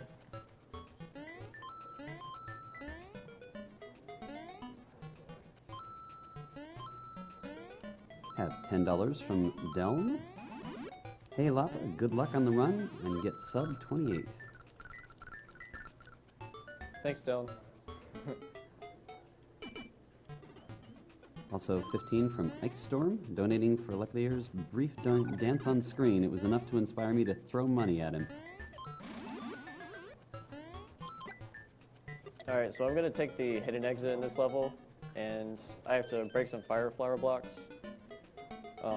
Normally the easiest way to do it would just be to make all the little hidden blocks appear under it, and then shoot the fire flower blocks, but that's not the fastest way to do it. So I'm only going to make 2 appear here, and then I'm going to try and break both of these. And you only have 1 frame to hit that second block, so it's pretty good that I got that second try. You can only hit it when Mario's exactly on the pipe. And there's another auto-scroller. Myrtle Beach fan donates $20 and says, props to world record holder Laplace here. Thanks for using your talent to whip cancer. How do you pronounce your name? Laplace here. Thank you.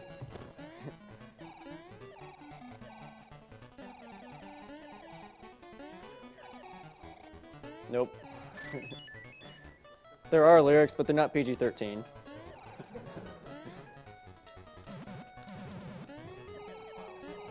The Cloud song.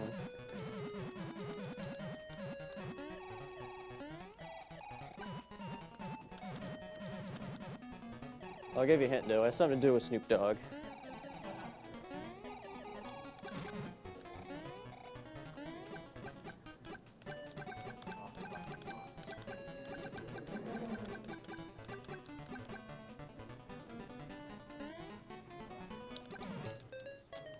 Alright, so that was the last auto-scroller, so no more of those boring levels.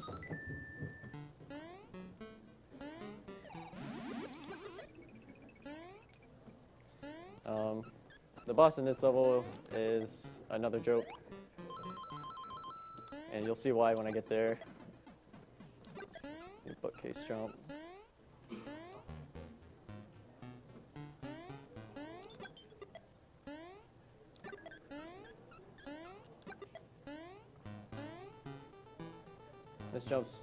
This level really doesn't have too much explanation. Nothing's really too tricky.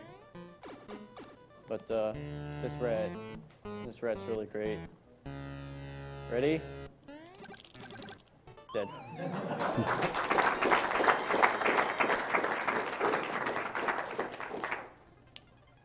Just gotta keep Fire Flower. I have $45 from One Shot. He says, hey guys, shout outs to all the speedrunners out there, both at the marathon and those of us watching. My family has a long history of cancer, and I'm glad to help.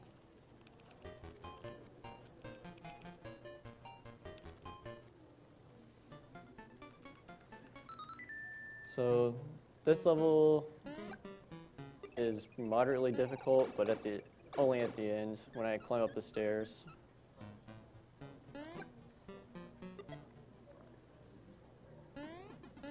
Trying to do more corner boosts on these blocks if I can.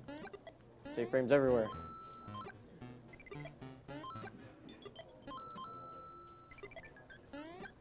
$20 from Lost Symphonies. Here's where it gets hard. And I got it. Alright, there we go. And if I hit that bell, I lose about 15 seconds, so definitely don't want to hit that. Start the bonus challenge, just like Yoshi's Island. $20 from Lost Symphonies. Was going to donate 10, but after hearing that beautiful star song, another 10 had to be given. 10 of this goes to Runner's Choice. What donation sims are coming up? Minecraft, let's see. Mario vs. Luigi. Mario vs. Luigi. Yeah, small Mario of Super Mario World. Also, small Fire Mario glitch. Oh wait, that one has been met. Never mind. There's a small Fire Mario, isn't there? Yeah, that one actually got met. So really? We have an Any Warps run that hasn't been met yet for Super Mario Brothers. All right, do it to that then. All right. All right, so I want to be somewhere around 80 kills when I finish this world. Also, those look like the lamp from the Christmas Story, those monsters. You got the leg.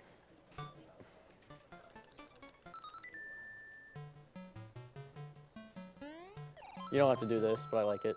It looks pretty.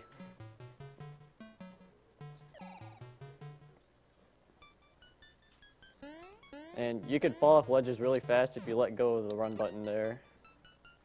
You fall down faster, save a few tenths of a second. I have to do another super jump here to get over that guy right there.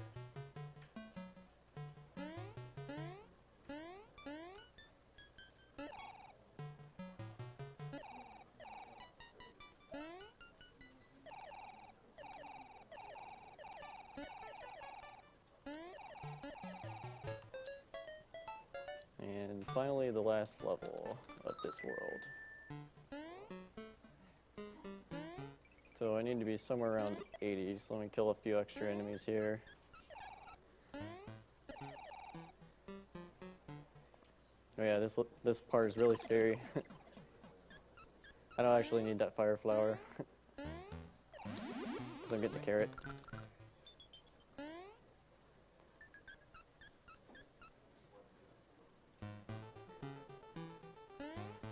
If I stay at the top of the screen here, up in the air, I would just lag a little bit. I need to go past 1, 2, 3, 4, 5 pipes, and then fall down. So there's nothing in this game is random per se, but we cannot figure out how to manipulate the switch. If anyone knows how to manipulate the switch, please tell us. We do not know. So right now, I have no idea where she's gonna appear. Also, what's in the pot?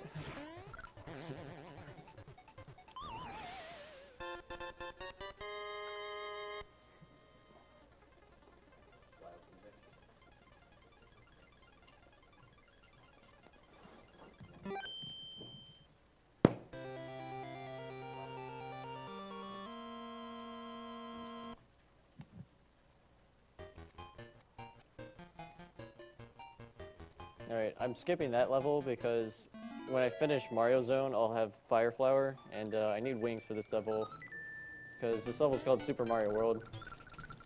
It's called Super Mario World for a reason.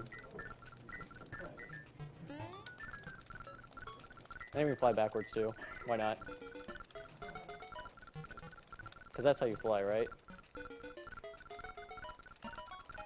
I have to keep mashing A. If you mash A when you have the bunny ears, you won't lose height.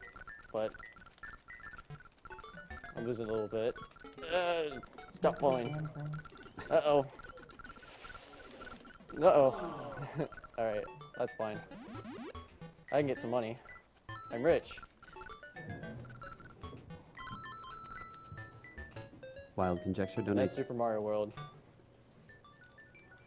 Wild Conjecture donates $10. 6 golden coins was one of my most played games as a kid. This is a nostalgia head rush. Good running, what place again?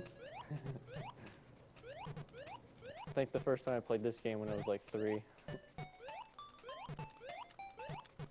Alright, I need to stay at the top back there because if I got closer to the bottom of the level, the game would lag tremendously. There's another let go of B and fall off the ledge faster there. There's 3 places where I could take damage to speed up, but I can only take damage twice, so I'm going to wait there and then take damage in other places. And I'm going to hope I don't lose my wings here on these stairs. Nope, I did. But that's fine. This is just a couple seconds.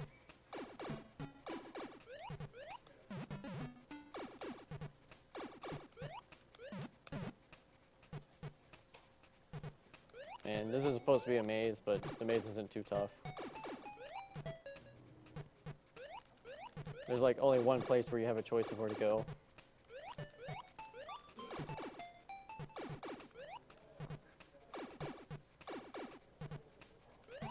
Alright, so I usually would damage boost through there, but since I took damage, I'll have to go under him.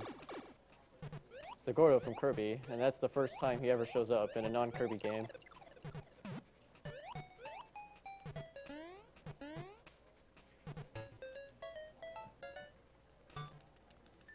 And this level looks absolutely ridiculous when it's speedrun. So I'm going to grab the carrot here. I need to go under that spike because he's going to try and kill me. And I have 1 frame to get past him, which I did. And I had to super jump over that guy, grab the fire flower, jump on him, kill that Koopa.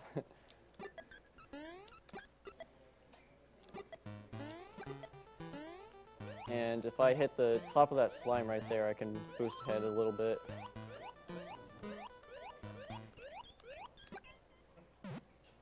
And then that was the level.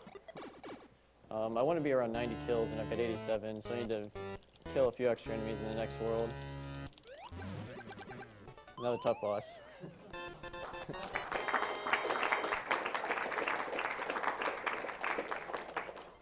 Also, the coins really serve no purpose in this game except for gambling.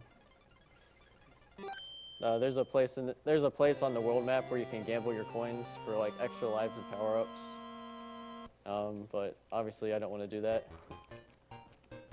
So this is the last world. This first jump, I do have the question mark block is 2 frames. Hope I get this. Yep, I got it. All right. You have to do a lot of super jumps there. And then I take this weird path through the level because this is the least laggiest way through this part of the map. Take damage on purpose there, just keep going. $50 from Kajeffel. Great work. Love you guys. Alright, another tricky super jump here. I missed it, but that's fine. And then navigate through all the spikes. Oh, I got hit once, but that's fine. I actually don't need the fire flower. Fire flower is just for safety. So I want to have 92 kills before the end of this level, which I can get easily. I have to make sure not to pass 94.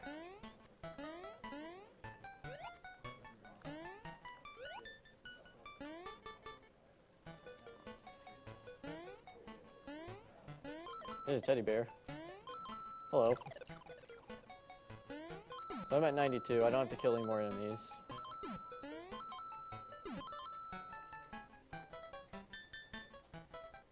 And there's carrot right here. And then I can just Super Mario World over to the end of the level.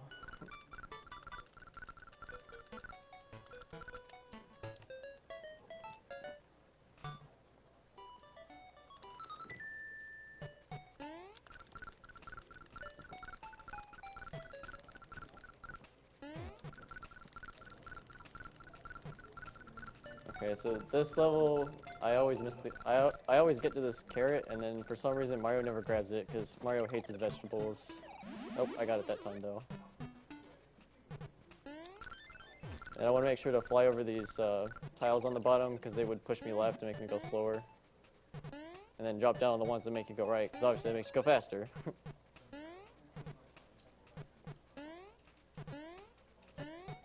And get the fire flower right there. If I jump on this little black thing, he pushes me ahead a little bit.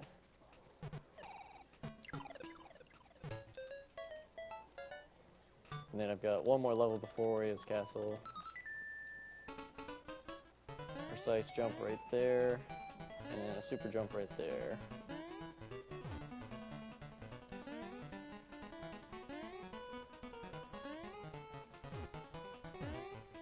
And this stair looks pretty cool because all you do is jump on the Goomba and don't press A, and you'll make it all the way up. Alright, 97 kills, 98 kills, and I can skip that guy and kill the last guy at the end.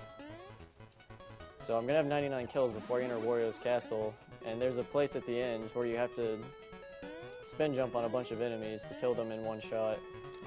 So instead of that, I'm going to get a star and just run right through them.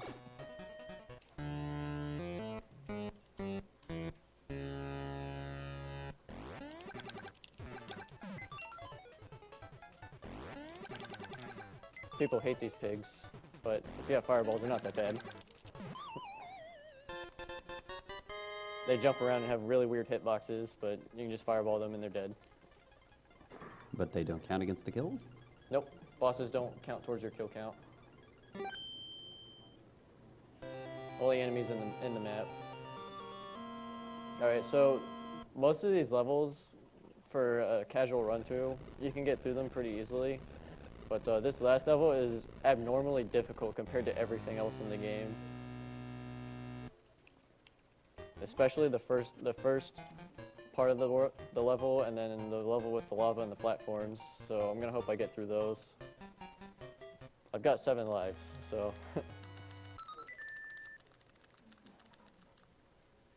We'll see. Oh no, a ball! No, just kidding.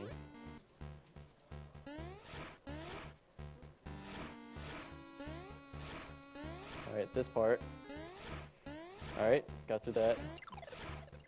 You have to tap A when you're on that tall statue. If you hold A for too long, you die. You'll just fall in the lava. And this is the last hard part of this level, is this part right here. So these floating platforms are really small. And they also have very unusual hitboxes. And I made it. Alright. So that should be safe for the rest of the level. There are some giant Wario fists here, but you have to jump on a certain tile to make them activate, so I just jumped over them all.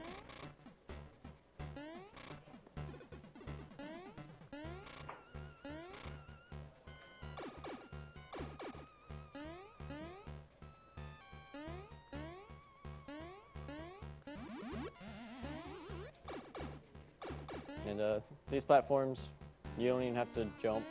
You just walk over them, and Mario will just kind of glitch himself on top.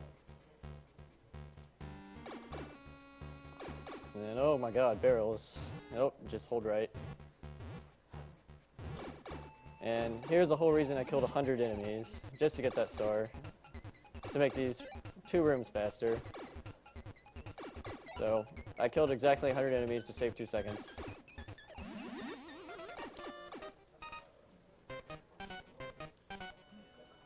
This boss is also very underwhelming. If you land on his throne before he starts, you can just instantly kill him right there. And I want to pay attention to the timer on the bottom here. I want to go if the timer's 764 or 768. Because if I wait for those times and then move, I get the perfect pattern here, which is him dropping instantly. And then you can just jump through him when he's invincible, because Mario doesn't care. And when I hit him the 3rd time, this is time. 1, 2, and 3. All right, that's a good time.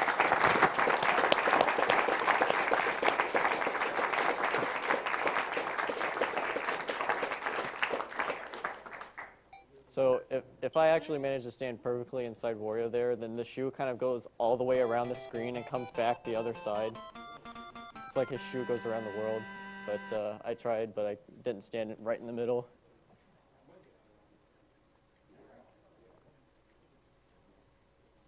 Is there any more time left? Because I can show off another glitch here. How long do you think it'll take? It'll take like 3 minutes to show it off. All right. So I'm going to skip the credits here and try and do a glitch here. You can actually beat this game in about 4 minutes by doing this glitch. You can only do this on a 1.0 cart of Super Mario Land 2. So I need to go to Pumpkin Zone here.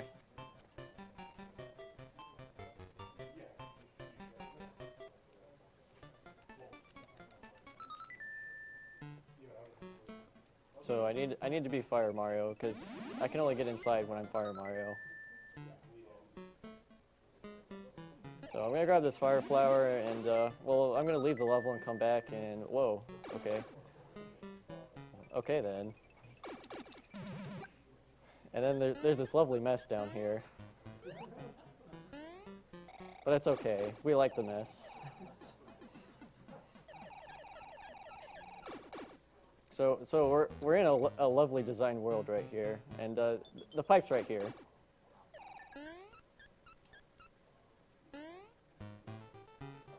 So this is 1 frame, so I can't walk to the right here, but I can slide under, and I have to get in this pipe right here. But there's only 1 pixel where Mario can get in the pipe, and I was too far right, so I can't. So I'm stuck now, but Mario can cry. He's sad because he messed up. I'll try this 1 more time, but basically if you get down that pipe and get all the way to the bottom of the map, you'll actually get into RAM, and there's a place where you can trigger the credits in the bottom just by breaking a block. And you basically beat the game. I'll give it one more try.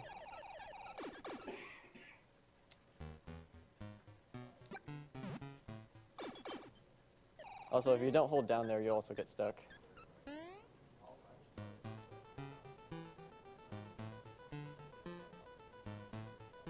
Nope, too far. Alright. So you can get down there and then break a certain block at the bottom, and you'll activate the credits with this music and beat the game. So that's Super Mario Land 2.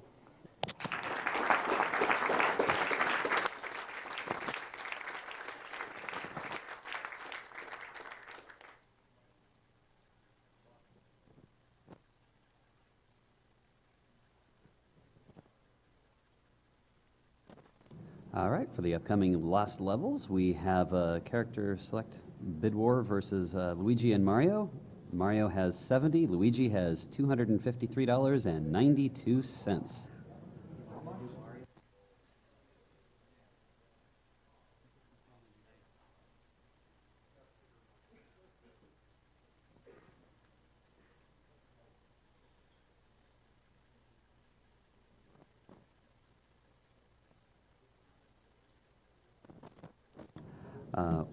Jan Michael Olson donates 10 simply because of that song. Got a $20 anonymous donation. Just tuned in to see one of my favorite games being played. Nice. Have a $5 donation from Mellow Yellow 8787. He says he loves the Prevent Cancer Foundation. Though I don't know anyone with cancer right now, I know this will help millions in the future. Put this towards Luigi. Apparently a lot of people did. John B. donates $15 and says, just donating because of that awesome Star Song solo.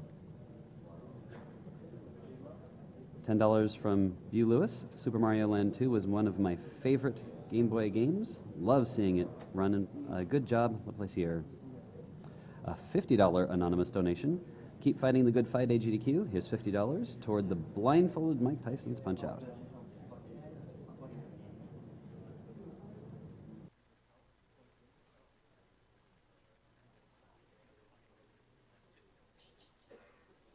We have $20 from X-Wing Mitch Zero. Thank you to all the participants, including and individuals working behind the scenes on yet another amazing Agdq. I recently lost my grandfather and aunt to cancer, and my grandmother has just been given months to live. Let's kick cancer in the butt. All $20 toward Borderlands 2. Cosplay. Okay. $10 from Punked. Laplacier's song and voice moved me enough to donate. Onoxite donated $15, just had to donate for Laplacier's stellar musical performance.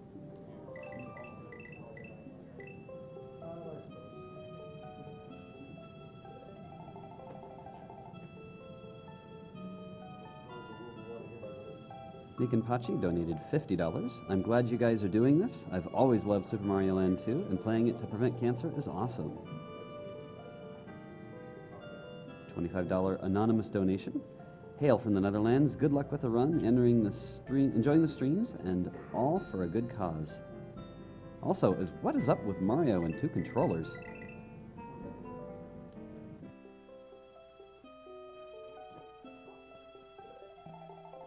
Thousand people who are watching this. Test.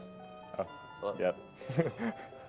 Can you hear us? Whenever you're ready, give it now. Okay. 3. Oh, by the way, a warning, piranha plants kill you, just to let you know. 3, 2, 1, and go.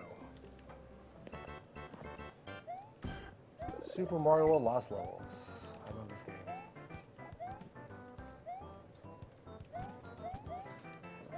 To my left is Garrison. He's the guy who got me into this. And to my right is Andrew G. Hello. I really like this game. This was a game that people originally found too hard for the American audience, the rest of the world. So they kind of chose a different game. Yeah, I guess they gave us the regular Mario 2 instead of this harder version of Super Mario Brothers USA. Yeah. Yeah. But, this game is really infamous just for like a difficulty level that's absurd.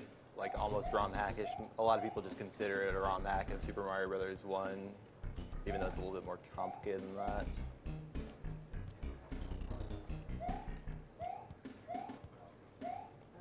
that. This is also the game where Luigi has different physics from Mario. Yeah. So Luigi jumps higher than Mario by a block, and this allows for some different techniques, but it also makes some of it a little bit trickier. He's a little slippery to handle. When you slow down, you slide maybe 2 extra blocks farther than Mario. So it's harder to control Luigi than Mario, really. But it's not impossible, as you can see. No, it's impossible. He's just doing it. No, I'm with Andrew. It's real hard. You just got to plan ahead, that's all. Yeah, all you have to do is keep running and keep practicing it. I promise you, the game can be just like the original Super Mario Brothers. But as I'm playing it, I'm doing a lot of things to correct Luigi's velocity here, like holding left and right in midair, that kind of stuff. That spot's, you can't go by that really quickly, so that slowdown was intentional. Another example of what makes this game different from the original Super Mario Brothers. They put all sorts of obstacles so that you can't just hold run button and press right. So, got to manage your speed in a lot of different ways. Yep.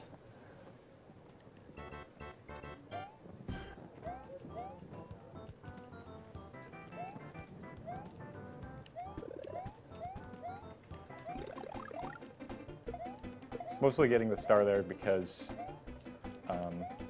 the other method involves a few different pipe jumps, and it's pretty tricky. Doable, but probably...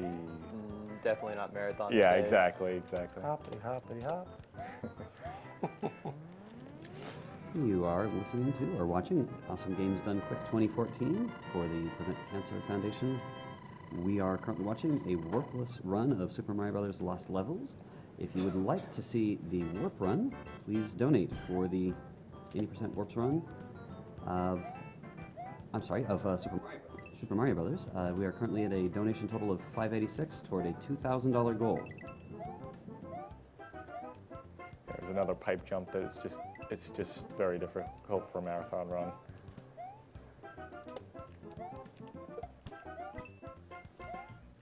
I love this one. A lot of people couldn't really, some people can't figure out how to get by that part. It's just like, am I supposed to try and jump across the gap somehow?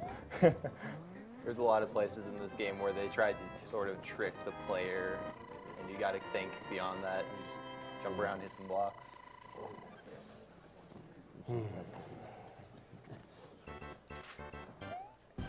All levels in this game is a bit different from the first one. That it doesn't just go to 8-4. Yeah, so yeah, he has, after World 8, there's actually, well, there's another world that you get, secret, for beating the game warpless all through the 8 worlds. And then there's an additional worlds A through D, which are much more challenging and pretty tricky to route.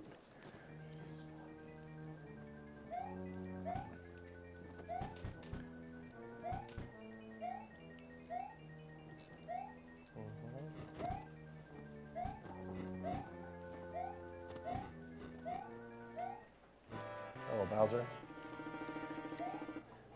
Bowser is pretty random. It's not always consistent what he's going to do. So you have to, when you really have to get to him, just figure out if he's going backwards, forward, or kind of doing like a backward and then forward movement, and adjust for whatever's needed, really. Normally what happens is that he goes all the way backwards and butt stops me. It's supposed to be butt stopping him. But a lot of the times he kind of fakes you out. And you could have gotten past him.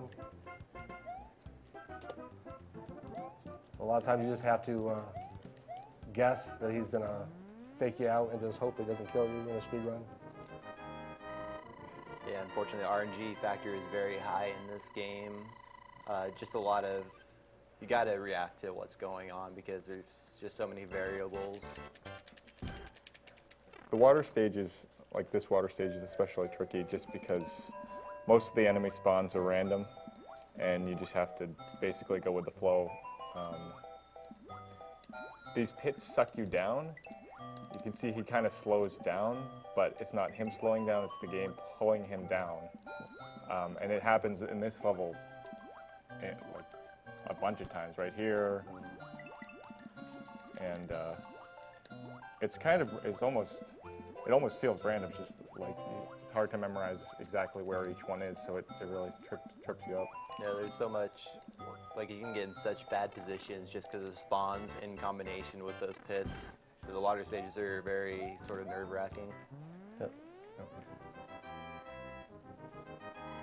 So on the flagpole, if you've been paying attention, he's been jumping backwards on most of them. And it's because when you jump backwards on the flagpole, you get off the flagpole a little bit quicker than if you jump on it normally. The other thing is he's jumping at the very top of the flagpole, and the reason he's doing that, besides jumping at the bottom where you'd think he'd jump, is because when he gets off the flagpole, he gets to the castle quicker, and that's what starts the next level sooner. So if you jump at the bottom, it's really gonna waste. It might waste like 10 frames or so, and cause you to miss a frame rule. But that's a little tricky to pretend you describe. didn't hear that word.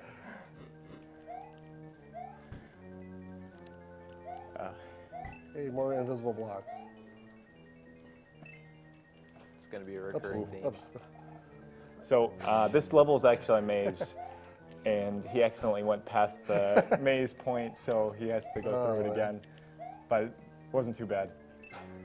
Think of this as a tutorial. Yeah, pay attention. All right, there we go. Too easy.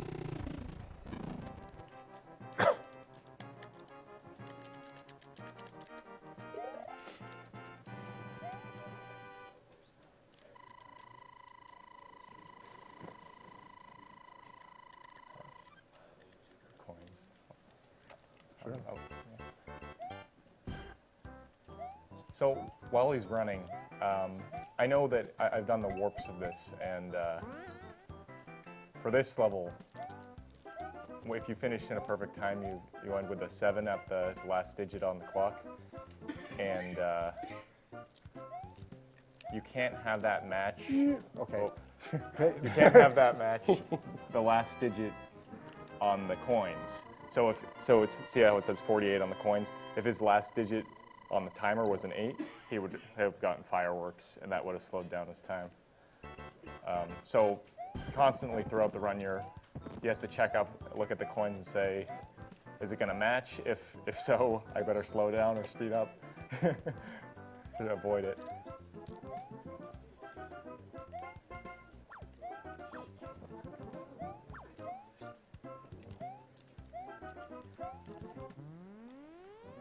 It's funny with Luigi, you have to make sure you don't jump over the flagpole, which everyone always tried to do in the original. The game's actually designed for you to jump over the flagpole. There are a couple of secrets in the game. Yeah, and there are also a couple of they're pretty mean. One of them warps you back to World 1, I think. Yeah. not, There's a few backwards warps scattered around. Yeah. So these bullet placements are a bit random, and sometimes they'll get right in your way. And there's a few patterns that he actually had one bullet that was right in the way, and he had to go under it. Yep. Sometimes I have to jump and then just slightly adjust my jump. Or like hit a platform to stop yourself from dying. Oops. At the beginning of the stage, if I were to just walk off, I go right into the pit. Like I turn around like that so I don't walk off into the pit. It was like a silly place to die, but whatever.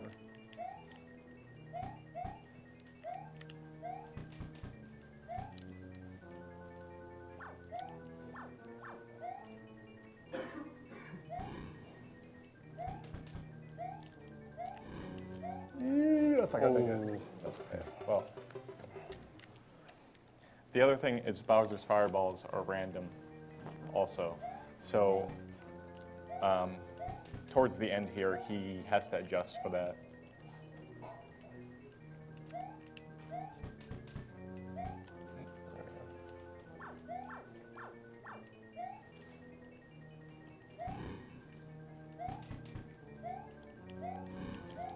See, that's just complete randomness, and there's not really much you can do about it. Exactly, can't really do much to avoid that. Besides slowing down, which obviously he doesn't want to do. There's a point to me not slowing down. In this game, one of the biggest things that makes this game hard is that you want to always do safe strats. You always want to get the power-ups, because certainly that's not going to kill you. But the problem is that if you get hold on a second. If you get big Luigi, that means that you're bigger. Enemies can easily hit you. You have to duck. There's a lot of obstacles that you have to duck jump in to avoid getting hit. So for the most part, it really isn't worth the time unless you're just going to get fireballs and just kill all the enemies. So that's what I would recommend if you want to play this game. Just play through it small and just practice getting through everything.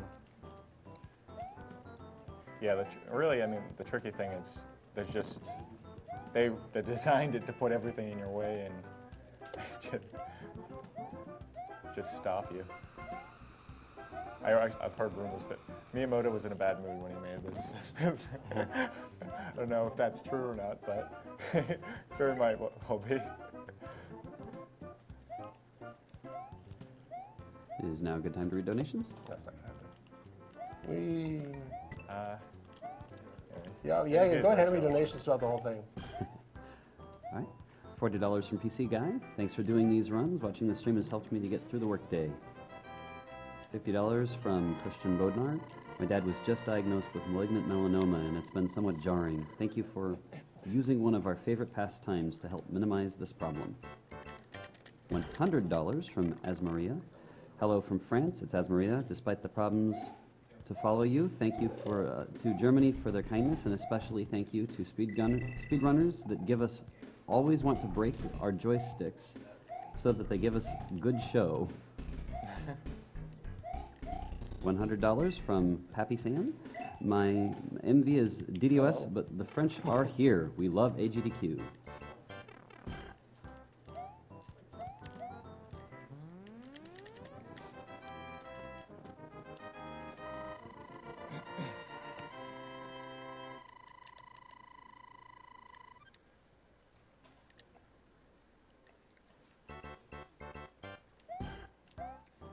So in this stage, there's actually a maze. If you go straight forward, instead of going down the pipe, it loops back to the beginning of the stage.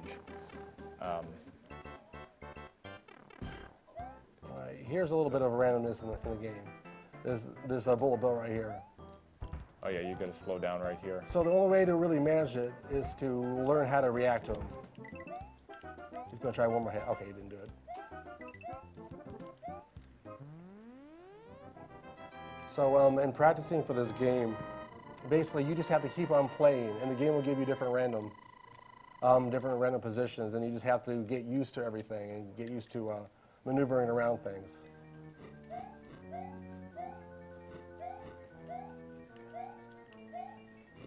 Just a quick update, we are now well past $175,000.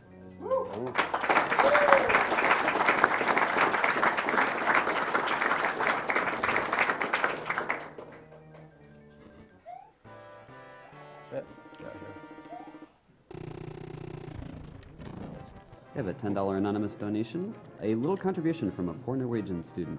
You're doing amazing work with this stream. Keep it up. $25 from Dr. Elite. This is my first time tuning into you guys. I heard about it from a friend. My grandmother died of cancer when I was only a baby. Thank you guys for all you're doing. $50 from Warren Traveler. A year ago, one of my aunts was in chemotherapy. I am happy to say that she is now cancer-free and that her rehabilitation is going very well. PCF is an amazing organization, and the runners from SDA and SRL are amazing. I always like that staircase. It's like the most unusual staircase, I think. Yep. Although I don't know why they put that piranha plant there. Yeah. Because it automatically disappears before you even get to it. That's like the piranha plant in E-4. Yeah. It disappears. Hooray, another water level. So, again, it's the same situation. The enemies are randomly placed, really. The enemies are strategically placed, Yeah, really. strategically placed to... Look at this do you guy. see that? What's that?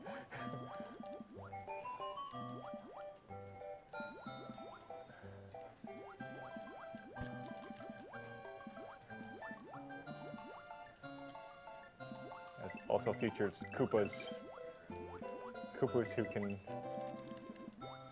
go underwater. I always found that funny when I first played this. I was not used to that.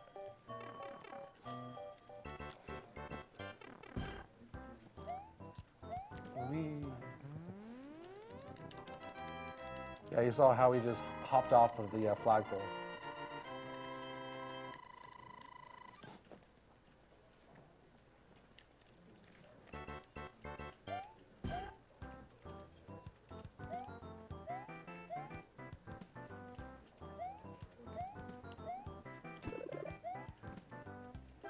There's a power-up I passed by.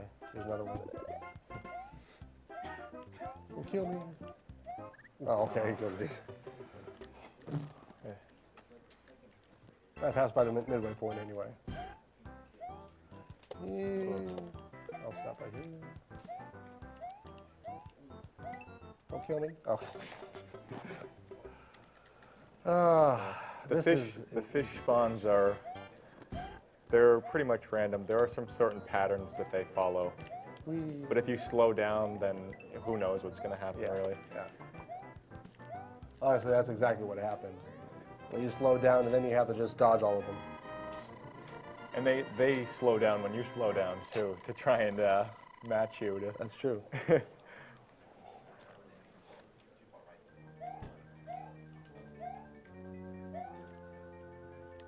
believe the reason he jumped at the beginning there is because if you don't jump, you have slightly... If you don't jump at the beginning of a stage, you have slightly floaty or falling speed. Yep. After you jump, your falling speed becomes a little bit greater, which is strange. The beginning of this level is just trolly. Yeah, it looks like... Hey, Bowser.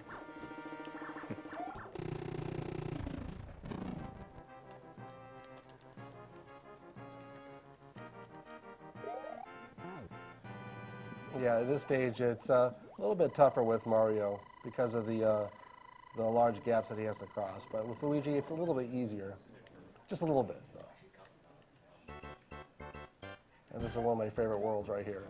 This is one of my least favorite. It has so much good variety. Look at that. It has wind, it has those guys. Oh, it's a good level, but it's very difficult. Very difficult. And the reason he's getting a star there is because this part coming up, yeah, those Hammer Brothers, and then this right here, both of those are extremely tricky to get by without a star. The star hardly wastes time, so it's a very pretty optimal strat. Yep. In speedrunning this, you do a lot of less risky strats to start off with. Then you do stuff like that.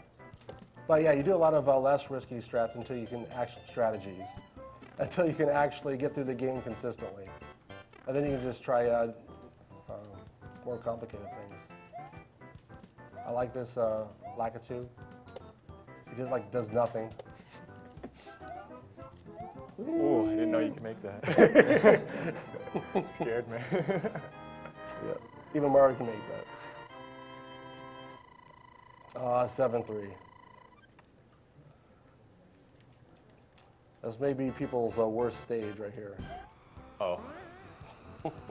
I'm terrible with this. This is very, very difficult. That is very tricky to land on it and keep the speed. There's a lot of places where you want to land on the very right side of the spring just to give yourself not only do you need enough speed, but you need to hit certain platforms so you can skip cycles, so to speak. I may not make this gap. Yeah, this one I was just gonna. Yep. Okay. I was gonna say this is one of those springs right here. It's Wee-hee! Oh shoot! Yeah.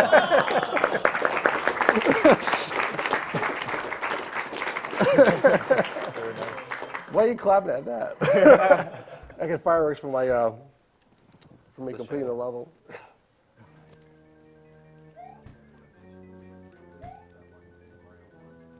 Sure. There's wind. Oh.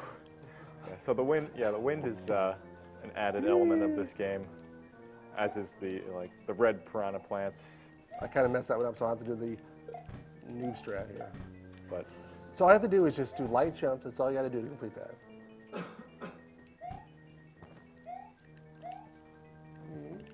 Wait here.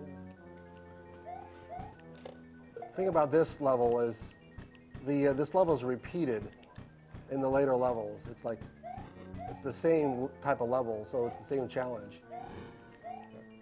Yeah, but it's added difficulty. Hello, Bowser. This is not a favorable pattern. Yeah. Come on, Bowser. There we go. Especially, yeah.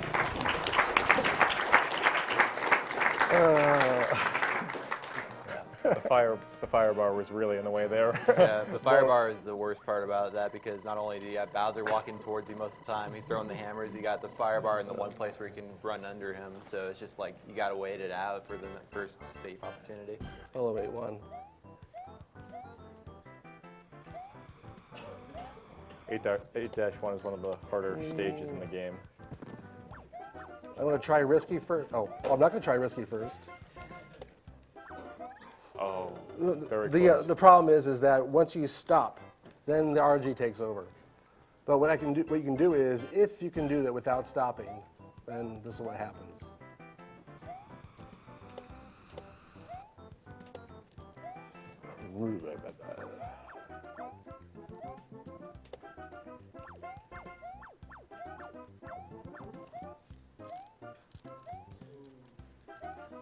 There it is. Bam. Good job.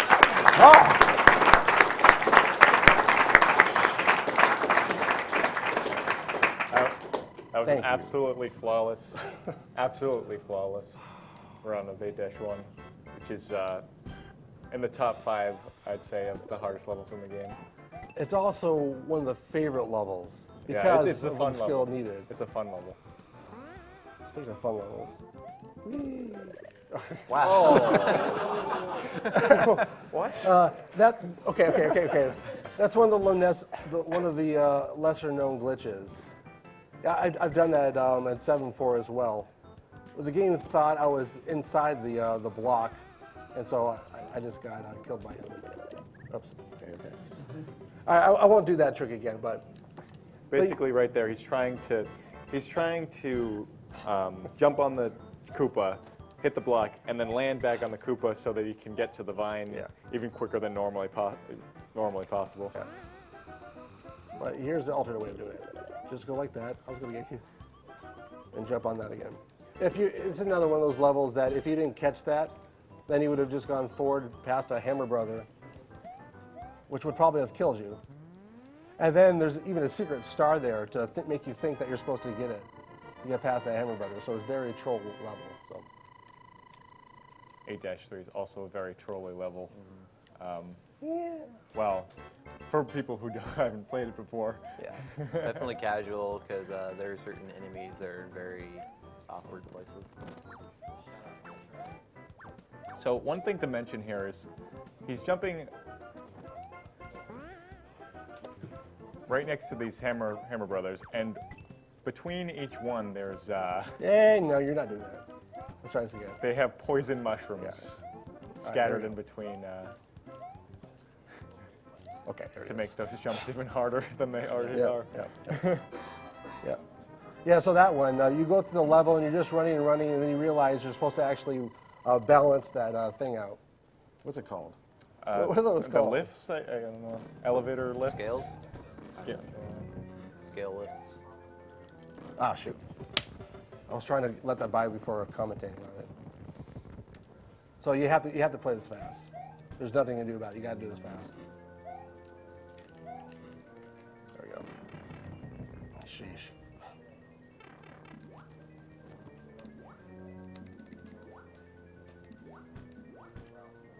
I guarantee it's easier than hesitating. There's a lot of spots.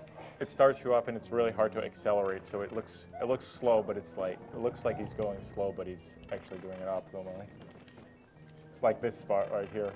Can't really do it fast without wasting some extra time. All right. This is arguably the hardest part of this run right here.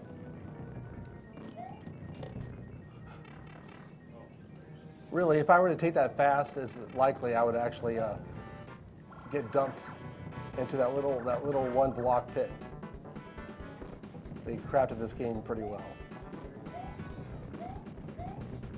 So that was the that wasn't the actual Bowser. That was just against Bowser's twin.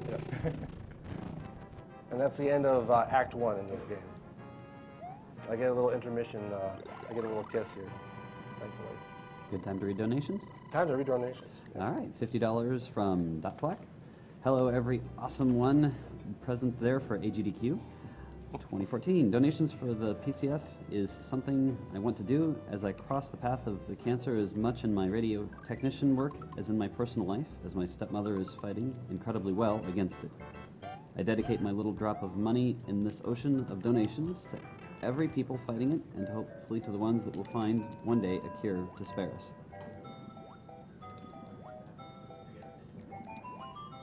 $50 from an anonymous donor. I had no idea there was such a thing as a speedrun of Minecraft. Donating because I want to see that. Also a great cause. Minecraft is $19,000 short of its $20,000 goal, so now's a good time to donate. Come on, guys, Minecraft. I know, it's Minecraft. $50 from an anonymous donor. Keep on fighting the good fight. $50 from EMT. Love watching people speed through Mario games, especially the ones I grew up on. Another one of the reasons why I chose to run this game is it kicked my butt as a kid. Yeah. I'm pretty sure I handed the controller over to my sister to complete levels for me when I was younger. $100 from Chris May. I've been watching speedruns for a couple of years now and have so much respect for a community of genuine, good human peoples. Keep up with the good work. Let the runner decide. Runner decide what? Where the money goes. $100. Where do you want it to go? For Mario Lost Level. We are currently. What's the next game should have a donation, right? Well, we have several Mario donations that are currently not at their have not met their goal. Let me refresh here. Super Mario Brothers, any percent warps run is at $691 out of a $2,000 goal, so that would be a good choice. Okay. Also have. Is there another one? Mario 3 warps run by Mitch. We are at $171 out of a $2,500 goal. Okay, what do you want? All right, let's do the next one. The next Mario one, the warp. Yeah, the warp one. Mario 3 warp. All right. Yep. 457, go.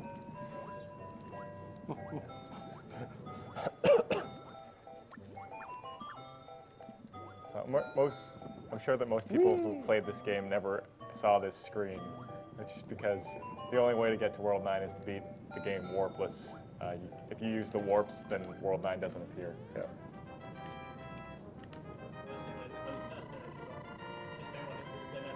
Yeah, it spells out arigato, which is thank you. Yeah. Didn't you know that? Honestly, I'm not playing this game with power-ups anyway, so. All right. So I don't know why I decided to rely on RNG to get past those Hammer Brothers, but hey, we do. Normally I do a safer strategy.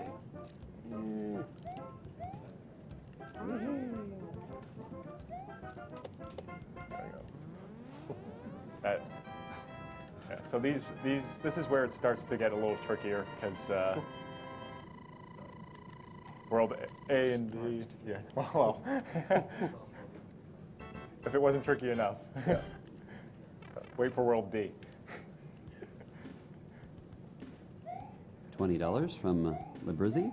I can't resist throwing my wallet at such a great stream. Thank you all over at Agdq for doing this. Yesterday was my 21st birthday and I had to spend it at my grandmother's funeral. So coming home to this wonderful stream really help me through these rough times. Thanks again. $20 from Oliver Waznaka. For the awesome game of my childhood, thanks for an epic run against cancer. Greetings from Germany. $25 from Bjorn Christian Mo. Greetings from Norway, second donation of the run so far. Just wanted to wish you luck with the rest of the marathon. Shout out to Brandon, watching the stream at work in Seattle. Posthuman donates $25 and says, I'll donate again today if everybody in the room high fives. With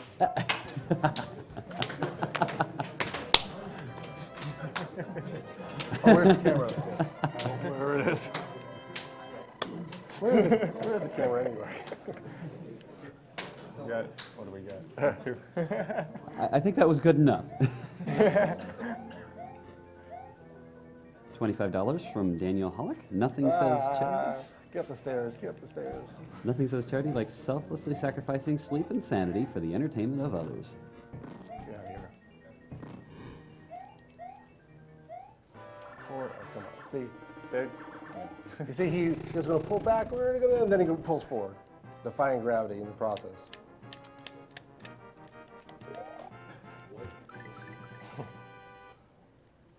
Yeah, the toads, they get bored and start pulling tricks. Oh, I love World B. World B is like one of the most athletic in this game. Makes a good speed run. Now, ever since World 8, there are no midway checkpoints.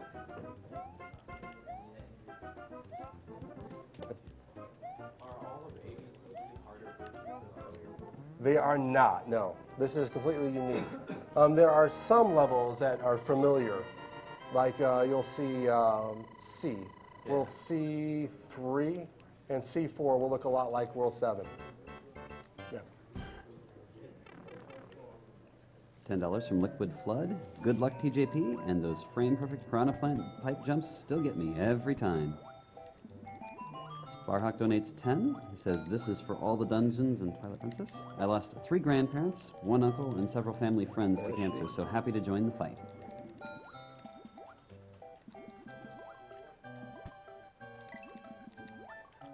Fishies.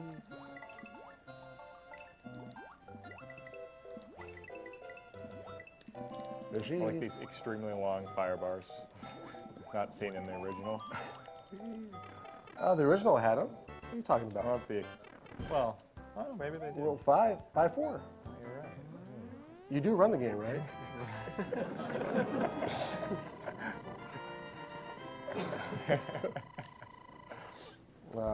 Yeah. I think that out of all the levels, this one's my favorite level.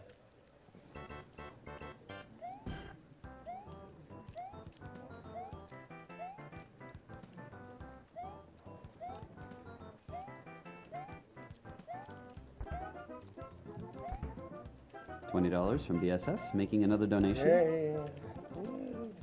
As always, thank you to the runners and shoutouts to all the technical crew keeping things running smoothly. Don't kill me. There we go. And I get some fireworks to celebrate my victory.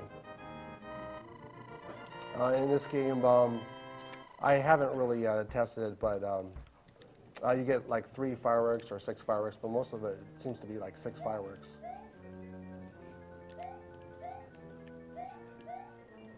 And you can even get a 1-up sometimes too. Oops, yeah.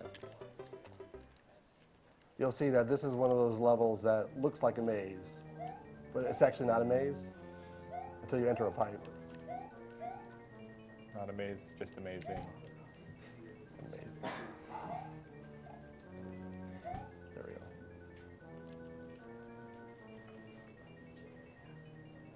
All right, here we go. Playing as Luigi gets a little tricky to navigate through some of these tight areas. But he does it anyway.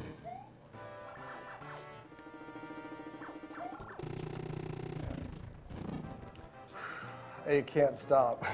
The fireballs will still get you.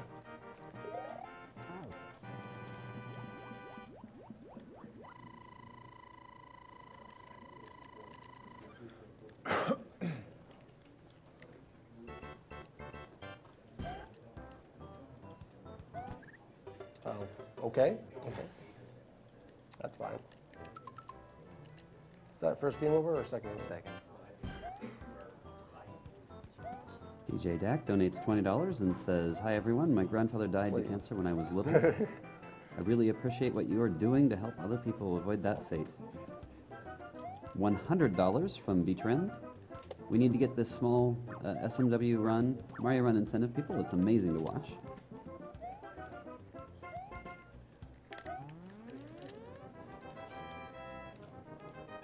$50 from Krayla. "Hello from Mexico. Amazing charity event. Keep up the great work." $20.02 from Kyo. "Combining retro games with a fun for cancer. How could I not contribute?" There's nothing you can do about that guy. Yeah, that blooper is either in the right pattern or he's not. Yeah.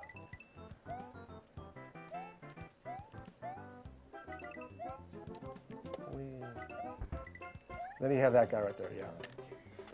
This level I really like because it's a level that you also see in the arcade version of Super Mario Brothers, and I consider this to be one of the hardest stages in the game as far as the arcade version. There we go. It's quite similar. It's a little bit of a combination between Mario 1, the Lost Levels, and then just some added things. But that stage is quite tricky. Okay, this is the one that's the almost exact duplicate of 7-3, with the addition of our friend Mr. Agdq here. So that's Luigi. That's what Luigi does. Right, but honestly, the Agdq is not going to kill you. There's like only one pattern where he throws a well-placed spiny. Besides that, Trying to compensate between the wind, Luigi's slipperiness, and just not even being able to see yourself on screen gets a little bit tricky. Yeah.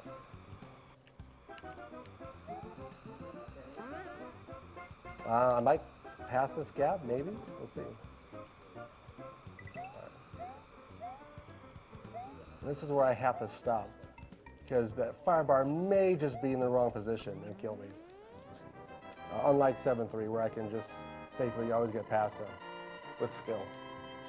A $100 donation from Anisha in Sweden. "Great job raising money. We will fight the big ugly sea with everything we got. A big hello to Emil and Nick in the audience."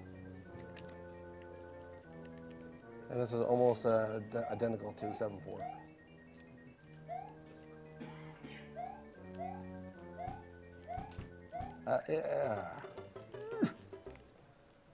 Yeah, the patterns of these guys, I explained that once you get to World 9, the patterns of enemies are faster, and they're more Buzzy Beetles than Goombas.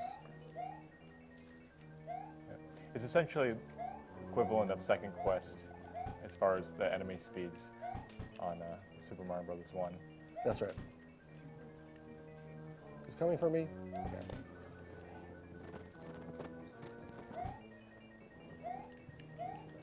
And I could have gotten that.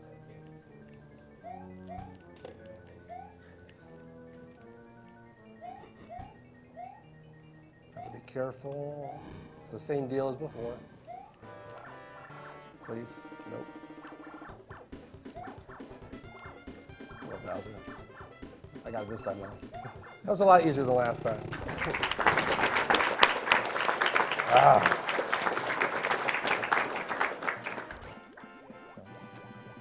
World D.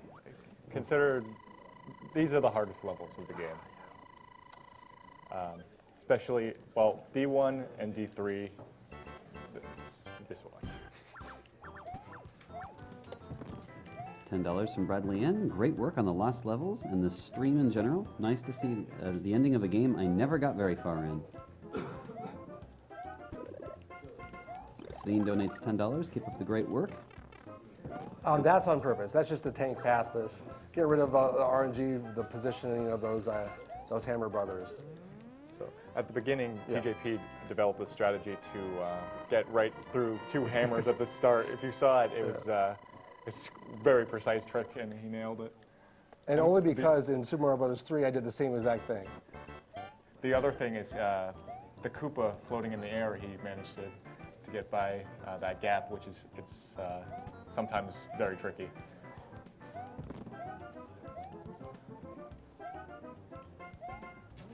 We have $100 from Benjamin Crisco. Thanks for all the hard work. Sorry. Not going to do it. It's like reliving my childhood, except it's in an alternate childhood where I wasn't terrible at these games. $200 from Pointing Dancer. Hello from Germansch, French-German community. For me, you are the true heroes, guys. I love you all. I love this level. D3 has a lot of RNG. RNG, be nice, okay. Favorable. RNG. Favorable. RNG. RNG. Okay. Everything so far completely RNG. intentional. Ah, shoot. I should have gone down. Okay, okay. No, RNG. don't worry about exactly what it stands for. Just think of everything as random. Like the positions or anything like that. That's what the R stands for. But I was hoping not to comment about this level before I actually did something. I'm probably not here, but. So these guys are they're always just they could be placed anywhere, and the only way to really avoid it is to jump on the coin. Hold on, up or down, up or down, up or down. Okay. All right. All right. Those shoot too.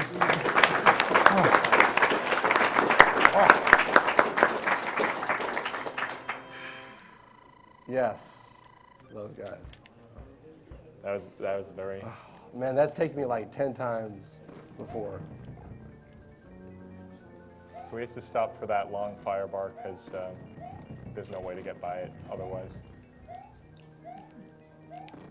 This is like the slow route, a little bit safe route. This guy's a joke. You can always just jump over him.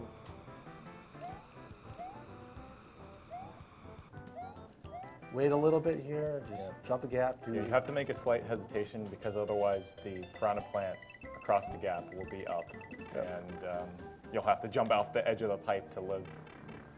And here's Mini Bowser again. And the last challenge right here. Oh no! Oh, okay. Hey, there it is. And time. I can't hear you. Time, please. 43:55. Okay, that's not bad. Excellent. Oh, man. Lost levels. Mario is also good to watch. So, all right. Oh, maybe. All right.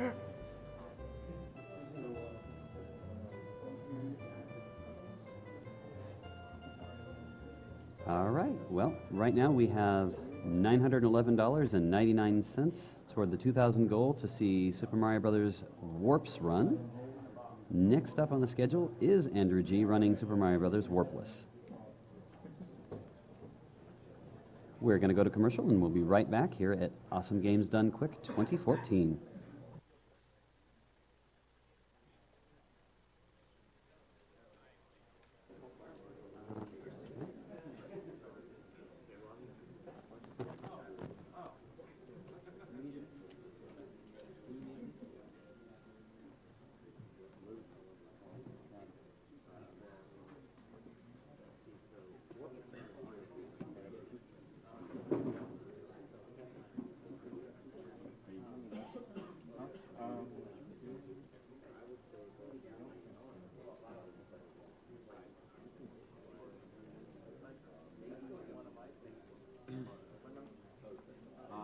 Seven.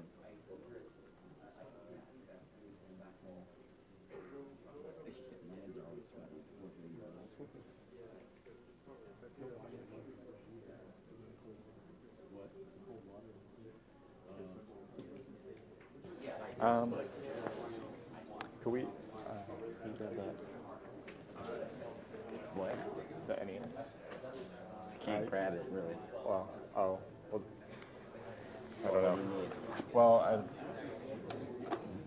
You want me to put the controller? You have to hook the Nintendo. We're gonna hook this up. Yep.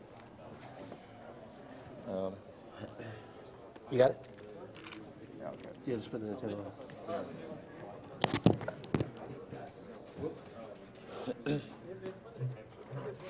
Whoop. I didn't realize that was plugged in.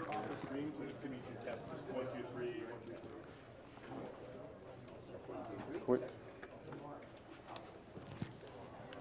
you be able to unhook the NES and maybe? I don't know how we do reach this. the controller. Oh yeah, I guess so. I just didn't want it to. I wasn't sure. It's fine. Sure. Yeah, you can do that. You got this? We're not going to be moving or anything.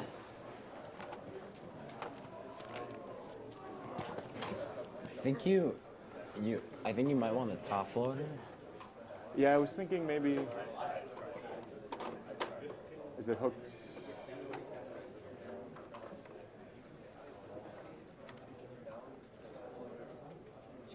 I don't think it's plugged into.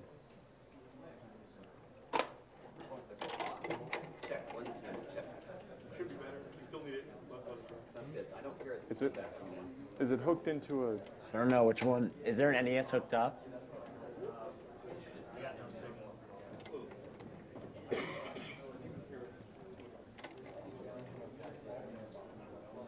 Yeah, I don't know which NES is hooked up to anything. Right now.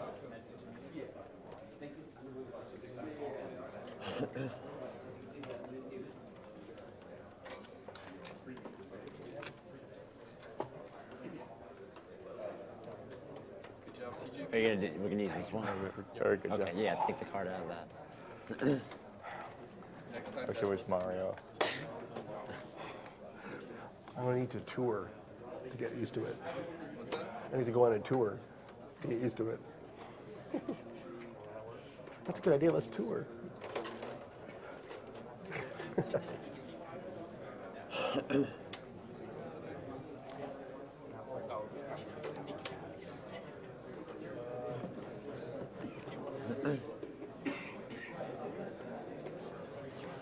You got this. You got this. Oh, there we go. Could you reset it once, like right before I go? Yeah. Just so I can. When yeah, I know. I'm just. Yeah. Okay. Just so I can get. Can be.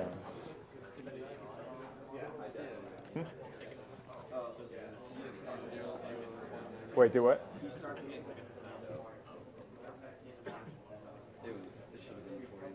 Okay. You want it higher? Yeah. Just go turn the volume. He's going to need sound for this. Yeah, you can turn up the... Yeah.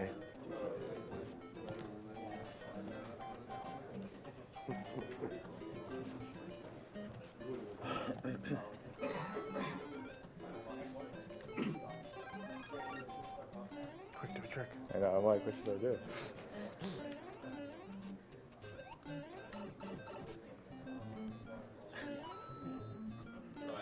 Since we're having some trouble meeting some of the Super Mario donation incentives, what we're going to do is this.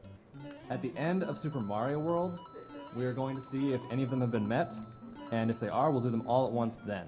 This includes the any % warps run for Super Mario Brothers, the warps run by Mitch for SMB3, and the small Mario run for Super Mario World.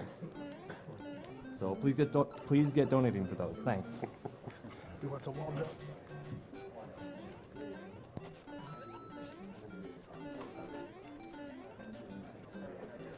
Okay. All right. Okay. 3, 2, 1. All right. Go.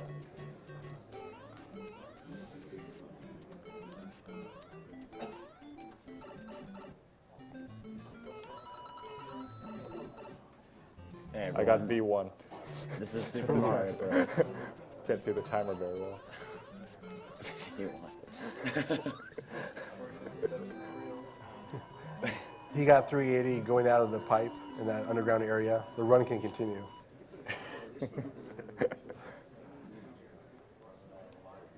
So are you doing small Fire Mario? Yes. Okay. Excellent. What is that? You will find out.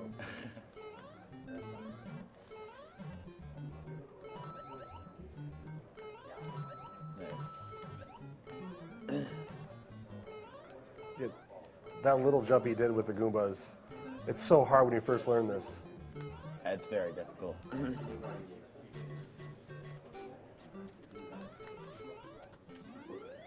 Nice one, scene.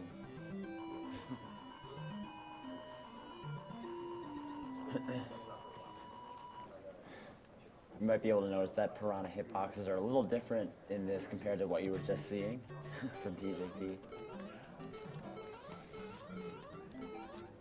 Check 1, 2. Ooh, nice.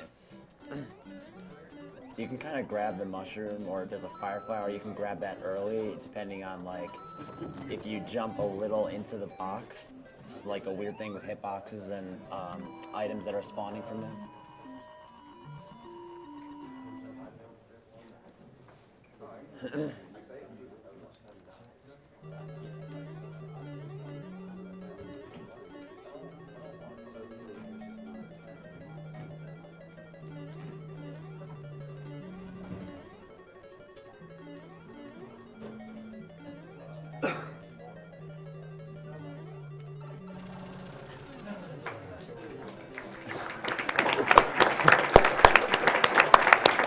I wonder what he did.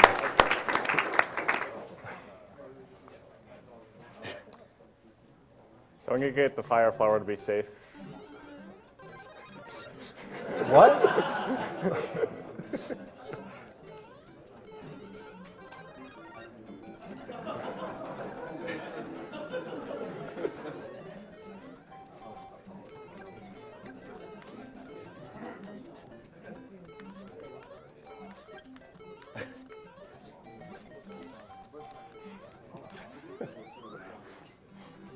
Yeah, so normally you wouldn't do this. Like, you try and, if you're going for a really good time in this category, you get just like, you know, plain big fire Mario, and you try and play through the whole game like that. I don't think it's been explained yet that when you get to a, you know, a Dash 4 level with Bowser at the end, killing Bowser with fireballs is faster than just hitting the axe because it skips the bridge crumbling animation.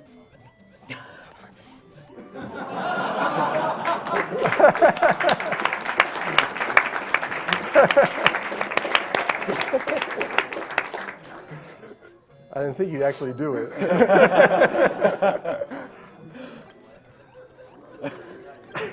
He's a man of many talents.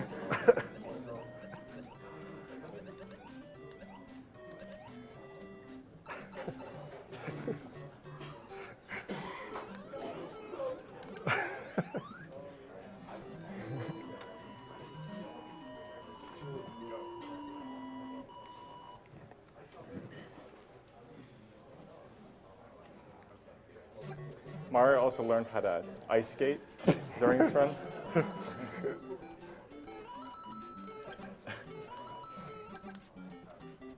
I shoot those fireballs there because sometimes the fish will pop up, and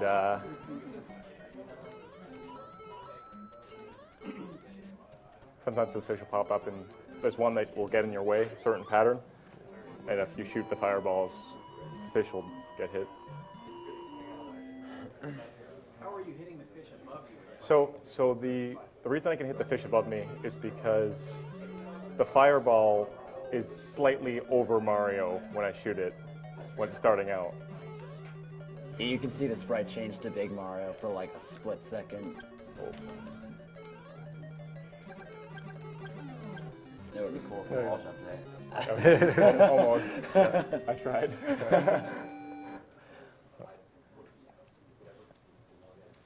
So hitting them above you is a exclusively small fire Mario thing? Yes, yeah. Well, think of how the animation is. It expects you to be big to throw a fireball or to spit a fireball. Is now a good time to read donations? All right, we've got $50 from Cyberbot X. Got to give all the Mario runners good luck on the runs. Got to save the princess. $50 from Ricky J. Been a hard year. This last year, almost lost my mother multiple times to illness. It wasn't cancer, but here is $50 to the fight. Put it towards Minecraft. A $250 anonymous donation.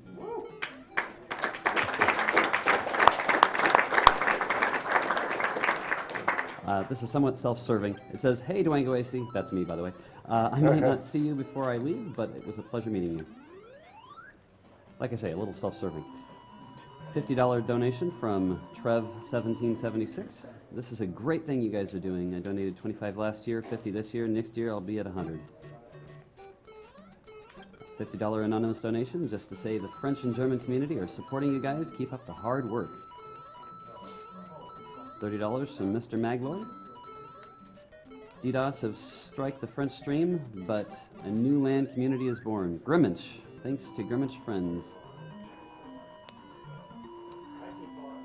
$20 from Prelow. I lost my biggest role models to cancer, and I'm glad you guys are doing something like this. Very inspiring and swag sauce. Ooh. TV Twitch. It's Twitch TV. Oh.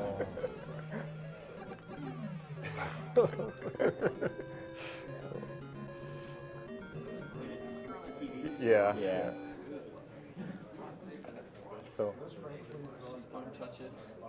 So the reason I actually use fire for my current warpless strategy is killing Bowser with fire skips the bridge animation and the time that takes to kill him.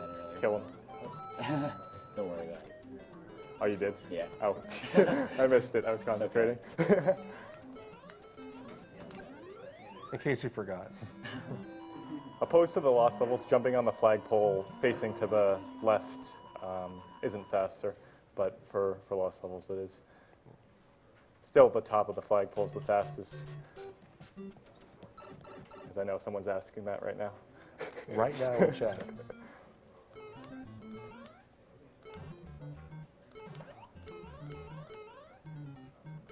We have a $50 anonymous donation. Lost all 4 of my grandparents, my best friend, and aunt to cancer. Let's destroy this together. $30 anonymous donation. I lost my grandmother to cancer in October, and despite being a poor student, I thought I'd donate as much as I can spare. Shout out to the crew and runners for doing this year after year to support such an amazing cause. A $50 anonymous donation. Grimminch Hype. Rummel, together we can beat cancer and DDoS, or DDoS. We have another $250 donation from Morib.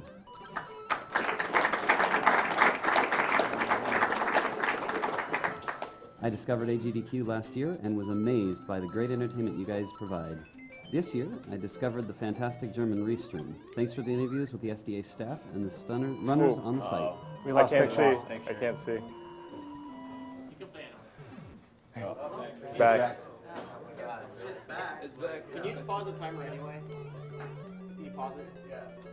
Can you pause it? I want to check these cables, sorry. Oh, sorry. Keep your hands warm. I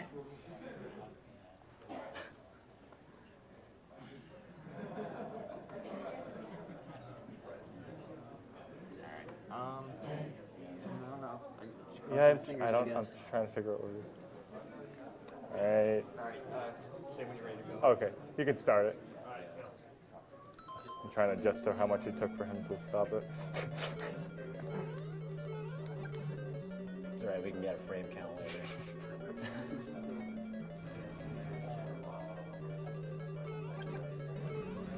Oh, wow. There we go. That was pretty good, man. Yeah, that was good. Yeah, sometimes you need to improvise a little, depending on position of everything, and having to kill them with fireballs. That was really good right there.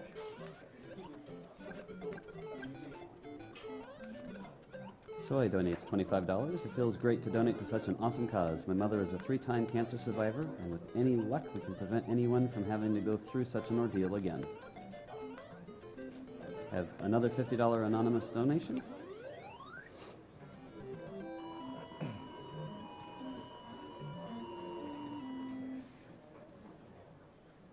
It's a good thing it went out when there was no action. Sometimes sometimes the bullet at the beginning shoots and it gets right in your way. Fortunately, I got lucky.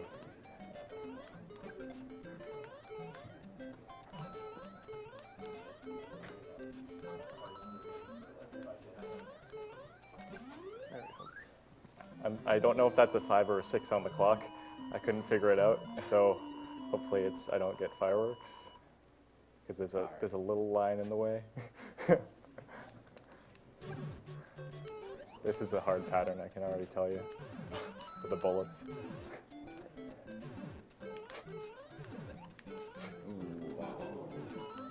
But he knew it because he's played Because I've so played often. so many times. Yeah. Well, that's 6, I can't see. Yeah, Oh well. I think that's 6. It's okay, it's a celebration.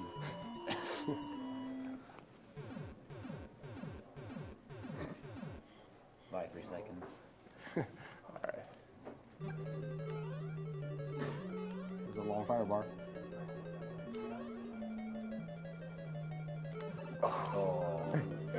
Oh, you lost your smallness.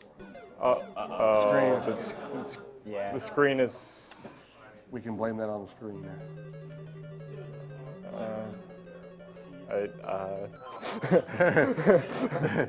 Wait, it came, Every it came back as I was walking over here? Yeah.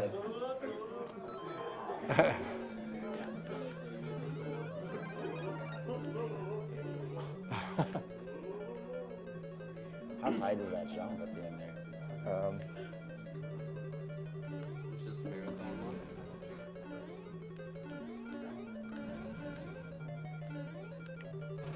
Looks good. Yeah, so when you lose firepower, which usually happens at some point in like the latter worlds, you basically just hit the axes at that point and then take the time loss. You can get another one. Ooh.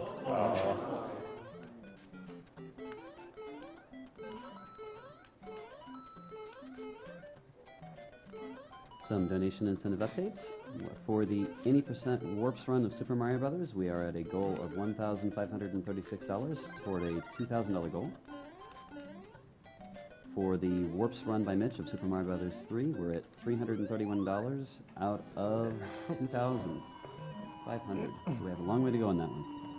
And for the Small Mario run, we're at $2,984 out of a $4,000 run. Our goal.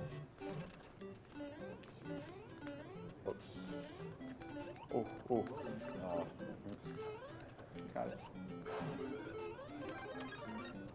It's a little... This level is really tricky. Oh, man.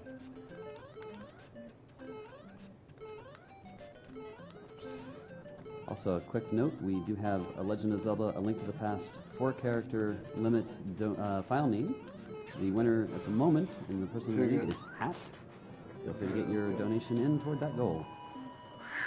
Good recovery, man. Yeah. I like how World 6 it really makes you have to jump around. Yeah, World 6 might be like the hardest world besides World 8. I don't know.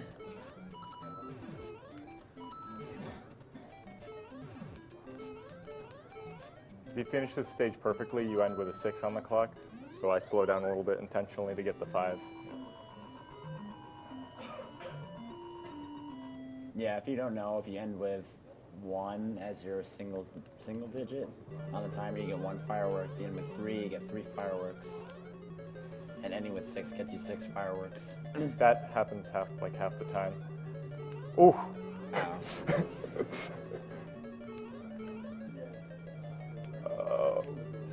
Oh, it's okay. I wanted to do it, but it didn't look promising.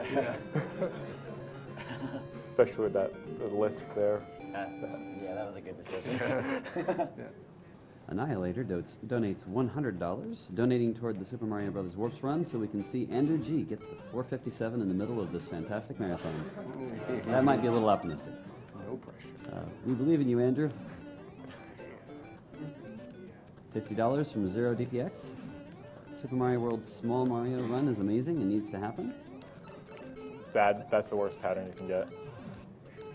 Oh crap. Oh no. Well, actually, what? You know what this means? Oh, well.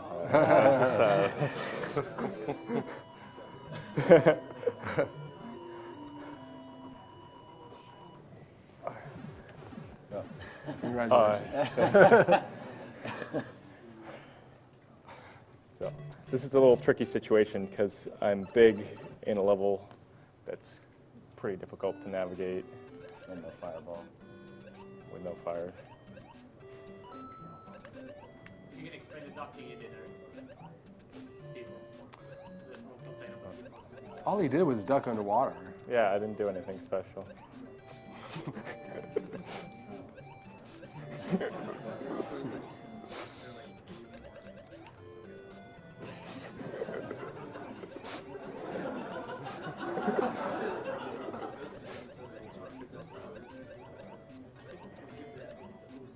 Oh, that fish.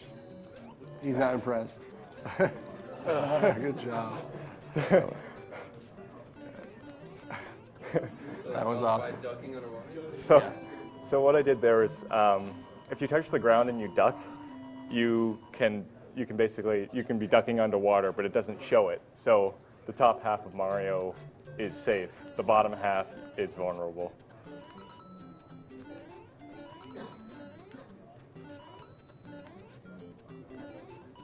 We have a $50 donation from El Cufo. Nice try. German Inch will do it. Thank you again to all you speedrunners. This is the best community worldwide. Oh.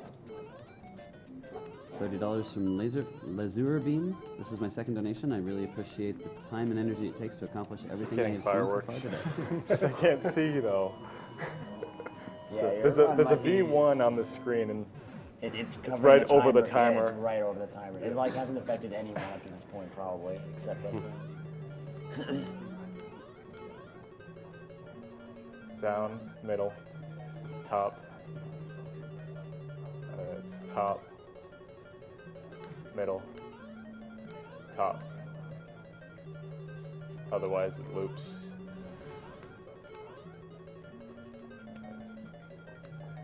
Not feeling it. Really not feeling it. Badman George donates $40. You guys are doing good work. Keep it up. There's one sound cue midway through.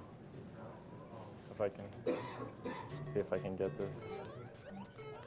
Actually, you know what? I don't know why I'm thinking of even doing it. Yeah. Oh. I'll do it. Or maybe I'll do it for a warp run.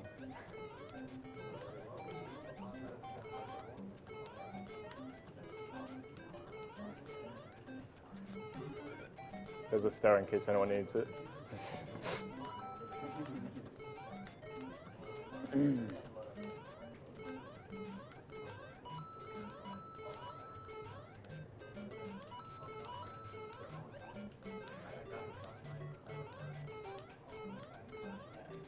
Good A1.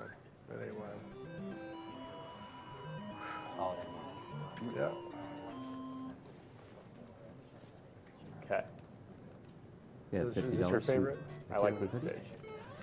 130. We have $50 from Akira 130. French and German community are the Grimminch community country. Thank you all. Schmeichel donates $200. Awesome entertainment and a charitable cause. Best money I've ever spent. $200, thanks. Oh, good job. Good job. Odd. Yeah, pattern. you got it. You covered. Okay, this stage.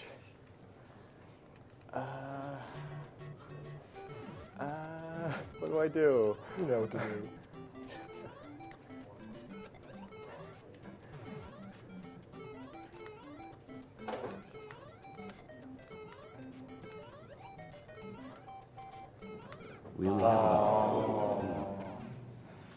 We only have about $300 left in the Mario Warps run of the $2,000 goal. We're at $1,665, so keep working on that one.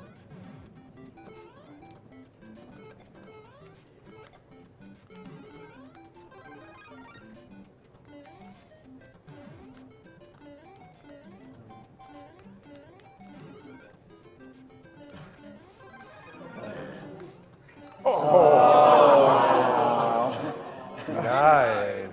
Oh. You don't need it anyway. All right, there we go. 6. Yeah. 10.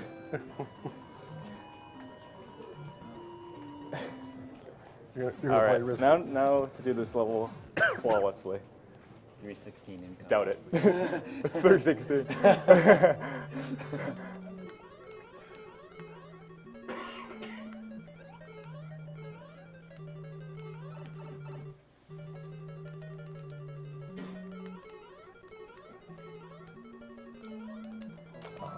Missed it.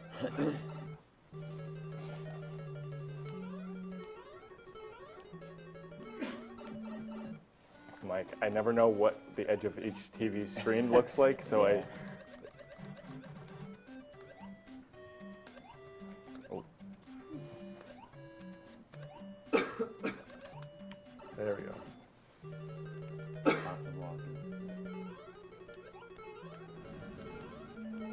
Yeah, you felt that. Good job, man.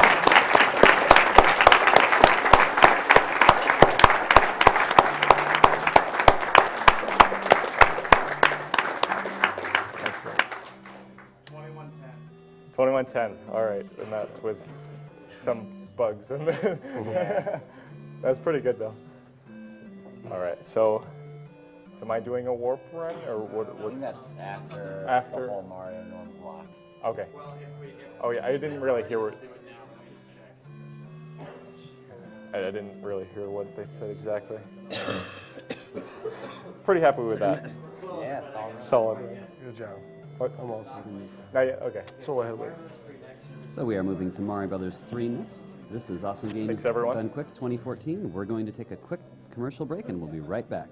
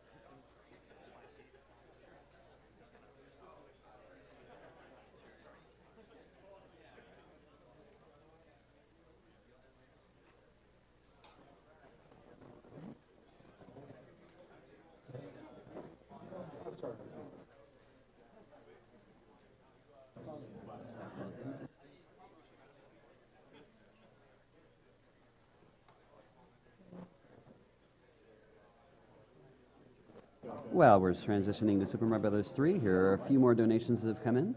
Bart XS donates $10 and says, "Hey everyone, I wish Andrew G's the best of luck." Daryl donates $11.11. My grandmother passed away 4 years ago to cancer, and I've run a marathon every year since for charity to raise money. Love seeing others raise money for the cause, and I am loving the stream, especially watching the games which I grew up raging over. $25 from Marovan. Great event and such a good laugh. What a way to show cancer. Who's going to win? We have $20 from Chamonix. Gotta throw money into the pot for those mad juggling skills. $50 from Lotta Rolf. I had to donate after that amazing Lost Levels run. Good job, TJP. K. Thomas donates $5. Awesome event, you guys. Thanks all for everyone for doing this. Soren donates $20. Was just going to watch all week, but had to donate after one-handed Mario juggling act. Badman George donated $40. He said, "Good, you're doing good work, guys. Keep it up." Anya Finks donates $20. Loving the Super Mario run. Great job, especially the juggling. Just found out about this cause and will be following it every year from now on. Anagra donates $30. You're doing a great job, you guys. Keep going.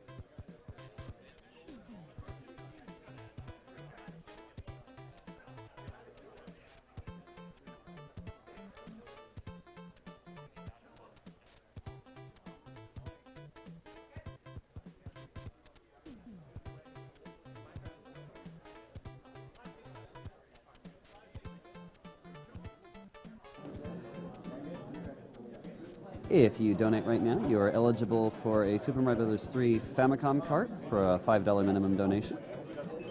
For a $10 minimum donation, you are eligible for a collection of Mario figurines.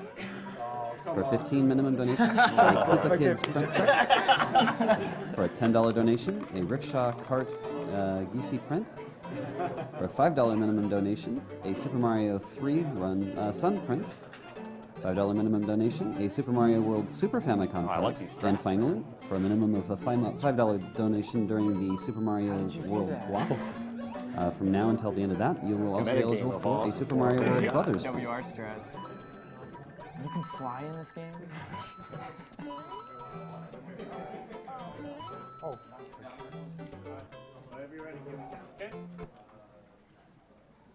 Yeah, don't forget to press it. 3, 2, 1, go.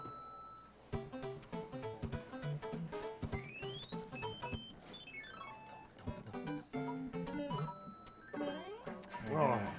Avoid the turn back there. All right, I was going to wait until after that part. So yeah, this is Mario Bros. 3, so we're doing 100%. So it's cooperative. So we have Kuro on Mario and Mitch Flower Power on Luigi. Now, you might.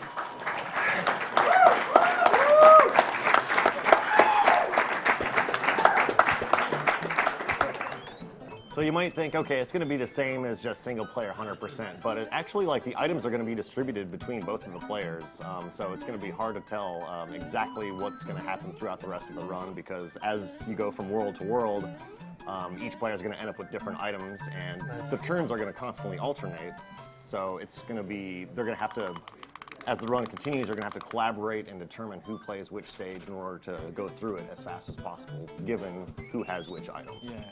Mostly due to the movements of the Hammer Brothers. They can move around randomly. It's a huge random element of the game. So that'll mostly influence exactly how they progress. Excellent. Very nice. Very nice. So grabbing that leaf without stopping is really tough. That was beautiful. I'm not going to do the shell jump. Yeah. So even though we're not using warps, that's the fastest way to exit the fortress, is just flying up and getting a leaf. They learned it from the wizard, so we're good.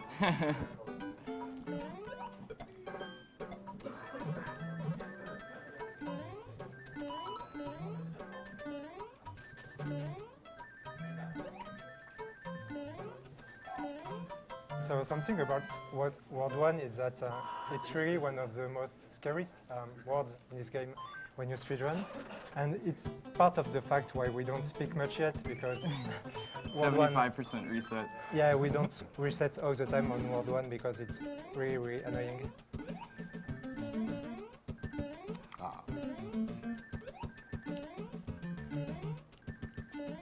Yes.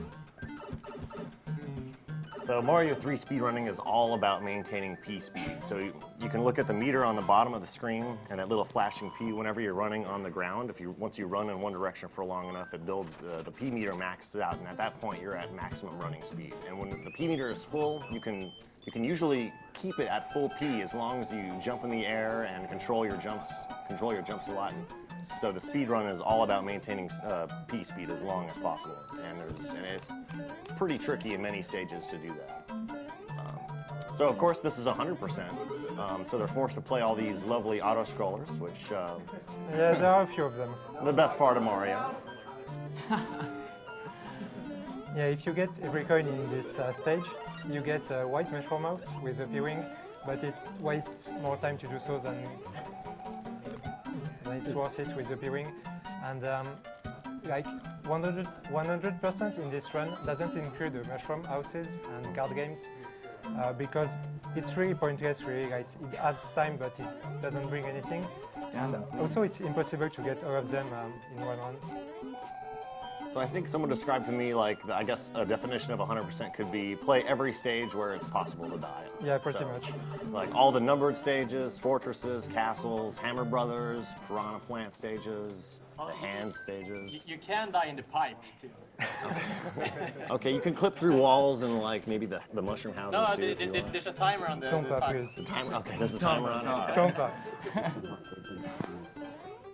Now we're getting a little technical here, but play all the actual stages. Nice. So on 1/6, it's a little tricky to build a P Scary speed there. stuff. You're killing me here. You're killing me. Sometimes it looks like you do it just right, but the P meter is just a little wonky. Sometimes it just doesn't click. Ah, come on. Yeah, those bumps. Yeah, I want to get that fast movements. Okay. So we finished up Lost Levels just a little while ago. There's actually no differences between Luigi and Mario. It's just World different 1. palette. You take a break for a little while. Nice. So you have what, like a 3-frame window to jump at the very beginning of entering the castle. For the bullet bills. It's really important to master techniques like that, of course. Of course. Button.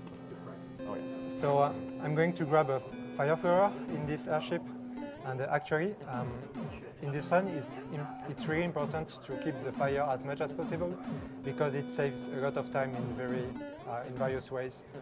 And when we have a reef, we often get damaged on purpose because when you have P-speed with a reef, you fly and it slows you down a lot. Yeah, and even without P-speed, your jumps are a little bit different. It's hard to move at max speed. P-speed also has a limited amount of time when you have the leaf.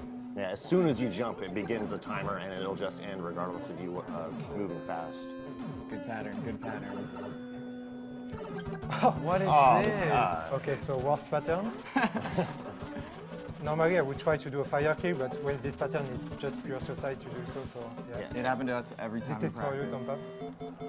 So it takes... Safe frames, safe frames. So you can jump on the Koopa Kids 3 times, or it takes 10 fireballs to kill them. And it's only really feasible to kill the first one with firepower, and what other ones? I'm not good enough to do it at the other ones yet, so... Yeah, you got 3. Wendy, oh yeah, Wendy, okay.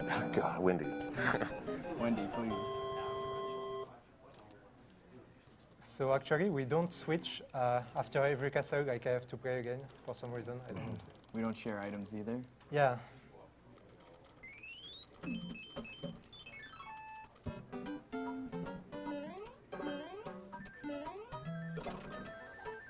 Now, it is possible to get P-speed at the beginning of the stage without stopping. It's pretty much a task trick. I've seen Mitch do it a couple of times, maybe like 1 in 10 attempts, 20. Yeah, it's just super tricky and...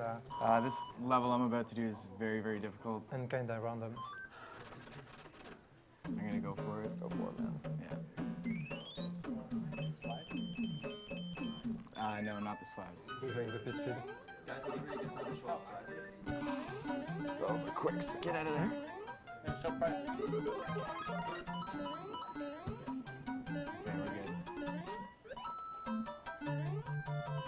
So, for this whole Mario block, we have some prizes available. We have this Super Mario World Famicom card, Super Mario Bros. 3 Famicom card. I didn't die. It's okay. Didn't die, I tried for it. And you are right to take the mushroom. Yeah, exactly. Yeah. Like a lot, seriously.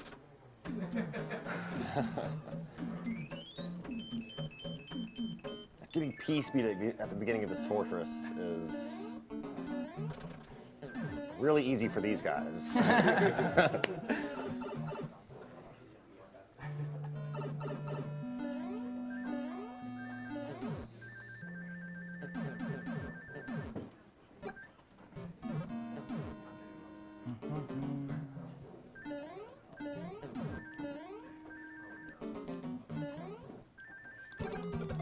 Okay, this is one of the reasons you want to keep fire. Oops. You save time on every boom boom fight, like you save approximately 4 seconds, I think, compared to killing it normally. So yeah, it's really worth it. End card, please. Oh, these guys. They switched. Early hammer. Can we get a quick roll call for whoever is on the couch in the first row? I'm Duckfist. Mitch Flower Power. I'm Kirill. And I'm Tomba. No one else on the couch.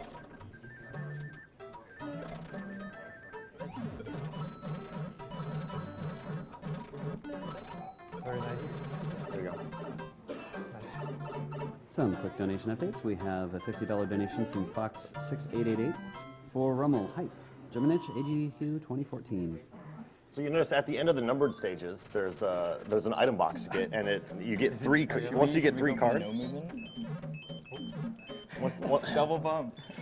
And once you get 3 cards, you get a 1-up. But if the 3 cards match, it goes into this long animation of getting a whole bunch of extra lives. We just got the early hammer, so in Warpless that would save probably about 45 seconds. So that's yay. So you got it after 2-3. So what's roughly the chance of that happening in a run? We have it at, I think, For this one, I think it's less than 5%. for 100%. To get it, yeah. I mean, Oh, okay. the hammer on this spot is like less than 5%. Before level 3, I think it's Yeah, 1 to 2% chance. Yeah, at most, yeah. So that was the sun level. You do that with your eyes closed. Yeah, the sun level, for some reason, like many people remember it as a child as a difficult level, but it's really one of the easiest. I don't know what I should do. Like, just you could do 5. Oh, fuck. Sorry. Control Monkey donates $55.55. Really enjoying the marathon. Much love from Sydney, Australia. Shout out to teamliquid.net. Of course, you leave the music box for me. Eric H donates $50. I don't want it. Super useful. Yeah, it'll be okay. Should I do 4? I have the hammer. Eric H says the smaller I can get my Super Mario World, the better. Okay, and then I'll do Yeah, and I need to do the fireballs afterwards. I hope I won't die. Okay, so we need. Can you explain with the hammer at the top right, like to use it and all for the fireballs? Oh.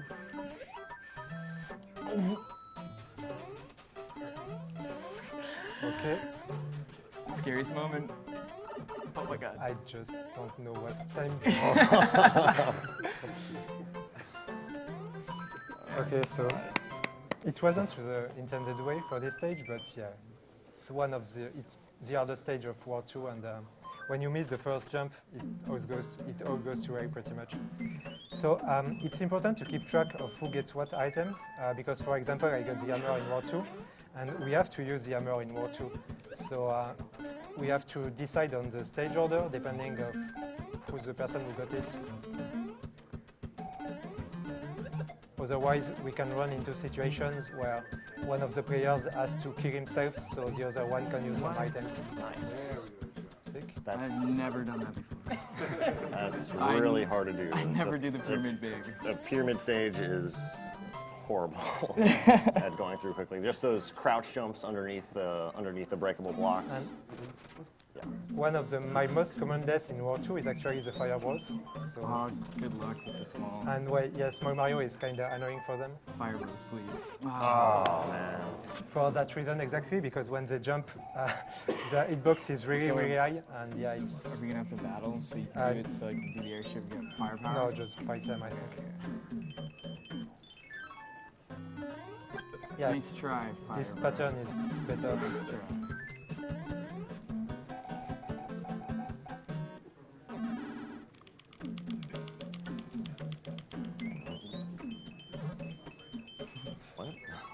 The noise of a bump is just so irritating. It's like telling you you're playing crap. You're failed. Yeah, you're failed.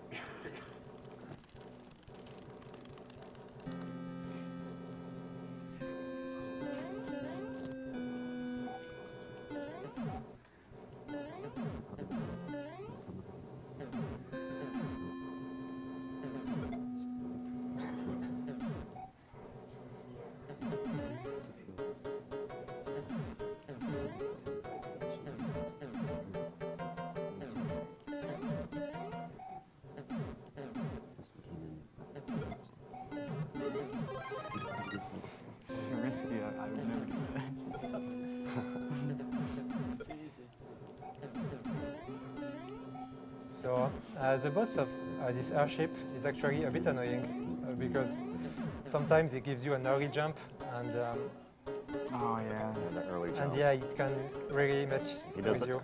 If you jump towards him right away and he does the early jump, you run right. I mean, so far I got the 2 worst pattern out of 2 fights. So yeah, I don't know. Let's see. Okay. This pattern is fine.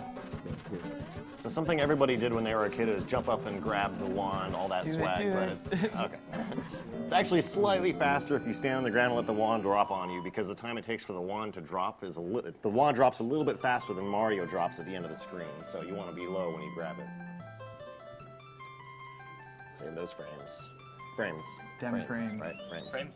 Dem frames. Tablet, please. Hey, 20 frames even. Do that. Depending on how good you are at the swag, of course.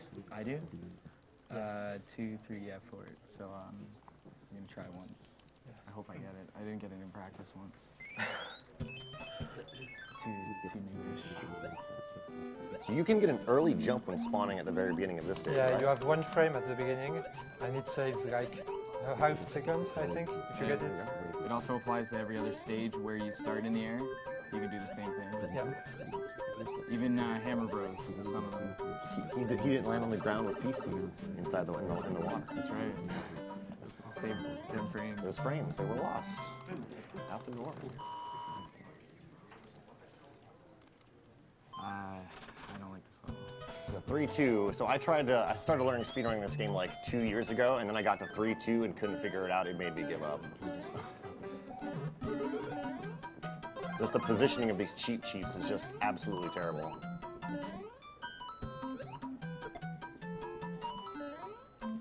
There you go. Very nice. So if you don't turn back right before landing on those last 2 cheats, sometimes it just does damage to you, even though you land. It looks like you land right on top of them. And yeah, the position of the fish will depend entirely on every decision you make earlier in the stage. Yeah. So it's a bit annoying to If be you slow down to get the fire flower, the cheap sheet that follows you around is in a slightly different position. So pretty much one mistake and it's over. Right. Reset. According to however you routed the stage. I have some good news. We have met the 80% warps run for Super Mario Brothers.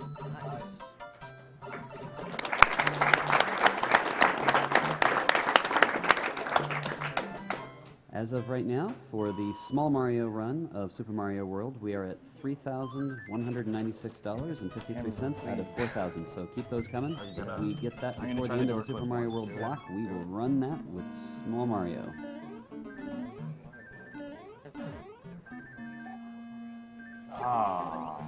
Wanted it. So what he tries to do is re-enter the door in midair, and he has like 1 frame to do it. Well, not like he has 1 frame to do it.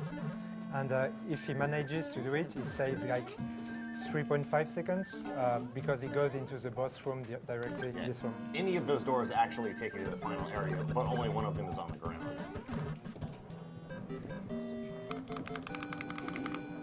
So something you'll also notice is that when you finish the numbered stages, you get a card. And if you actually approach the the item box at the very end at full speed, you usually get a star. So if you're constantly going at full speed and you get all 3 stars, you end up wasting like, what, 10 seconds? Letting the fireworks and the star animation. And you get 5 lives, which is... So you have the P-Wing. So you see them turn back at least once to get a mushroom or some other card. Yeah. And then I'll do the Hammer Bro. Yeah.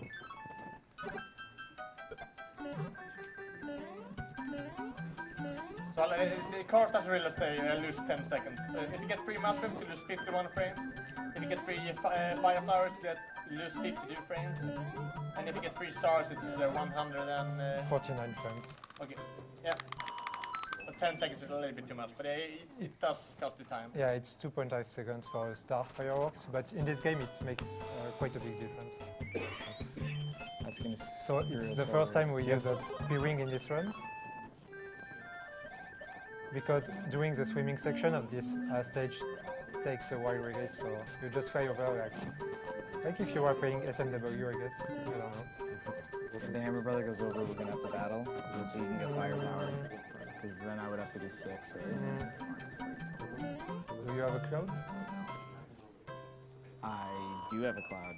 Genius. Never mind.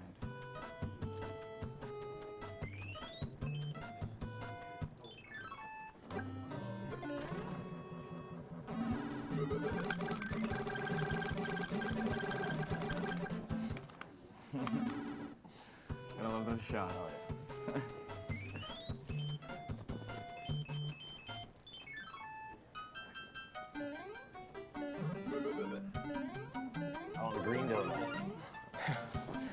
very useless, but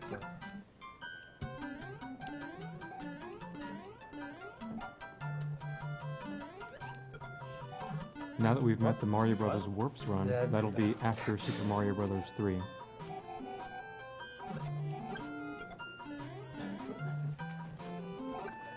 Yes. always the useless tricks. Just the useless tricks, yeah. Are you gonna go for the pipe at the end? Nope. No.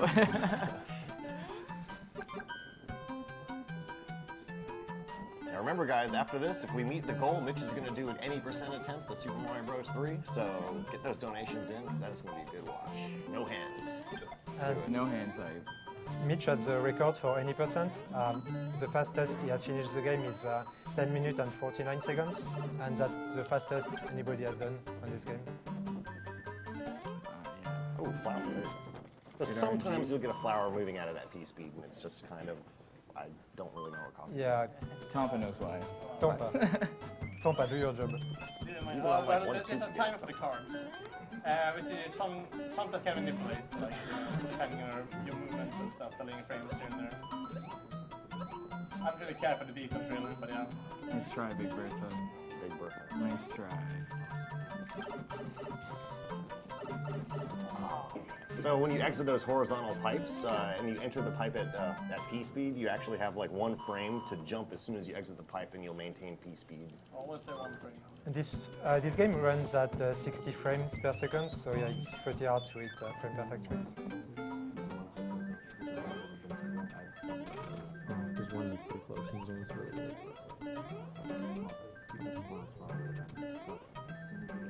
Cooper is this one. It's a cool looking stage. This level's really difficult. Yeah. It can be easy, but hard. A lot of resets here. It's all about the H.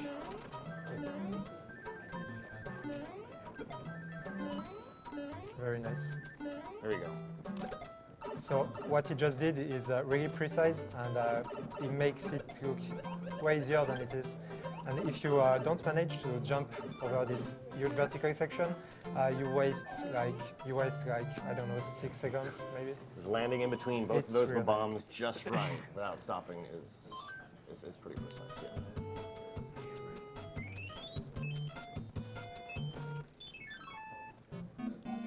Just a reminder that we are $700 away from the Small Mario run for Super Mario World, and we are still $1,900 away from the Warp run of Super Mario Brothers 3. So get those donations in.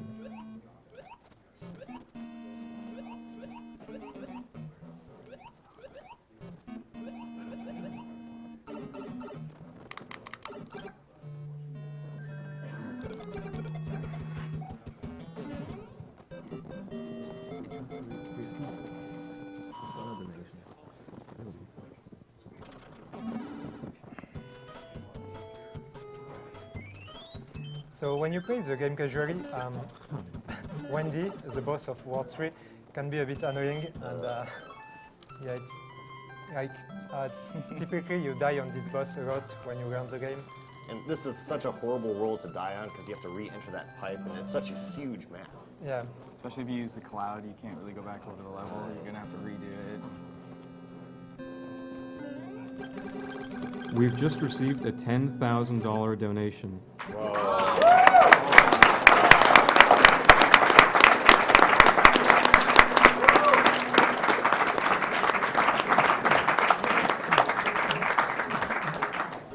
It's come from someone you might know, Marcus Pearson, also known as Notch, who says, "Of course I'll bid for my own game. Thank you for doing this amazing event."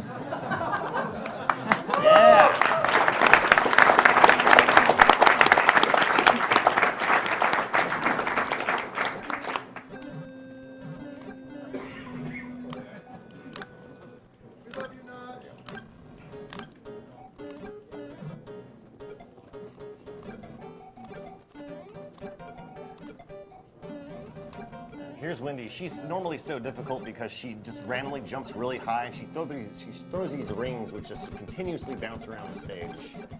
There you go. Firepower, takes her right out. We do that too. Yeah, fucking Taz does. Really? Yeah.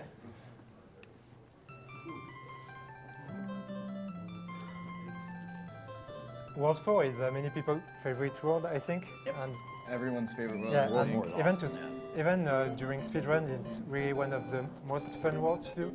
But it's also, also like, one of the most difficult. most difficult, It yeah. has some very difficult stages to do. Pretty much every stage has some special tricks in it. The no item show. Yeah.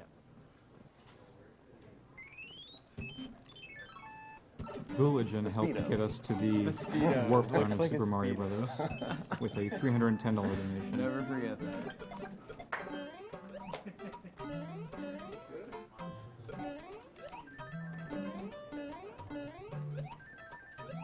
Very nice. Very, very nice. So he grabbed the shell so he can run through that Koopa and maintain P speed through that waterfall. It's very cool. That's not even. No.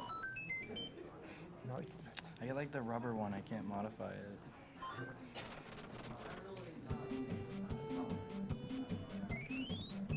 We haven't got an end card yet. No, it's How? well. What's going on? I have no idea. I've been checking your score. Oh, because each person has their own score. Oh, come on.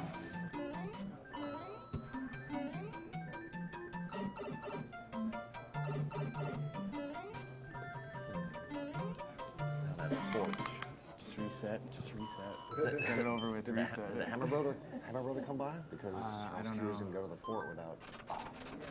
Oh my. I will do it. It's okay. Are you kidding me? Like, I knew this was gonna happen. If I oh die, no, I can't anyways. We're good. Used to have. 4-3, maintaining P speed. It looks it's a fantastic station speed run. Nice. I always used to pee when we did this when I was a kid. Oh come on. Wait. Saved it. There it is. Cool. Nice. Yeah, this is one of the hardest stage in World 4, and the next one is the hardest. And probably the hardest You don't stage have- in the entire run, actually. You don't have fire flower. Do you want me to I- try it? I will try it.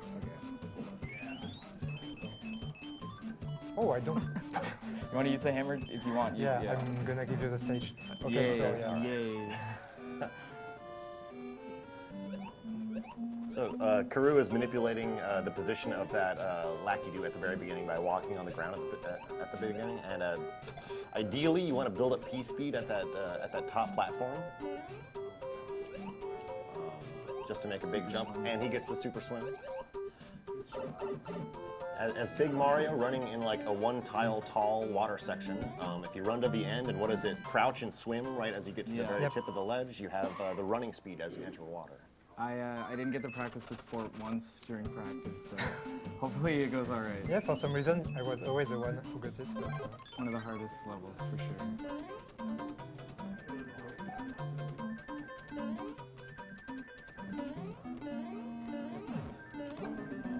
Nice.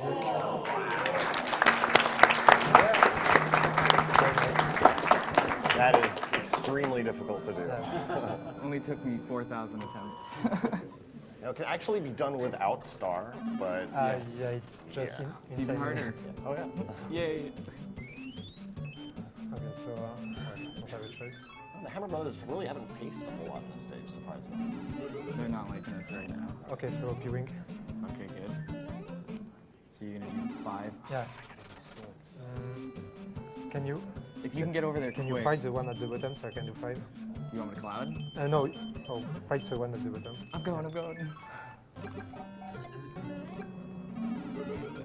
So, unless the other one goes down, I can do 5. It's forced to have it. I Please. can't. I have to. Do you have a music box? Whatever. Is this gonna? Just do 6, I guess. So yeah, because the randomness with the Hammer Brothers, they have to rework the strategy, like who beats what level and stuff. Yeah, we have to adapt a lot to what the game gives us, and it's not very kind so far. Which has to hesitate at the very beginning here in order to make it underneath that Koopa.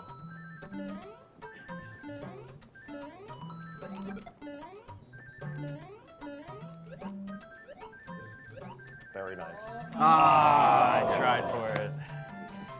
So the reason Mitch lets me play 4-5 is so I can re-grab a flower in it, because for Ward 5 you want to have 2 flowers, otherwise it's really a pain.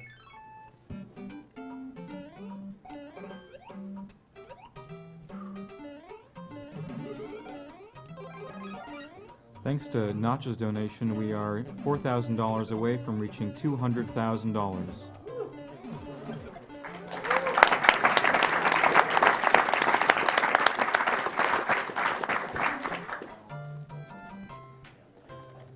We have a $322.96 donation from Miss Neuro Fishfox. They say, awesome run so far this AGDQ, especially the Super Mario Bros. Run. Andrew G's wacky antics certainly kept me entertained. An extra $80 if everyone does the caramel dancing. The what?